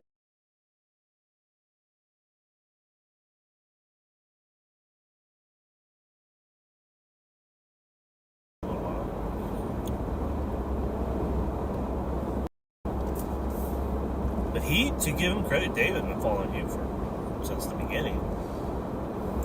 yeah. But he's from Wilmington, so it When makes HurricaneTrack was Yeah. one of few. Yeah. Now everything's diluted. A Oh, yeah. 13-year-old with a Facebook page can have more engagement than me. Yeah, that's kind of crazy to think But, about. you know, you're like, all right, whatever. I'm still here. Yeah, you Not do. irrelevant. Yeah, okay. The 13-year-old may have interaction, but what kind of interact? Like, you know, they don't have that much. It's not like they have. And that's the thing. A lot of these dudes, they might have a giant following, but they never go in the field. Yeah, never. Yeah. Plus, let's be honest, they don't really know what they're doing. Yeah, Right. well, I'm not saying they don't know the algorithm and how to get people Right. to click on stuff, but they don't know much about the weather. Yep, we did it over email through 08. And then in 09 and 10, we got the C-Box chat. So it was a lot more instantaneous. And now people can listen and text me. That is actually a good idea. I have to have some name for it. We're at the $25 level. Interact Plus 25. Yeah, and give me my cell, and you can text me with questions anytime. But there'll be a rule: you never, ever, ever call me, Yeah. because that's breaking, that's And also- crossing a line. You know, maybe. And don't give my number to anybody Yeah, else. and maybe like after midnight, wait till. Yeah, but even that, my phone, dude, is always That's off. true. I put mine on silent, so yeah. Only person. I probably should have my parents, but I have Taylor that can get through. But that's about it. I don't know, maybe I should reserve that for the $100 level. Because you could get someone that starts texting a good bit, which is not all bad, but it's work. I was like, look, and I could try it as a pilot program at the $25 level, and if somebody does go overboard, I'll just be like, look, I got to let you know, you got to slow down, and especially if people are calling or whatever. And the nice thing about Apple, or whatever, is all you can do is block the number and it's over. That's true. They're dead to you. That's so true. Yes.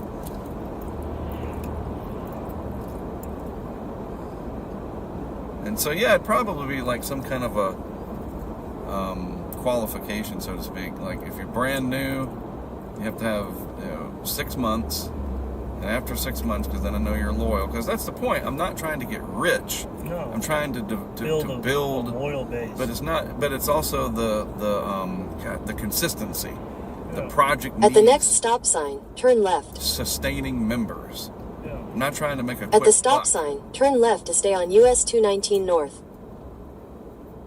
So that's No, a I good get way it. to encourage a community. We're all in this together. So you got, we'll just make up a name here, Bart. Yeah, I like this idea. I'm going to sign up, and I don't know, maybe 3 months. 90 days. After 90 days, I give you my number. We know you're good. You're going to be a lifer. I want people that are going to support this project until I'm done, and I hand it off to somebody else or whatever. And that could be a good incentive. Again, not trying to get rich or make a buck. Obviously, I need the money to pay for crap. Well, I was going to say, it costs money to do these things. Right. Yeah.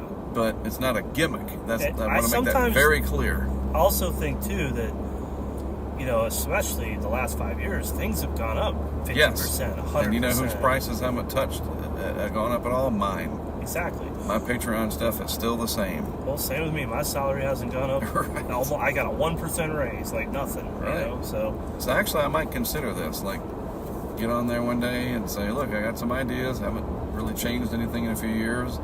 Good news is prices staying exactly where they have been. And the better news is I'm making What's this some guy improvements. He's got such a low trailer dingus clearance that he's very cautious at the railroad tracks. Daphne said I'm still sad. Would you like to reply? Yes. What do you want to say to Daphne? Are you at the escape room and you're sad there? Question mark. It says, are you at the escape room and you're sad there? Send it? Yes. Done. So probably get to Buffalo at 10:30 now with this guy. I was going to say, this is going to be rough. Hopefully there's somewhere we can get gas somewhere and stop. Well, Scott said it's going to be a while. And we're only 60 miles from the hotel, so you figure at some point. There's this guy. See, when people have lows like this, they should just pull off, let some people go by. I get it. They got to drive where they need to also. But when it's safe, move over. Let people pass it. I mean, it's not that hard. It's common sense to me. That's cool spot. Indeed. That's actually a good idea, Greg, but you have to think about what to call it. Interact Plus with Mark Sudduth. Yeah, but I don't want to make it like, oh, you can interact with a celebrity. Like, that's not what I'm talking about. I'm talking about, like, if you're really into this, you want to be a supporter, and whatever, here's what I'd like to do. Like, if you... Inside the weather or inside, I don't know. Like, true insider or something. I don't know, come up with something clever. Like, they have this cool inside the NFL or inside that, like inside the track or inside. Well, that's the thing, is it's called HurricaneTrack Insider, so 25 we call it an Insider Plus. And the $100 level Insider Plus Plus. And maybe that's the one where I would be amicable to every once in a while we'll have a phone call. Yeah, But not to chat about, no offense, I don't want to hear your stories. Like, sorry, that's for when we go to dinner together. I'm in your town, and but like, hey, Mark, can I give you a call? I really want to talk about this hurricane that's coming. Yeah, absolutely. How about 4 o'clock? Ring, ring. Hey, this is Bart. What's going on? So what are you thinking? Like that one-on-one person. All right, let me sit down with you, and or I could Zoom with you one-on-one. Yeah. I'm really worried about this hurricane. All right, let me show you some stuff. I like it. So, again, that's the point I'd like to make with that, is that it's not like Cameo where I'm thinking I'm some Yeah, celebrity and you get some yeah. time with me. It's more my Isn't that thing expertise. collapsing anyway? Is it? I thought so. I thought it was like it's spiked up and it's really been coming down. Oh, good. Because you know the problem, the flaw with it, people do it one time for a birthday or something like that. It's not something someone's Right. going to do 10 It's not times a year. sustainable. Yeah. I'll do it for my friend on their birthday, and then they'll never do it ever again. All right, Ralph, dude. Yeah, he pull over to the side, let people go. 16 degrees, Greg. Uh-oh. Yeah, it's starting to get cold. Look at that. Radiational cooling is going to be just literally through the roof. Definitely have to switch my jackets now. Not a breath of wind. At least there's that. Man, this guy, I don't get it. Again, he has every right to go where he needs to go. Just What is happening there? Everybody's at that restaurant. What the heck? I have no idea. Oh, it's a ski thing. Yep, Ski. that's what it is. 300-foot elevation change. Have fun. People are hard up for some skiing. Now it's up to us. We have to deal with this guy. Wow, look at these. It's definitely a ski. Oh yeah, there's the ski Yeah, lift. cool. Wow. That's actually really cool. Whoa. Nice. Well, all these little, Yep. everyone's renting these places out. Oh, dude, this weekend, you know, this is sold the heck out. Yeah, for sure. High dollar. Yeah, Monday's long. This is the Aspen of New York. I mean, it's pretty cool back there. I love that kind of like, That was neat, dude. kind of Switzerland feel to it. Right. Put the drone up for what, 17 degrees.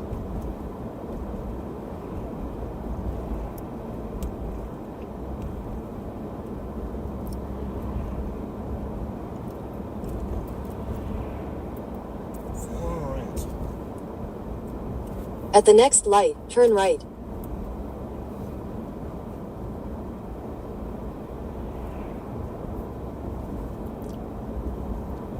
All right, is he going straight or is he going right? Fingers What do you crossed. think? Hope Place he's- your bets now. I hope he doesn't go right. Jump on Polymarket fast. Because if he's going right, we're going to be in for a slow ride. Oh, this is pretty through here. It is. Merry Christmas, Bedford Falls. You know, that's not a real place. There is no Bedford Falls, New York. And they shot all of that in California. Did not know Church services.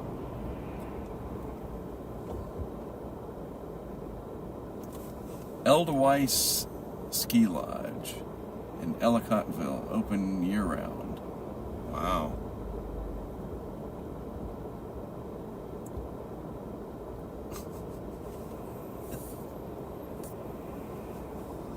that. I don't know what's going on here. It's not a four-way stop. No. It's the stoplight's got everything jammed up. Uh, Sorry, folks, you are not going anywhere. You have made a terrible decision to turn left. It's a Catholic church. yeah. Holy Name of Mary. Maybe Alley. Dang, it is backed up. Wonder why. Well, we have our answer. At the light, turn right onto US Well, 219 North guess- Washington Street. Guess there's a chance. Maybe this will be 4-lane at some point. We can blow past him. I hope so, because this guy's going painfully. Walk up there. Hey, where are you headed? I'm going to the True in... shoot. We're going to be behind you for the next 56 miles. Man, there's got to be something to stop at before that. Ellicottville Quilt Shop. Like, why is nobody turning right? Because people are not Oh, it says no turn on red. I mean, come on. stupid. Especially when people are making the left. It's wide open. Yes, it makes no sense. Trust me, we have a few of those in Gulfport. We have one that's like no turn on red, and you sit there for like 2 minutes, and you're like, why? I could have gone 50 times.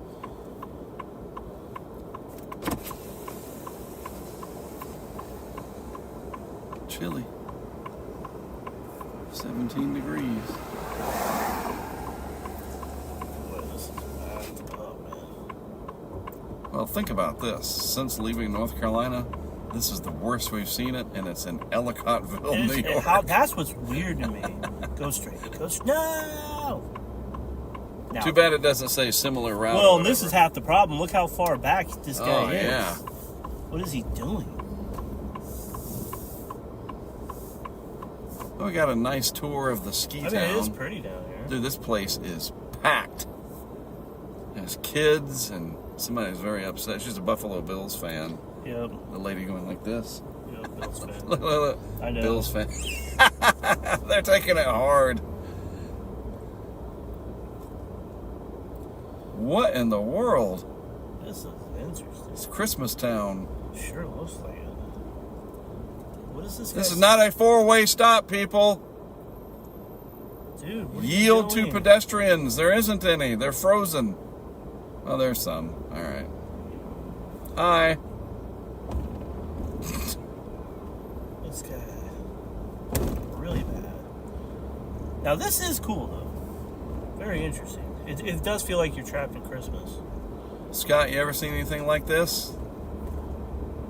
Man, we can't kick this guy, can we? This kind of reminds me Hey, here's a of gas station. a slightly, a New York version of Lusk, Wyoming. Huh. Yeah, you've probably been there. You done any chasing in Wyoming? Yeah, I have through Cheyenne and up more eastern side. Then you've gone through Lusk. I probably had, I just don't remember. Yeah, off the this top of looks my like head. Lusk. But yes, I've been through Wyoming.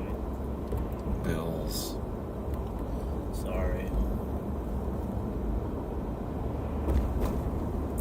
Well, he's hoofing it through here. That's good. Fine.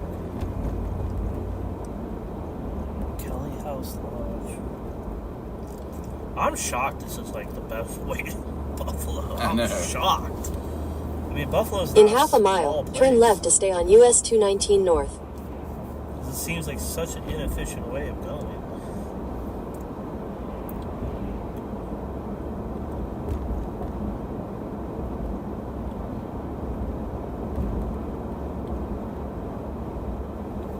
What's the name of that town? Which town? This one? The one we just went through? Ellicottville. Ellicottville. Okay.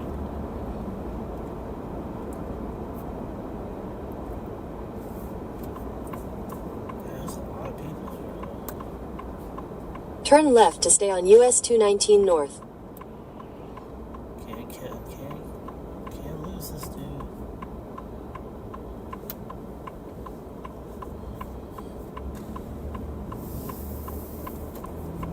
Hey Siri, read my messages. Tim Scott said I haven't been to Ellicottville since high school. Pretty town though. Would you like to reply? Yes. What do you want to say to Scott? Is there a Sheets along our route? It says, is there a Sheets along our route? Send it? Yes. Done. That's all your messages. What was that? Tim Hortons. I hear people. I've never been there. People have talked about It's like the Dunkin' Donuts of Canada. it. Interesting. It's a hockey player, apparently. Okay. I mean, I've heard the name many times. I've just never been there. That's So actually. here's something that'll blow your mind. It's just like, wow, that's random, but it's true. I have not had a donut in 7 years. Wow. Why? Just why? It's so weird, the answer. So before my medical emergency, self-induced, I would, and it wasn't like on par of like, oh, I used to be a heroin addict or whatever, but every once in a while, I had this awful habit. I'd go to the store and I'd get groceries, shit that we needed, you know, Yeah. and then I would get like a half a dozen chocolate glazed Krispy Kreme donuts and a Sprite, a little 20-ounce bottle of Sprite, eat all 6 of them on the way home and chase them with the Sprite. And then I'd go to bed like within an hour. And then, you know, I'm sitting there in the hospital Damn. in Vegas X amount of years after doing that, right? Like, hey, I wonder why this happened. And so that was my one, like, punishment or whatever. You're like, like I'm 100% abstain. You are never going to have another donut again until you hit 170 pounds. Okay. I get.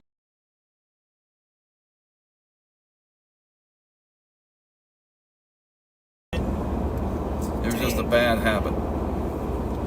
Well, But I've eaten a bunch of Reese's Cups. Like, I've had other bad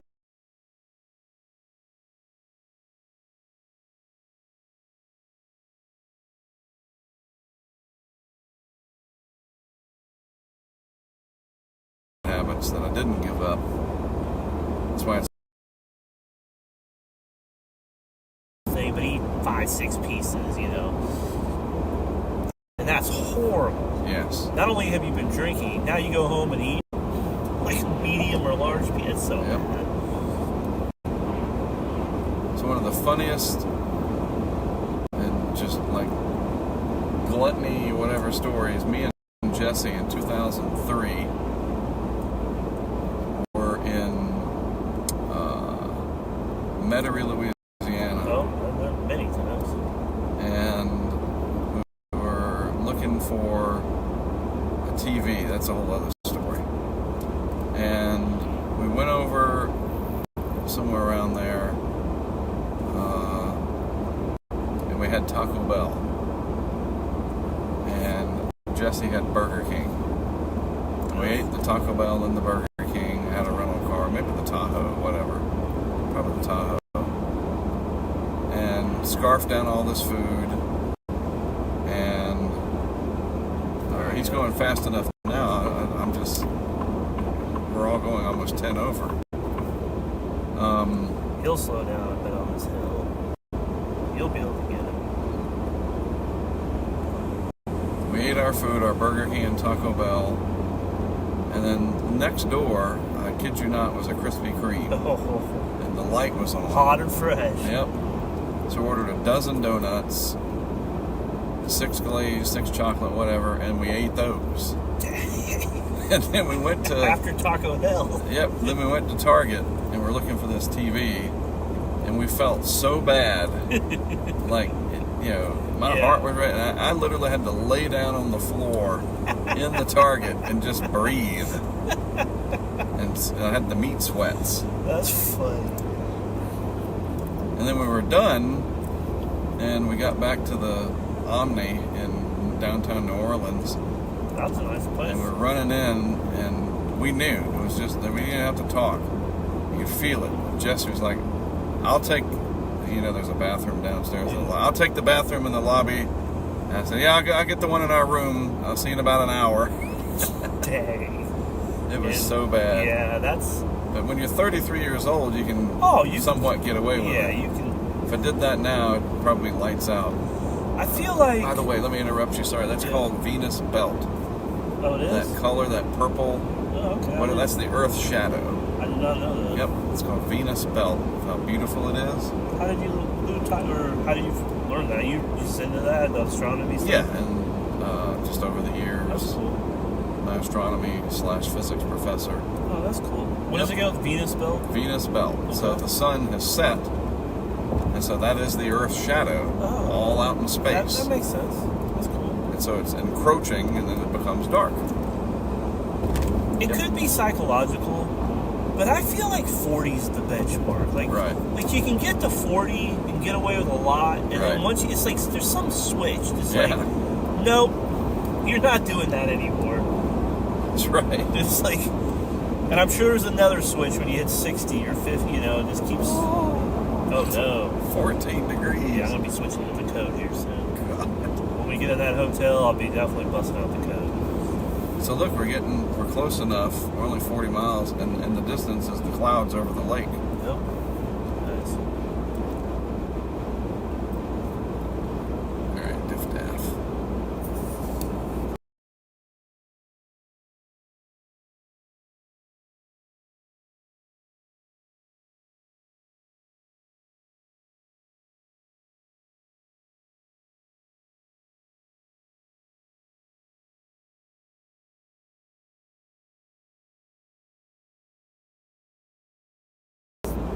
She'll have fun. Scott said there is not. Their base is Pennsylvania.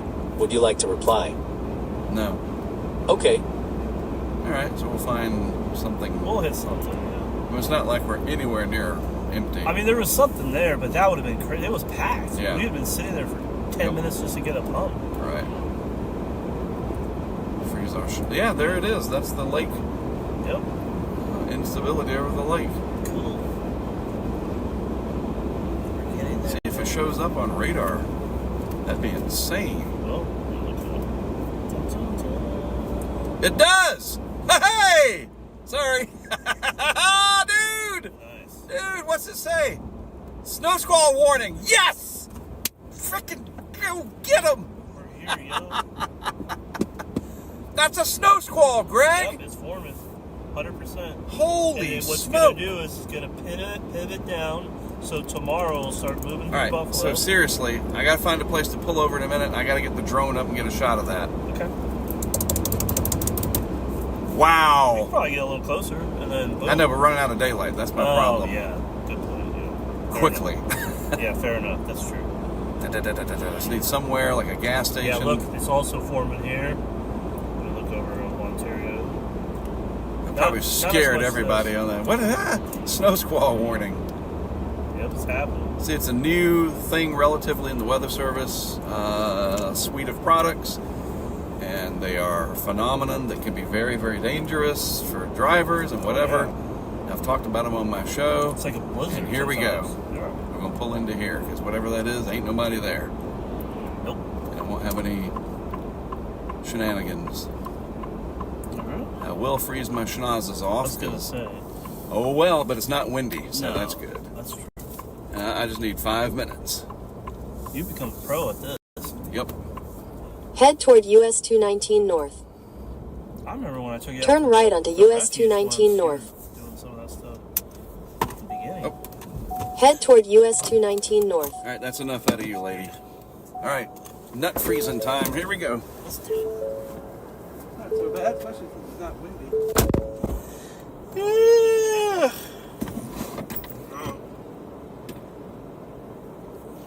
So it's in that black one there.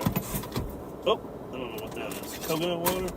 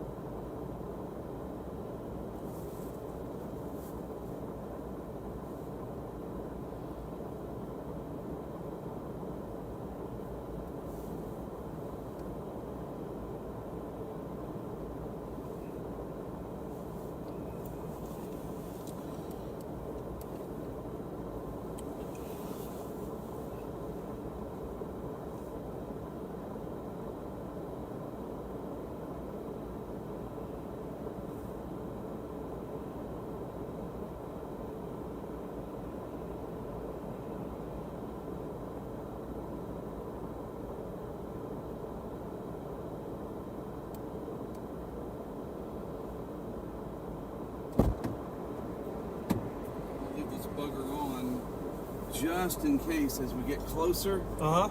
it gets insane and we get the drone up real quick. Okay. It looks pretty cool, dude, over on Nice. the horizon.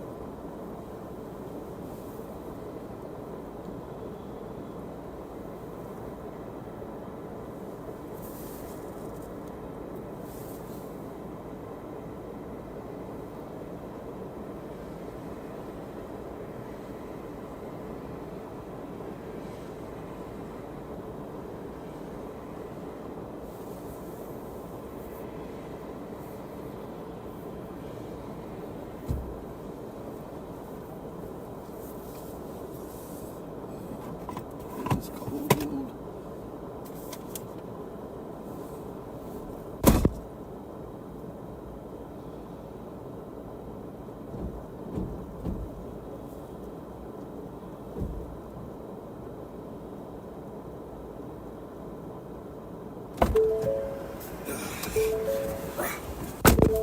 Take just a second, I'll show it to you.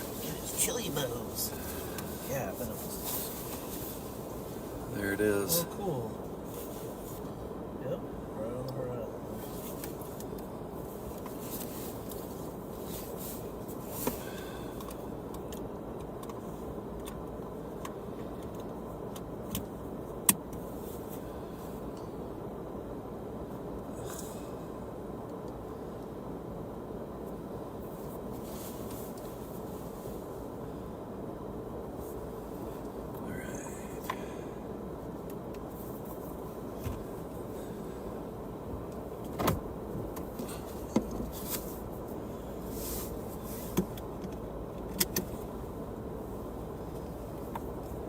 So what does it say?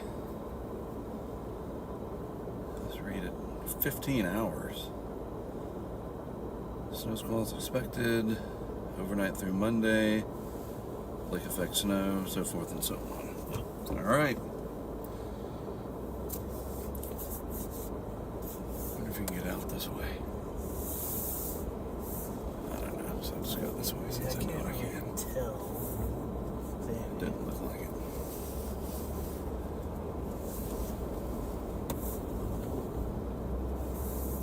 So yeah, as we get closer, the lights of Buffalo and whatnot should illuminate it and get a better shot. You'll turn right onto US 219 North. Turn right onto US 219 North. But, and I'm not trying to be critical, but like when I see this stuff of something that's a week out, Right. that's not smart. That's actually very irresponsible. It just looks like hype clickbait. Could it happen? Sure. But there's my thing for I heard it through the algorithm for tomorrow. And again, I won't be critical of Dylan. I'll be like, let's see. And with you there, you can say, all right, so let's look at what it would take to get this. That's my point. Yeah, what does it take I to can't- get it? I can't do it to him. He would be so. But no, we won't do that. Trust me. You come on, I know. Yeah. So I want to look at it. All right, so we got this, and here's what Yes, Dylan but was in saying. general- what does it take to get this? What are we looking for? Yeah. That's my angle, not... My thing would be it's simple. It's a week out. It's too far. Sorry, Right. anything over 3 days is hard enough. So, and that's Yeah. I like that. Yeah. But so, all right, that being said, what do we need to see over the coming days More blocking. Cold air to... There you go, filters, see? like that stuff. Exactly. Yeah. You're not burning anybody down or whatever. It's just like, all right, so we're excited about Yeah. something a week out. What is it going to take? What do we need to keep looking for? Let's just- have an educated I audience. guess maybe this is where I'm just getting old.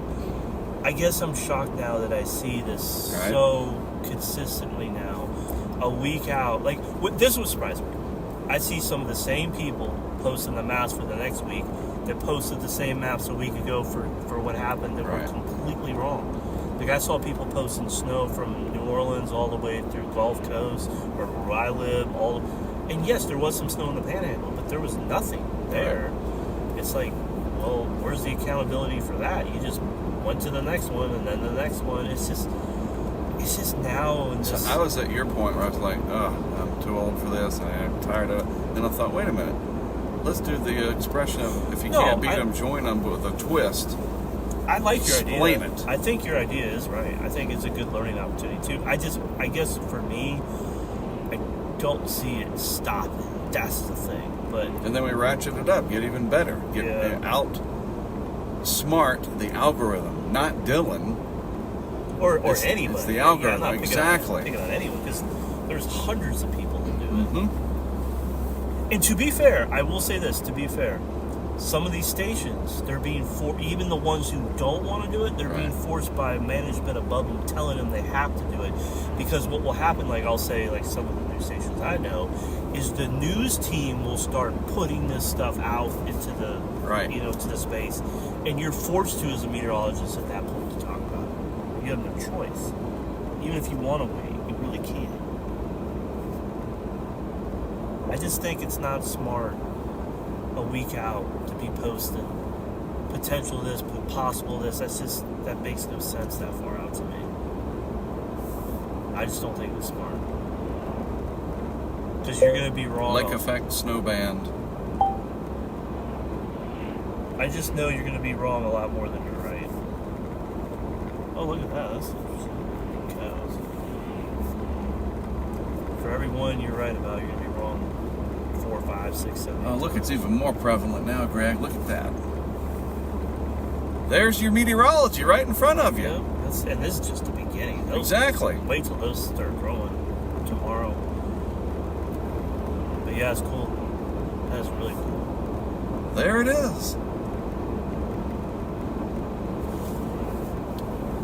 I'm sending it up to Fox. She said they're on until 9. Tried to post it on our Discord. I'll post the Dropbox link at least. Plus, I will say with this storm, if it does anything, it looks a lot more ice than snow. Right. We'll see. Wow, what the heck is that? Looks like a dragon. With red eyes.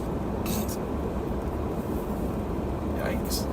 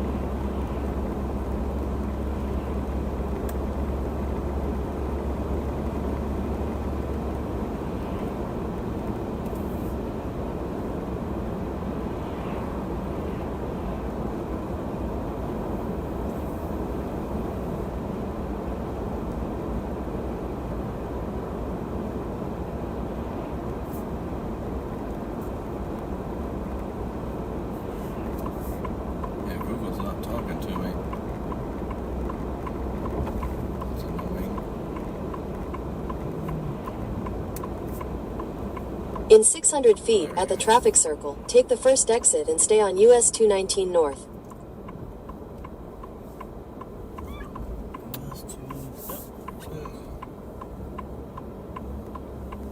Exit the traffic circle onto US 219 North. In a quarter mile, turn left onto the US 219 North ramp to Buffalo. Drone video of Lake Snowband.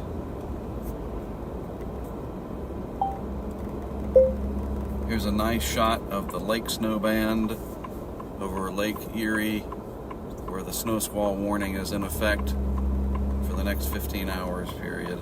Turn left onto the US 219 North ramp. So they'll close this thing down. Continue for 1,000 feet.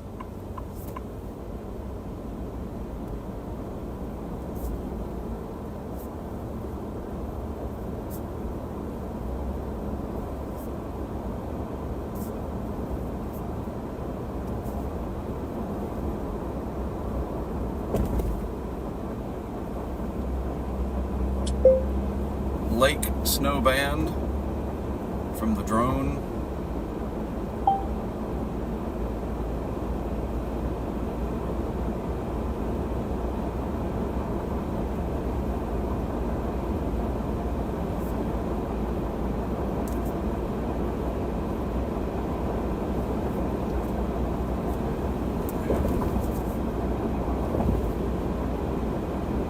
Erie County.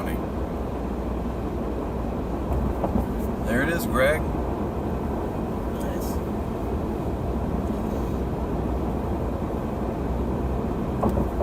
It's your first lake snow I band. know. First time I've seen it with my own eyes.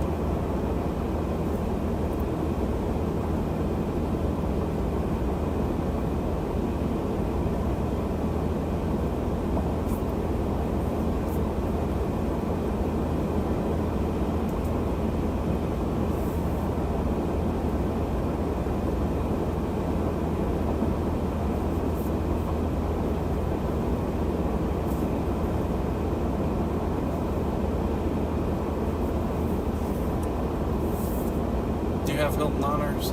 Yes. I'll send you your room key on the digital. Okay.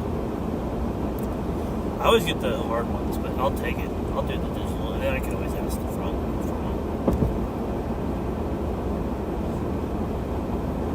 Do most of the time you just do the digital? Oh, yeah.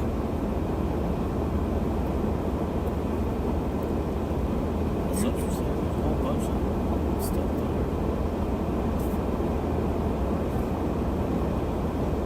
What do we got down here? Let's take a look. There's some stuff. There's a couple of the marathon.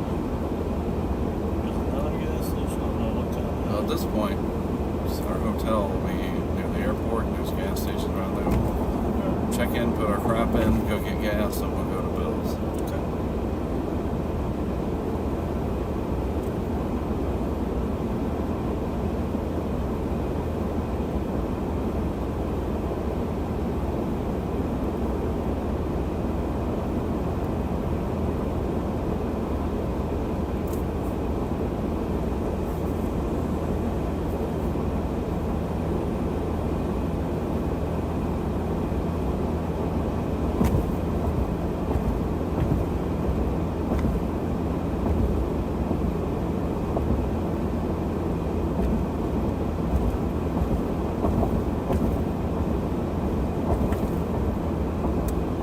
Hey Siri, send a message to Scott.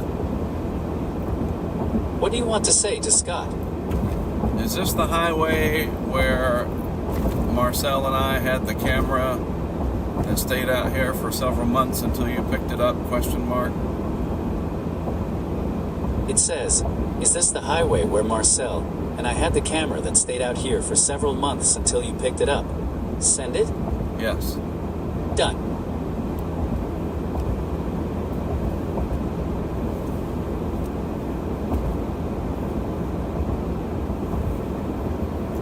So yeah, Buffalo's mainly gonna get theirs Monday. Probably about a foot. And then Ontario's definitely gonna get the most.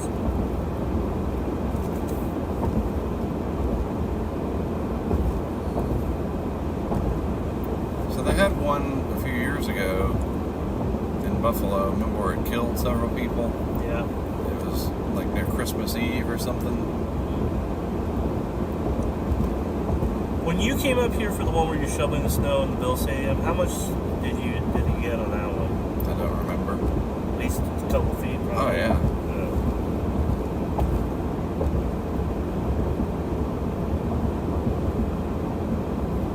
So they got, yeah. It was 23. Well, tomorrow when we go out, I'm gonna have my boots, I'm gonna have my heavy jackets, I'll be ready. I know it won't be as bad. Tuesday's really the day. It's really cold. Hey Siri, read my messages. Scott said sure is. Right where it joins with I-90 in West Seneca. Would you like to reply? No. That's everything.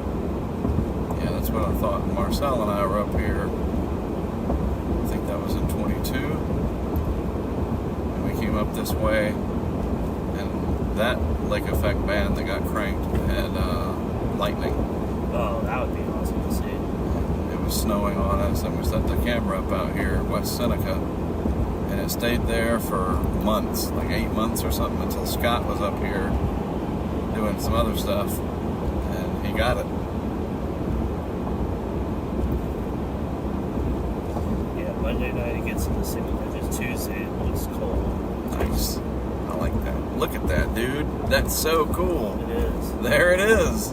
And you're right, you can see kind of some of the lights lighting the bottom part Right. of it. And you'll see the squalls coming out Yeah. from under.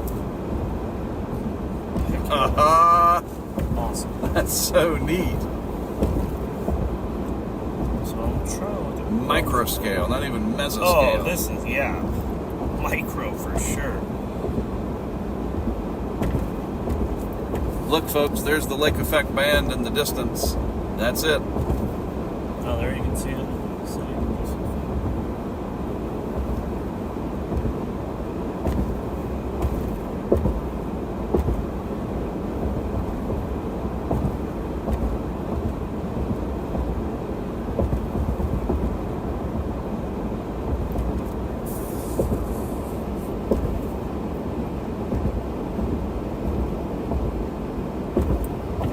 It's probably not enough instability, but it'd be so neat to just see a flash.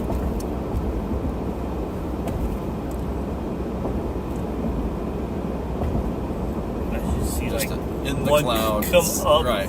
like come up and out.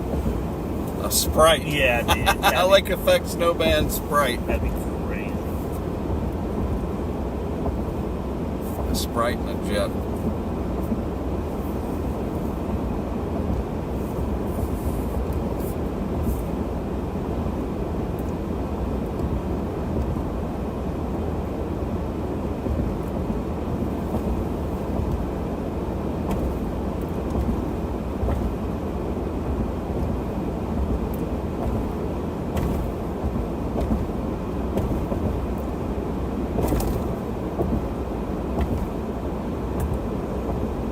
Very, very glad we're in the Ford and not my Tacoma. Yeah, like you said, this thing is pretty cool. Matthew said, man, that looks phenomenal. Lake Effect chasing is definitely on my bucket list. Enjoy, fellas. See you all out here in a couple months. That's right, Would buddy. you like to reply?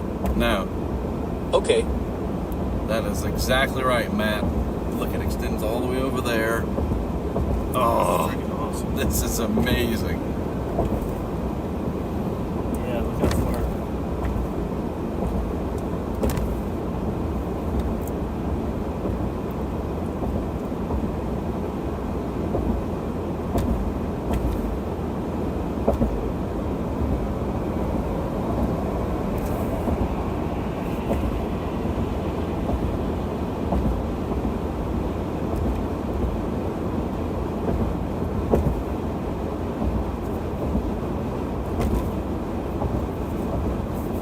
Everybody that's watching, do us a favor. Make sure you like the video and share it on your timelines. We're going to be running the stream for another 2 hours. Show people what a Lake Effect band looks like as it envelops Buffalo. Share the love. Let people know. Oh, you got to see this. You know, you've all got friends. Definitely. Share it. And don't forget, if you're not subscribed, it's not for my ego. It is for, hey, if you like this and you want to see more, subscribe to the channel and make sure you put those notifications on. It's great having people share a common interest. We do this kind of stuff pretty regularly. All kinds of different weather phenomena. Hurricanes are our specialty. But we do a lot of testing of equipment that we use during hurricane season and other weather events, and this is one of them. The city of Buffalo lighting up the under part of that snow Yeah, band. that's cool. We should be able to drive right into it.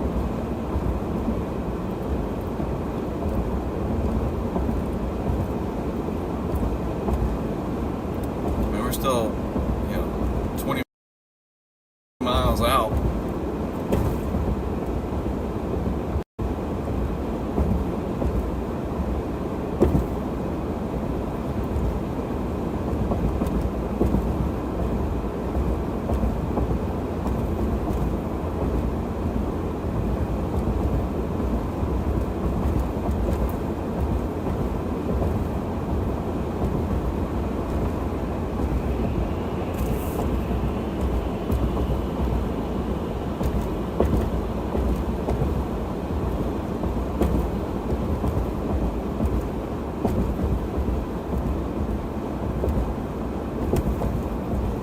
Yeah, when Marcel and I were up here in 22 or 3, whatever, it was 22, it snowed, that was a big one, and they closed 90, like they couldn't keep up. Wow. So they just shut it down, and we could not get back out here where 90 meets this road. And when we drive past it's a big interstate sign that was, you'll see, I'll show you. That's where we had the camera, I'll show you. We just couldn't get back to it, so we had to leave it. We couldn't sit up here for 2 days waiting for them to open everything. Yeah. And so Scott said he'd get it for us. Scott said gas is $2.86 to $2.90 near the hotel area. Would you like to reply?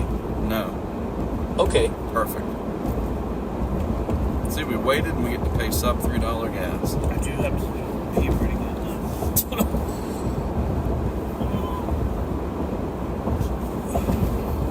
I took care of that while I was waiting for my drone to warm up. I should have done that because I'm suffering now. I thought about it.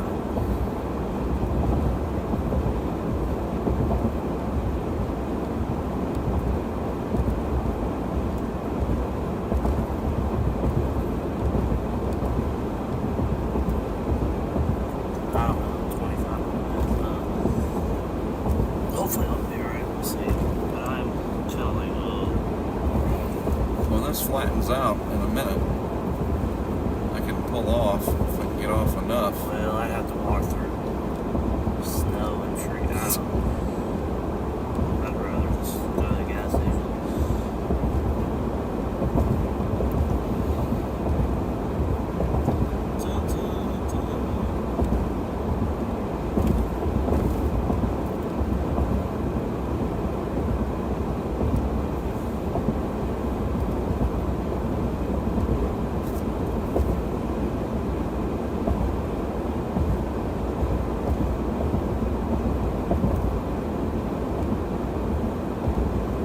Oh, Greg, there it is. I like how it's illuminated. That's really cool. You can see it's growing too. Yep. Just one little flash. That would be wild. Just a little.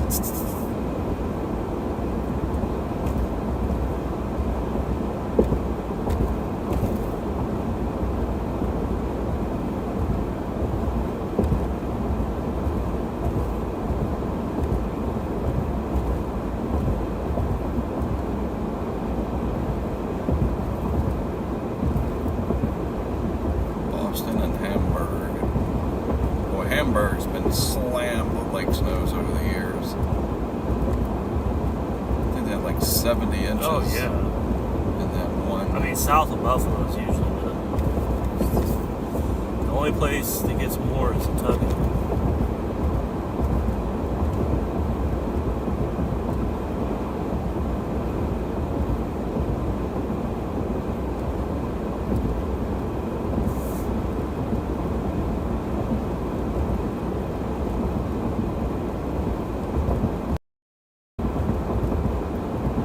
Look at that, folks. That is the Lake Band, Lake Erie, Lake Effect Snow Band right there.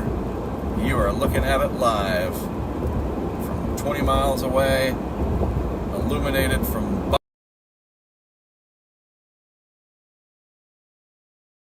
Buffalo. Meteorological perfection. Such a neat phenomenon.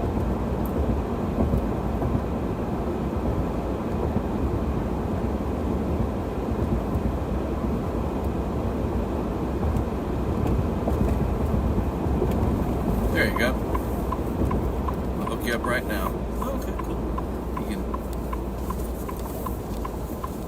take a leak, and I think I'm gonna get another drone shot. All right, sounds good. Thank you. I mean, I would have sucked it up and made it, but this makes it more comfortable. Yep. Take the New York 391 North ramp. And we're closer. Yeah, literally suck it up.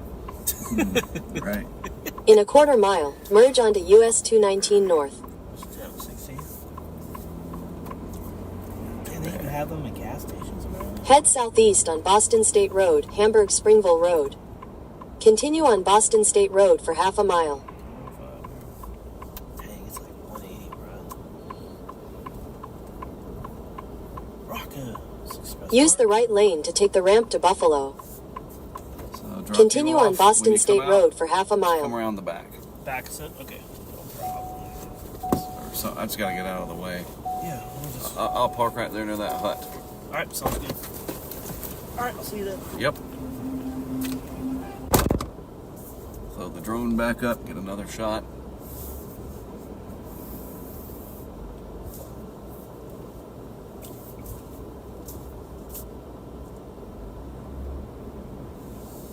Sorry, Ralph.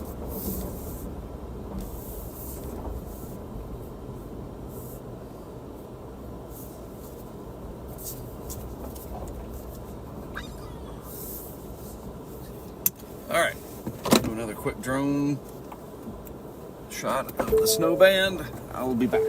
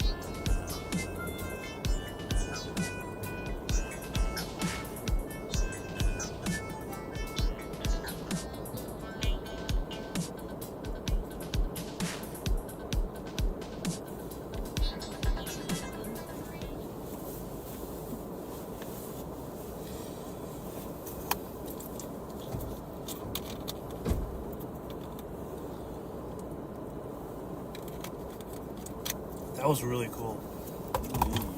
Especially with the lights lighting up. Just awesome. Oh boy. Yeah, it's time to switch jackets in the hotel. God, yeah, it's cold. But I'm a wimp. I'm not used to it.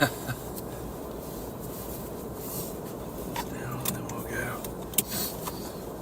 I mean, shoot, it gets in the 20s and I'm frozen.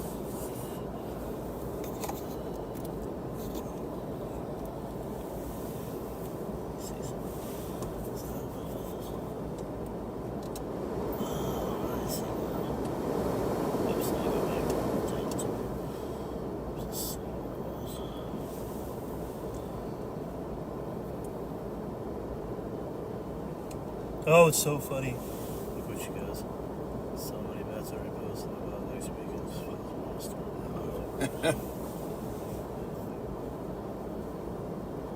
Winter's back, baby.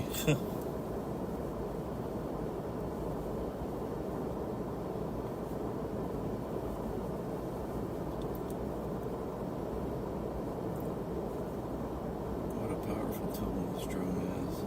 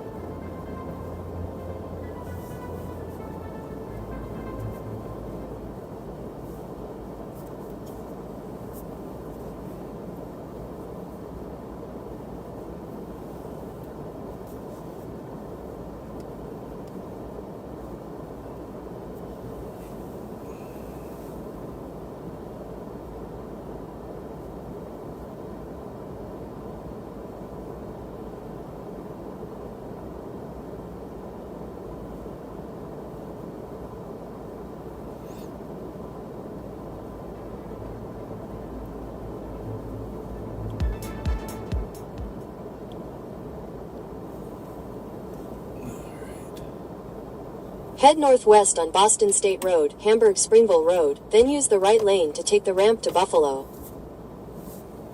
Buffalo.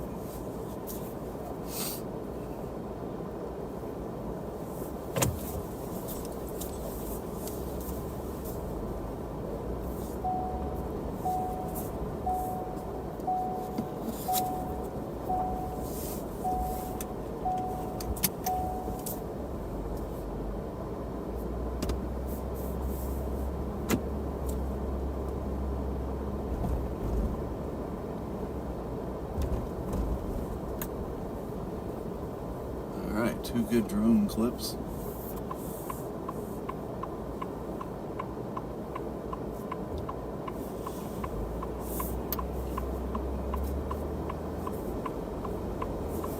Use the right lane to take the ramp to Buffalo.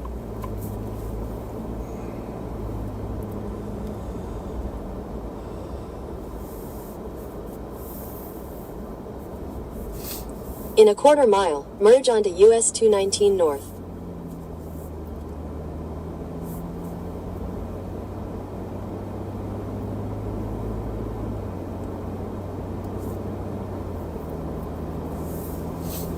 That's so neat. Orchard Park, that's where the Bills play. That is cool. First time I've ever seen it in my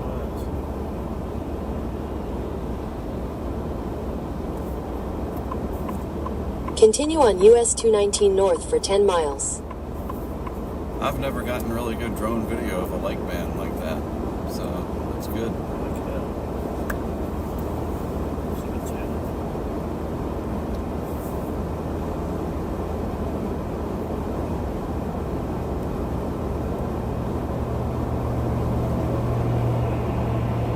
So Taylor was like, I won't read the first part, but this is pretty animated for her. She's like, literally the hero shows 60s and 70s along the Mississippi and Louisiana coast, and the GFS is so much colder. You know, it's way too early to know, yet everyone's locking on and have to be the first to do that. It's like, yeah, I was like, we were just talking about it. She goes, I hope the Euro snowstorm that F's everyone up so they look stupid. Taylor doesn't get too fired up too often, but I get her frustration. Like, look, this is what people have to realize. I understand today's society and the clickbait media thing, and I understand this is how you get eyeballs and all that stuff. But you also, as a meteorologist, got to look at it as, do you want to be the boy that calls wolf? You know, do you want everyone to look at you as, well, that's the guy that hypes everything? No, you don't want that. You would want to be known for, and the one thing I pride myself on is I really, really have always tried hard not to do that. So when I do finally go, oh, wow, look out, people are like, dude, you would never say that. So if you're saying that, then I'm taking this to heat. It doesn't guarantee you're always going to be right. But if you don't hype, you don't always do it. When you actually say something, your word holds a lot more weight. Whereas a lot of these people are just posting this all the time. I'll be honest, behind the scenes, people just laughing. Oh, there's so-and-so doing that again.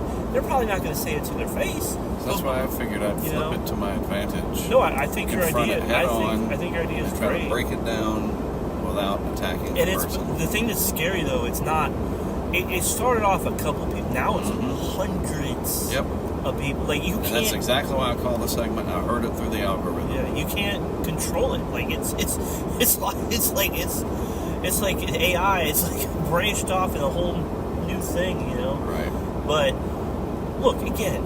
I'm not saying you can't go, hey, you know what, everyone? Hey, there looks like there's a potential for a big pattern shift in a week. We're going to keep our eyes on that. If that does occur, then we're looking for some cold temperatures and maybe even some precipitation along with that. That I can understand. If you talk it in broad terms and say there could be this and there's a potential for a big pattern shift, I have no problem with that. But when you start posting 160-hour GFS one-run model, especially when you're doing the 6Z and 18Z, and especially from people I see doing it that I know for a fact know better than this, I'm like, the only reason why you're doing it is to get clicks. That is it. That's the only reason, because you know better than doing that. You know better to do that. You're only doing this to hype.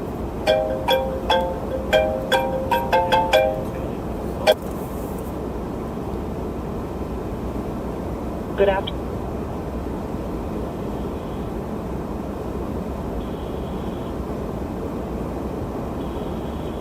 Good afternoon. We are pleased.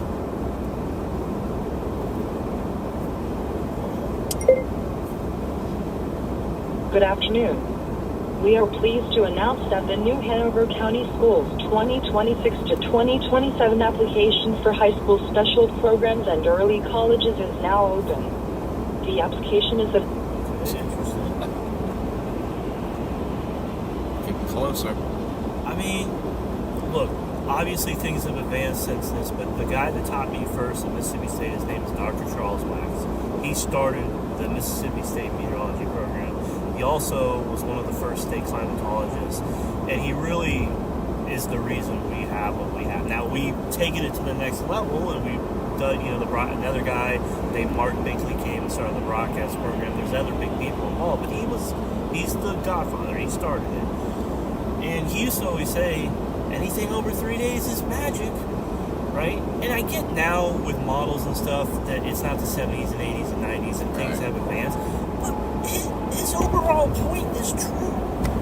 I'm really good at forecasting. I won a lot of national titles in forecasting. Anything over 72 hours is really difficult. Yeah. Now, yes, you have the Ben Knowles and the Eric Webbs that are so good at pattern recognition. I would hold weight to what they say. Right. But let's be honest, most people don't have that type of recognition power like they do, right? That takes decades of learning to get to that level, right? Most people are just posting these maps, a week out, and it's just, I don't know, I feel like it's fishing. They're just, they don't get it. They're tripping the algorithm. Yeah. That's what it is. And the thing is, most times they're wrong. And what blows my mind is they're wrong. They look like an absolute fool. And then they do it again. And again. And again. And it just never stops. It's like, even last week, right? Yes, I get the Panhandle had a little bit of snow that lasts for a few hours, okay? Right. And I know that's a big deal there, and they don't get it a lot. I understand that. But it really was, in the grand scheme of things, that big of a deal, right? Right. Last week, I'm seeing all these runs and pictures and everything of even where I'm living on the coast getting inches of snow. And I'm like, where's this? Like, look, again, I'm not always right. I'm wrong like anybody. But the temperatures aren't there. The moisture's not there. The setup's not there. I know enough to know the pattern is not right for it. So why are you hyping it? There's only one reason to me. It's just for clicks. That's all it is.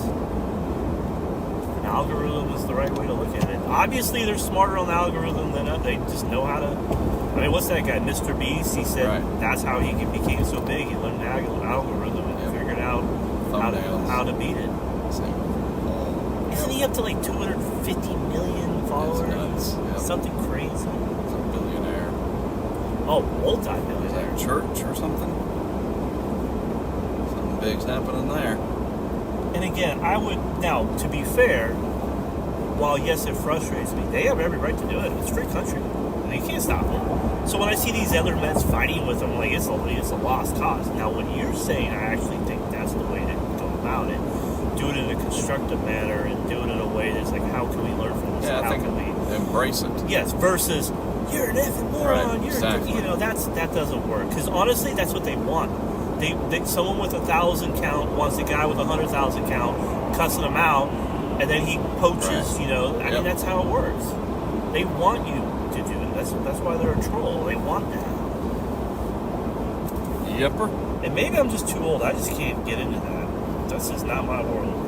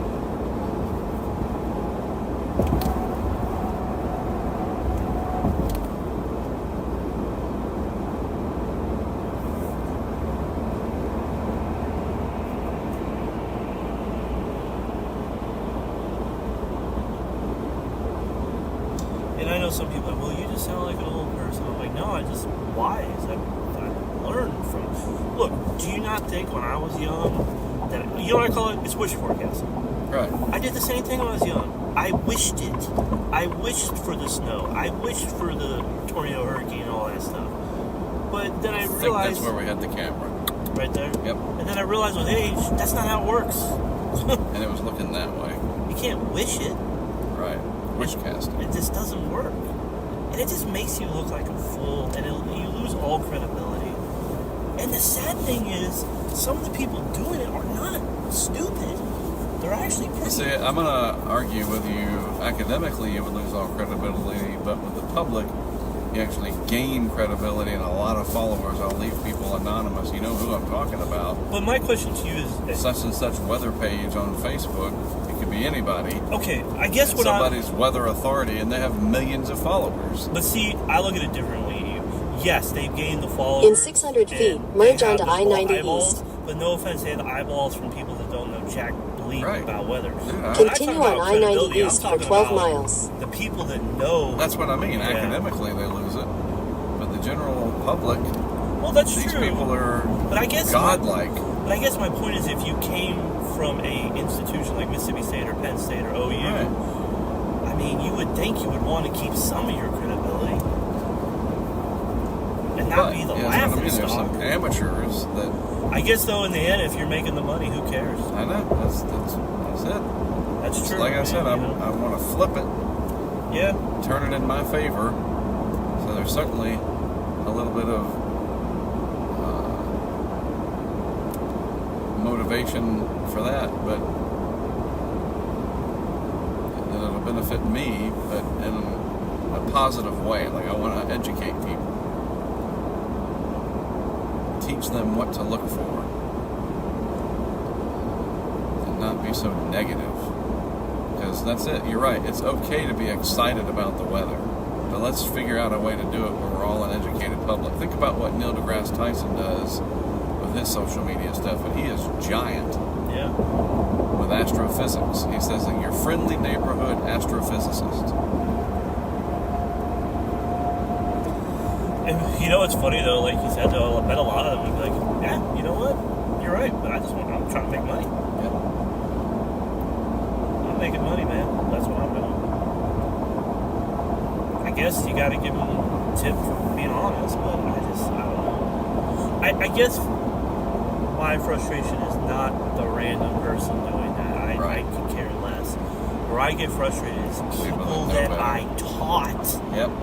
I Like literally it's sacrilege. taught them in my class. Right. And they know that is a huge no-no, and they still don't care. Right.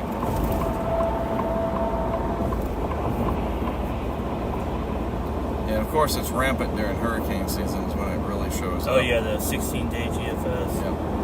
Yeah.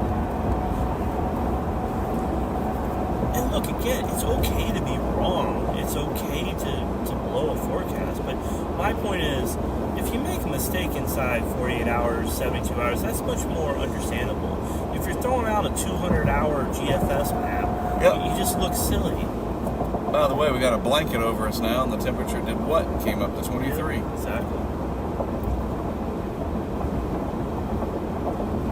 That would be really cool to take intro students and be like, watch this. Just drive them right into it. Well, everybody that's watching, consider yourselves intro students. Now, we don't have a very prolific band tonight. It's just getting started. So at best, I think tonight we'll see some light snow. Yeah, a couple inches. Tomorrow and Tuesday, oh boy. Yeah, tomorrow, and then really when we get over to Ontario, Right. you know, Monday afternoon into evenings, really going to crank up, and then into Tuesday. And then it'll start to taper off Wednesday, and then reload for the next one. Right. We'll put it in our rear view mirror and get ready for whatever is happening next. Yep. Down south. Never know. Yeah, again, Pieces are starting to get there. We'll see if they come together. the thing is, it doesn't mean look, you throw out enough of these long-range charts, you're eventually going to be right. Right. You're not always going to be wrong, but you're going to be wrong a lot more than you're going to be right. You might get 1 out of 5 or 6 right. I'm sorry, I don't want a 20% success rate. I would like to do better than that. I like to be at least over 50, 60%. I mean, let's at least get more than 50%. Let's start there. And even that, I think this is the key too. When you look at the people that are really good at long range, the Bengals, and they're not going, it's going to snow in central Mississippi in 13 days. What they're saying is the pattern's going to shift and cold air is going to filter down and conditions are right for maybe some winter weather events. They don't go into specifics because they're smart. They're not going to do that. That's where you get yourself in trouble. It's okay to talk about the overall pattern. That's fine. But when you start saying, oh, it's going to snow in central Mississippi in 8 days, like, what? Seriously? It's just like the trough ridge pattern in Japan, right? You can use that to your advantage. You really can. I can tell you that if there is a hurricane, it's likely to make it here and there, but I still can't tell you specifics. Oh, it's going to hit Vero Beach. Right. No, it could curve up and hit Cape Hatteras. But I feel confident it's going to hit somewhere along the eastern seaboard. Or if it misses, it's just barely going to miss. That's okay. But when you start going like, South Florida, start boarding up now. It's like, what?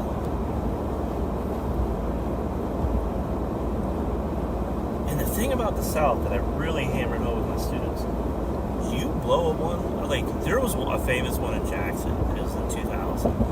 And for Jackson to get 7-8 inches of snow, that's a lot. That's like getting like 3, 4, 5 feet here at least. And it was a blown forecast. It was an upper level low situation. They just completely blew it. They weren't calling for snow, or they're calling for like a dusty, and they got like 8 inches of snow. Yeah, that happened in Central North Carolina in 2000. They didn't get another shot at snow for like 5, 6 years. So for 5, 6 years, that's all. Oh, you blew that. Well, at least up here, if you blow one, you get a chance a week later. Yep. That's the thing down there. You blow it, you might not get another chance for years. Didn't know there was a cheesecake factory in Buffalo. Oh, right there. That's new. And there's a Texas Day Brazil. Have you ever been there? Yep. Oh, man, I love that place. It's a little pricey. Their salad bar is unbelievable. Everything's fresh and good. And then you just flip the card over and they throw it. So you have done that, huh? Once. I liked it. Did you like it? It's too much. It definitely is overwhelming. It is a lot. It's definitely lit. No doubt about heavy that. snow around. Yep. They got some cheesecake, huh? I'm sure they have all It's got to be within 2 years. They didn't have a cheesecake factory in Buffalo. Oh, okay. I figure they got to have at least the Longhorns and the Texas Roadhouses and those, you know. Guarantee you they got a Texas Roadhouse. Do you know they're the fastest growing chain? At least when I last looked at it, or at least one of them. They've been exploding the last few years. And they're consistent. They're usually pretty solid.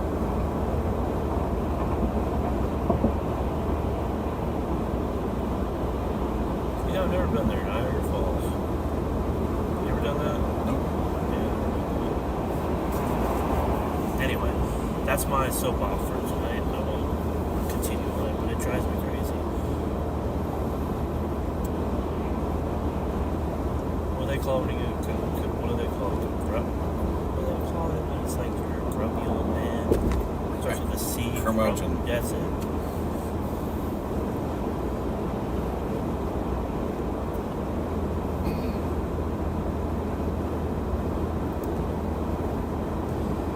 And you know, I'll just say it from my wife's perspective, this is what's difficult is, or just other people too, like what is happening, to be fair to some of these people on TV, just to give you some background, sometimes it's not the person on TV that's sounding an alarm. It's the people in the newsroom, it's the other people that there's nothing going on, they need something to talk about, so they throw that out into the Twitter sphere or whatever social media thing, and then you're forced to talk about it because now everyone else is talking about it, and they, oh, well, let's check in with our meteorologist, and you could just look at their face like, why are we talking about this 5 days out?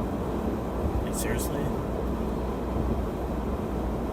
I mean, it just happened. Taylor had to talk about it, and she's like, yeah, you know, it doesn't look that promising, and nothing happened.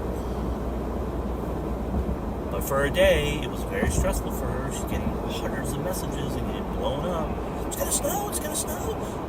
You saw her phone, it was like, bing, bing, bing, bing. Sure. It's just like, no, it's not gonna snow. But it said here, no, it's not gonna snow. This weather page says it's gonna snow. Well, they're wrong. All right. Are you familiar with that guy, Matt Laubaum or whatever? Yes, Mississippi? yes. Oh, yeah. I know him. I've met him many times. I wonder what he said and says about this kind of stuff.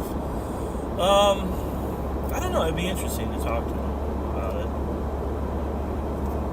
it. He started his own thing. Yep, that's what I mean. Yeah.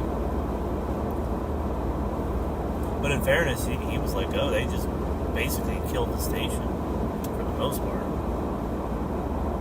That's also starting to happen. In 2 miles, take exit 49 for New York 78 toward Right. Depew, Lockport. These companies that, think about it. If you're in my age, in the 40s, and you've been there 20, 25 years, you're starting to make a decent amount of money, right? It's a slow progress. You started, people don't realize, you started TV at like 30. You started a pretty low salary, and you work your way up, right? This isn't the 90s where people are making $500,000. That's gone. But still, you're making $150,000, and they look at it as, well, why would I pay him $150,000? I'll go get someone out of school and pay them $50,000, and that's what's starting to happen. They're like, no, we're not paying this guy $150,000. Let's just get someone else. Bye, see ya. There's no loyalty in TV, unless you're the select top, like James Smith. yeah, like someone like James Smith, or like what was the guy in Chicago? Tom Skilling. Yeah, you're like at that level. Then yes, you have autonomy. But unless you're at that, you're no one's safe in TV unless you're like a legend. And even then, that's not always the case. Alan Steele's a Mobile. Right. He's a legend, and he had to leave the station. Mike Seidel was a legend at the Weather exactly. Channel. But like Cantori, I don't think he's going anywhere. At least not for a while. Now you could really see it there. Wow, that's cool. There's that. In half a mile, take exit 49 for New York 78 toward Depew, Lockport. Depew. Almost there. Have you flown out of Buffalo? Nope. Yeah. It's my first time. Syracuse. How far is Syracuse from here? A couple hours, maybe. My mentor, that's where his wife's from. My mentor taught me Take all exit this 49. all the Lake Effect stuff. I learned it from a guy named Doug Gillen. He works for the Weather Network up in Toronto. But he was at State for many, like 15 years. Toronto. He's basically the Greg Forbes of their station, basically. He always comes in during big weather events and talks about stuff. He's a good guy. Very, very nice guy.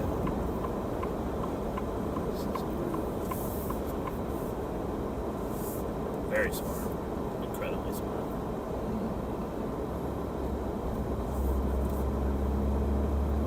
Gotta pay a toll. That's not nice.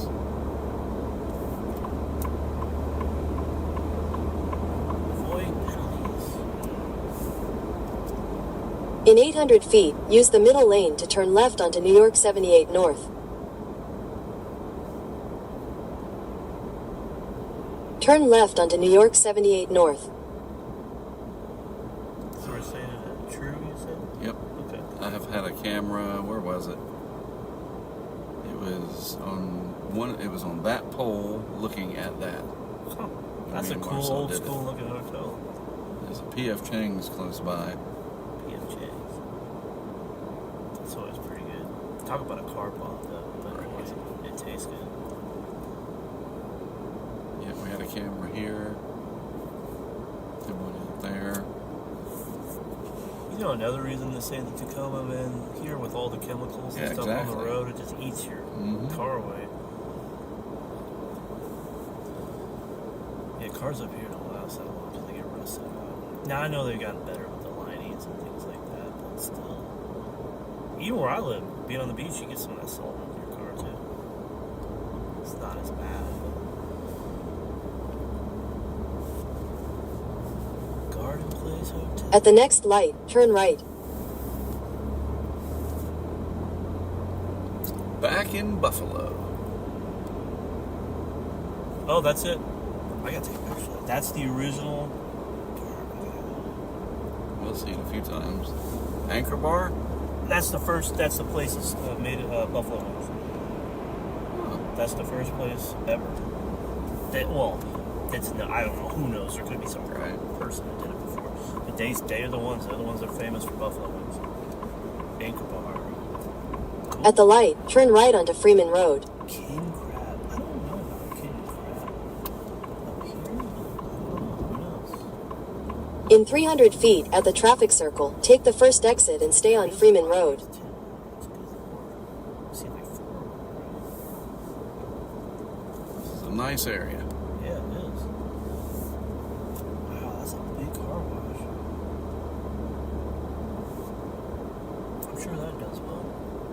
In 600 feet, turn left into the parking lot. Let's leave this here. Alright, we're going to leave the stream going. Still got it until 8. We're going to take our bags Turn up. left into the parking lot. Then you will arrive at your destination. Thank you. We're going to take our bags up. And then we got to go over to Bill's place to put up a cam. So we'll take y'all with us for that. You have arrived. And then we're done for the night. So just hang tight, everybody. Be right back.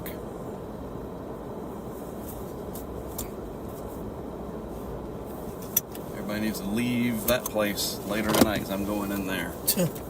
I doubt later than me. Well, who knows? I don't know. There could be all sorts of people in there later tonight. Close my door and share my key with you real quick. Alright, I'll make sure I got it. Or get it. I may still ask for a regular key though. It's just easier. Well, let's just go in and do that. So you're going to ask for ID, so I won't have to come back.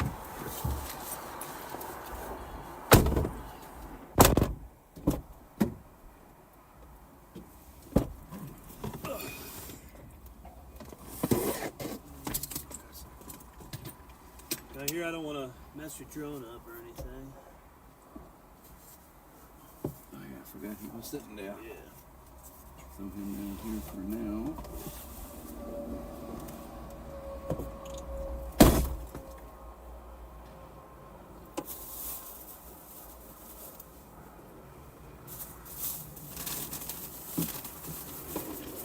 One second.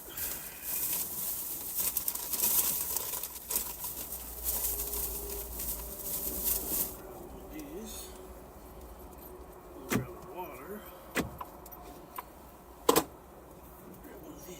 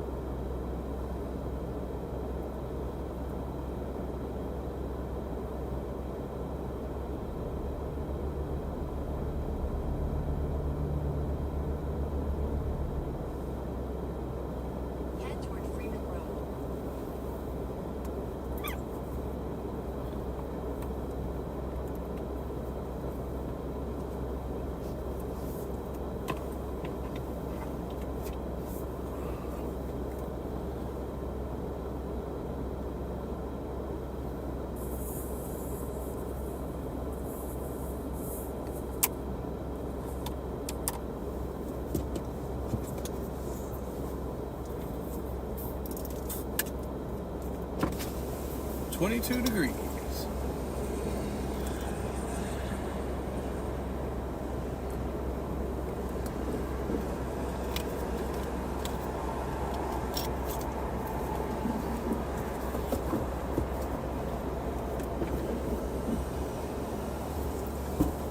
It's big coat time, yo. And I got shorts. What? Yes. It'll be okay. You know when the guy gets shot with a dart in Step Brothers? Or not Step Brothers. God, what is it? Old School. Right. It's like, you're crazy, man. You're crazy. I got knit. Look at what I brought. Gloves, knit hat. I didn't know if we were going to be outside. So. Yeah. We had a little bit. And I always bring my backpack. It's got my medication and all that stuff. Actually, you know what? I'll sweat my ass off with them on it. Right. I'll take it off.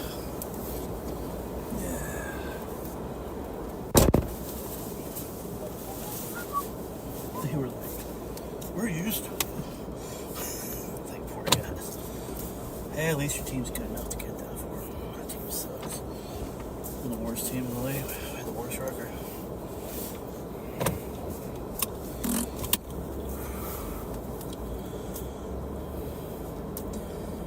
You've seen Old School, right? Yeah, I don't remember much. Oh man, that movie's hilarious. Yeah, I've seen. He gets shot in the neck with a dart gun.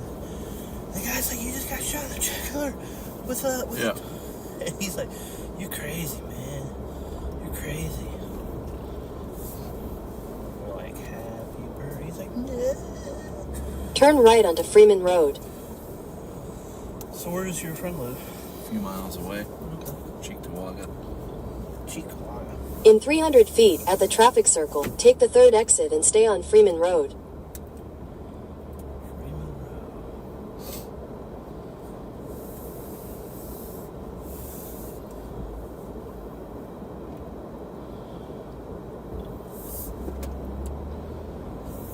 Buffalo Sabres. Had a friend- At the next light, turn left.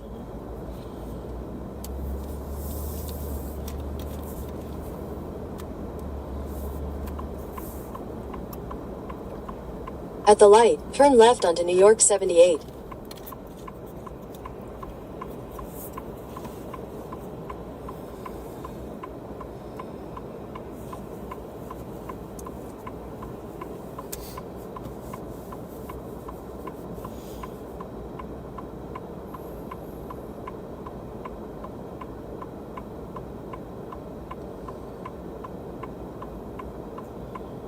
Are we more on the southern periphery of the city, or are we more? Yeah, go to the southeast side.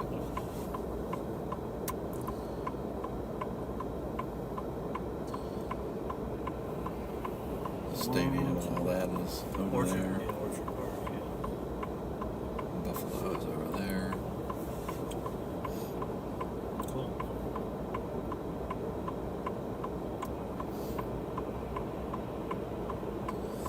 I had to bust out my jacket. Go deep into the backpack.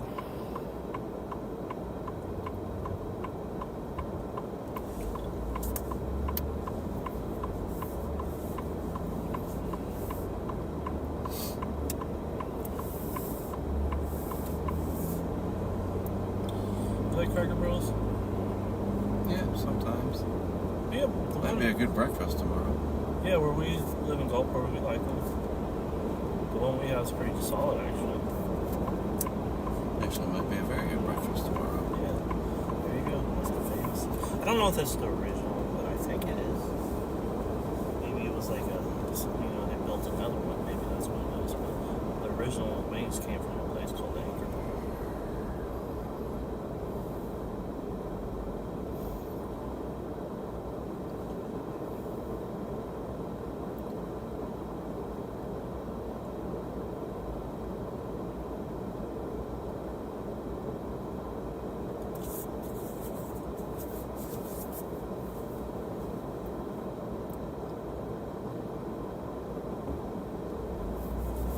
This is funny. I've literally had a camera on that pole.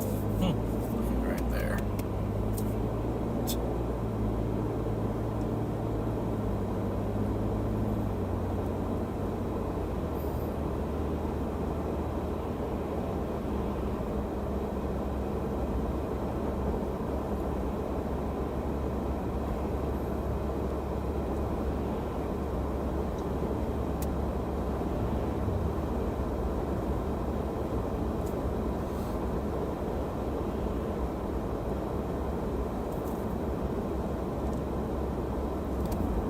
texted him that we're on the way. Hopefully he said to be free after 6. Oh, it's almost 7, so. Oh, speaking of, there you go. Someone with a 631 area code said drive safe. Would you like to reply? No. Okay.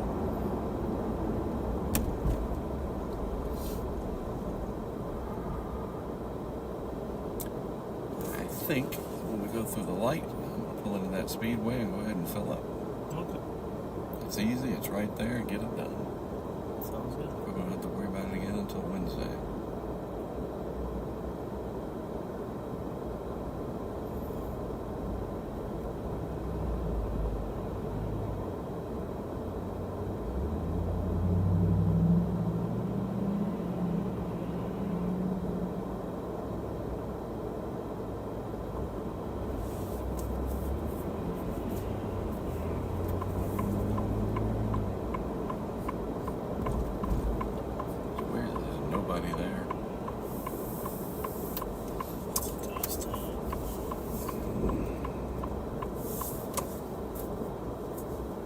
Head toward Genesee Street, then turn left onto Genesee Street.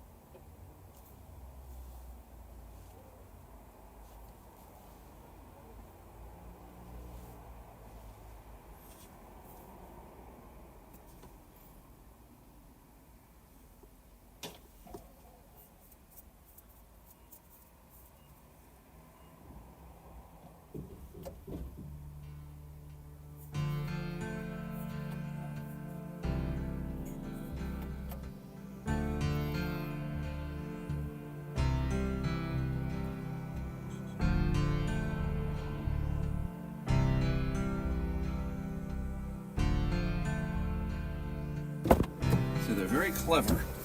It says $2.98. But it's cash. That's Speedy Rewards.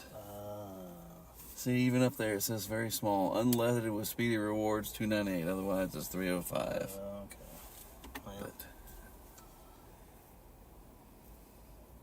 I think it'll be okay. I think I can afford it. 7 cents, yeah. Go ahead and check into the hotel for tomorrow.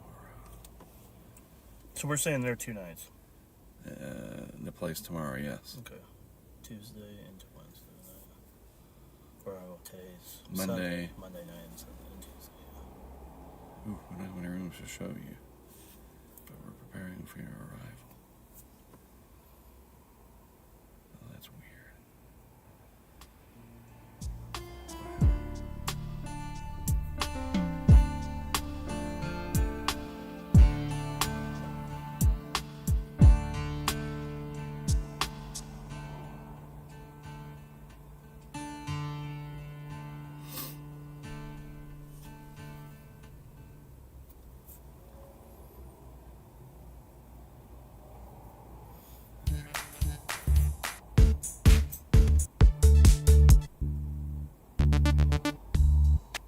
Be in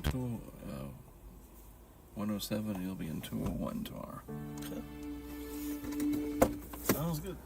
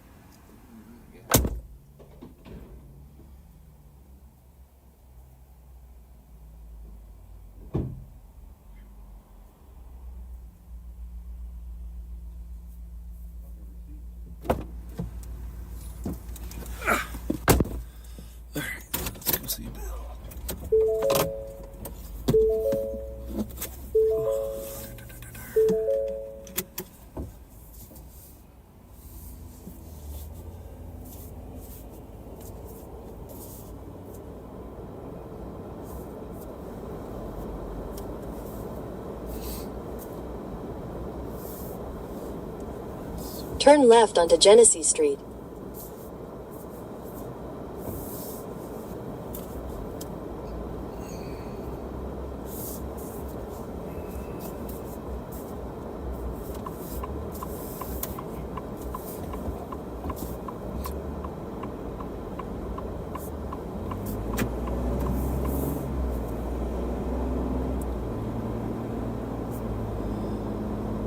An entire damn family call laughed at Lexi's video? Replied to the group. No. Okay.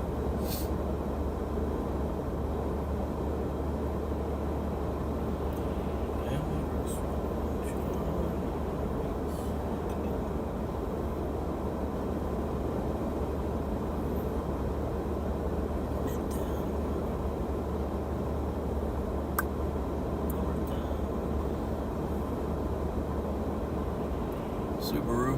Yep, down over here, you almost need a four-wheel.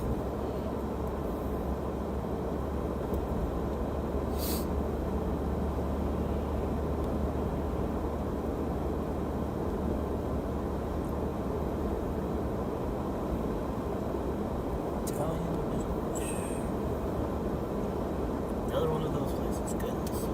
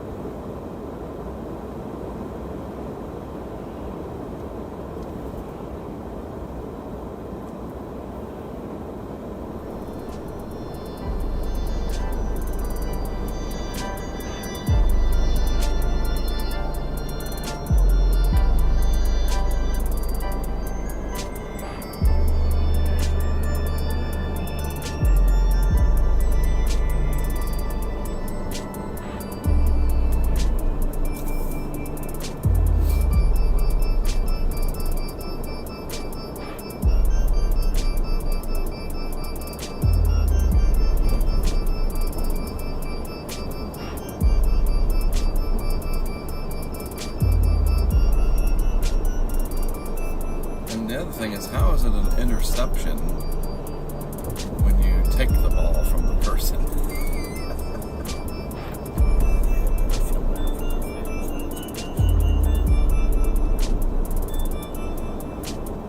In 1,000 feet, turn right onto Walden Avenue.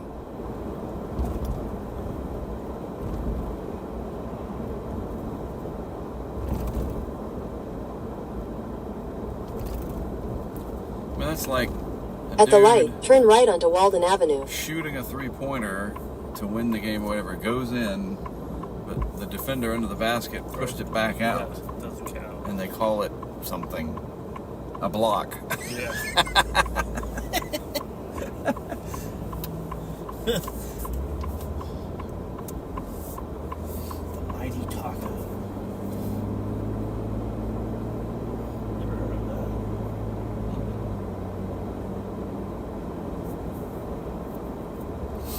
You're in Buffalo, New York area. Never been here in my life.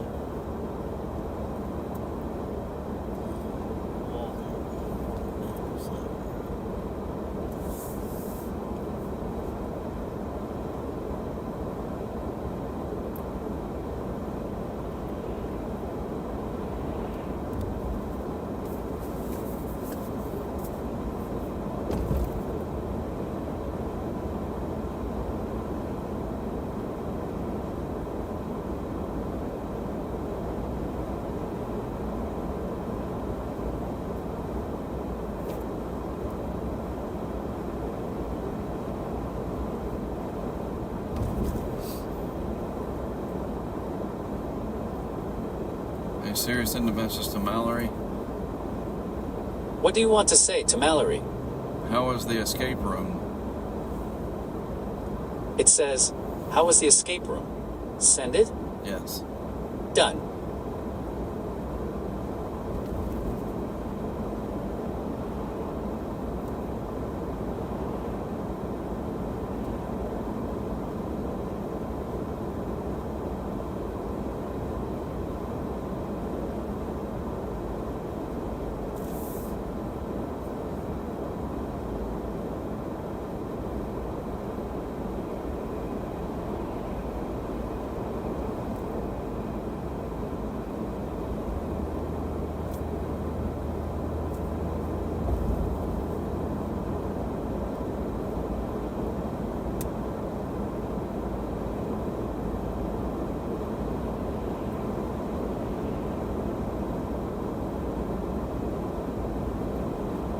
So sometimes during these big winter storms, they have a driving ban.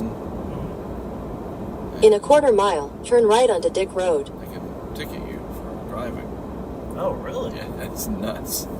Damn, I never heard of that. They had that when I was up here in 23. Wow, I did not know that. But they had that game with the Bills versus the Steelers. And they said, well, we've plowed like this road. Turn and right that onto Dick Road. If anybody can get to Highmark Stadium and help shovel, you're allowed to drive. I'm not kidding. They really did that. That's how much they love their Bills. And so I drove out there and I helped shovel some snow. I did it for about At the 10 next minutes. light, turn left. I was like, well, this is just stupid because it was snowing like 3 inches an hour. Yeah, you can't keep it up. There's like 100 people. It's like, this reminds me of that movie 300. Pretty sure you're going to lose. Yeah, we're not winning this. And so they gave up. They said, F it. And they put the game to Monday. And they said, everybody just come in and sit wherever you want. Doesn't matter. At the light, turn left onto North And Creek Drive. move the snow yourselves when you sit down. They really did that. And they beat Pittsburgh. Yep. I remember I watched some of that game from the P.F. Chang's in either Syracuse or Rochester on my way home.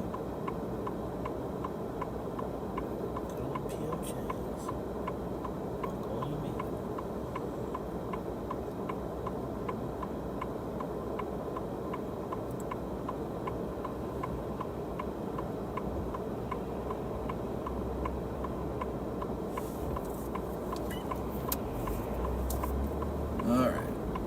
Let's go see Bill and Cassie.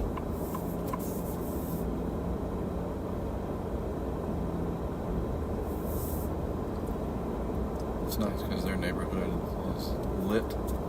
Nice. So whatever happens tomorrow night. Where are you planning on putting the camera? In the front? Or in Yeah, the I back? gotta see what he's got. I know I put it on his railing one time, but he also has a tree.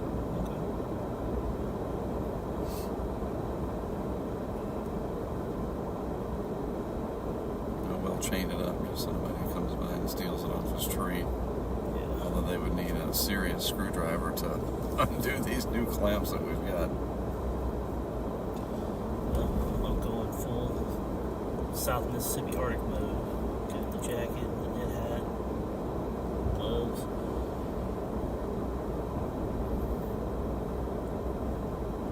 That's cool.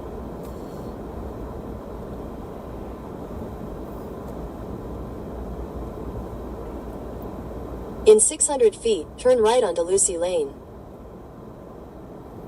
Where's Betty Lane? Turn right onto Lucy Lane. Then your destination will be on the left. Yeah, Charlie Brown Lane. Yeah, it is a little nice. Yep. So he is 61. Your destination is on the left. I think it's this one right here. Memory serves. Yep. I'm not blocking anybody.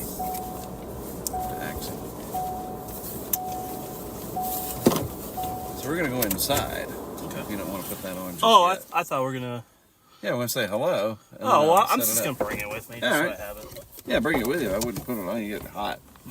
Well, I have a t-shirt. I'm gonna put it. 1 second, let me just do this. I mean, I'm not zipping it up. I'm just putting it on. I understand. Dude, I'm a wimp. Your comfort is my greatest concern. Oh, I'll be okay. I'll be so excited. I'll be adrenaline through the roof. I'll leave all that.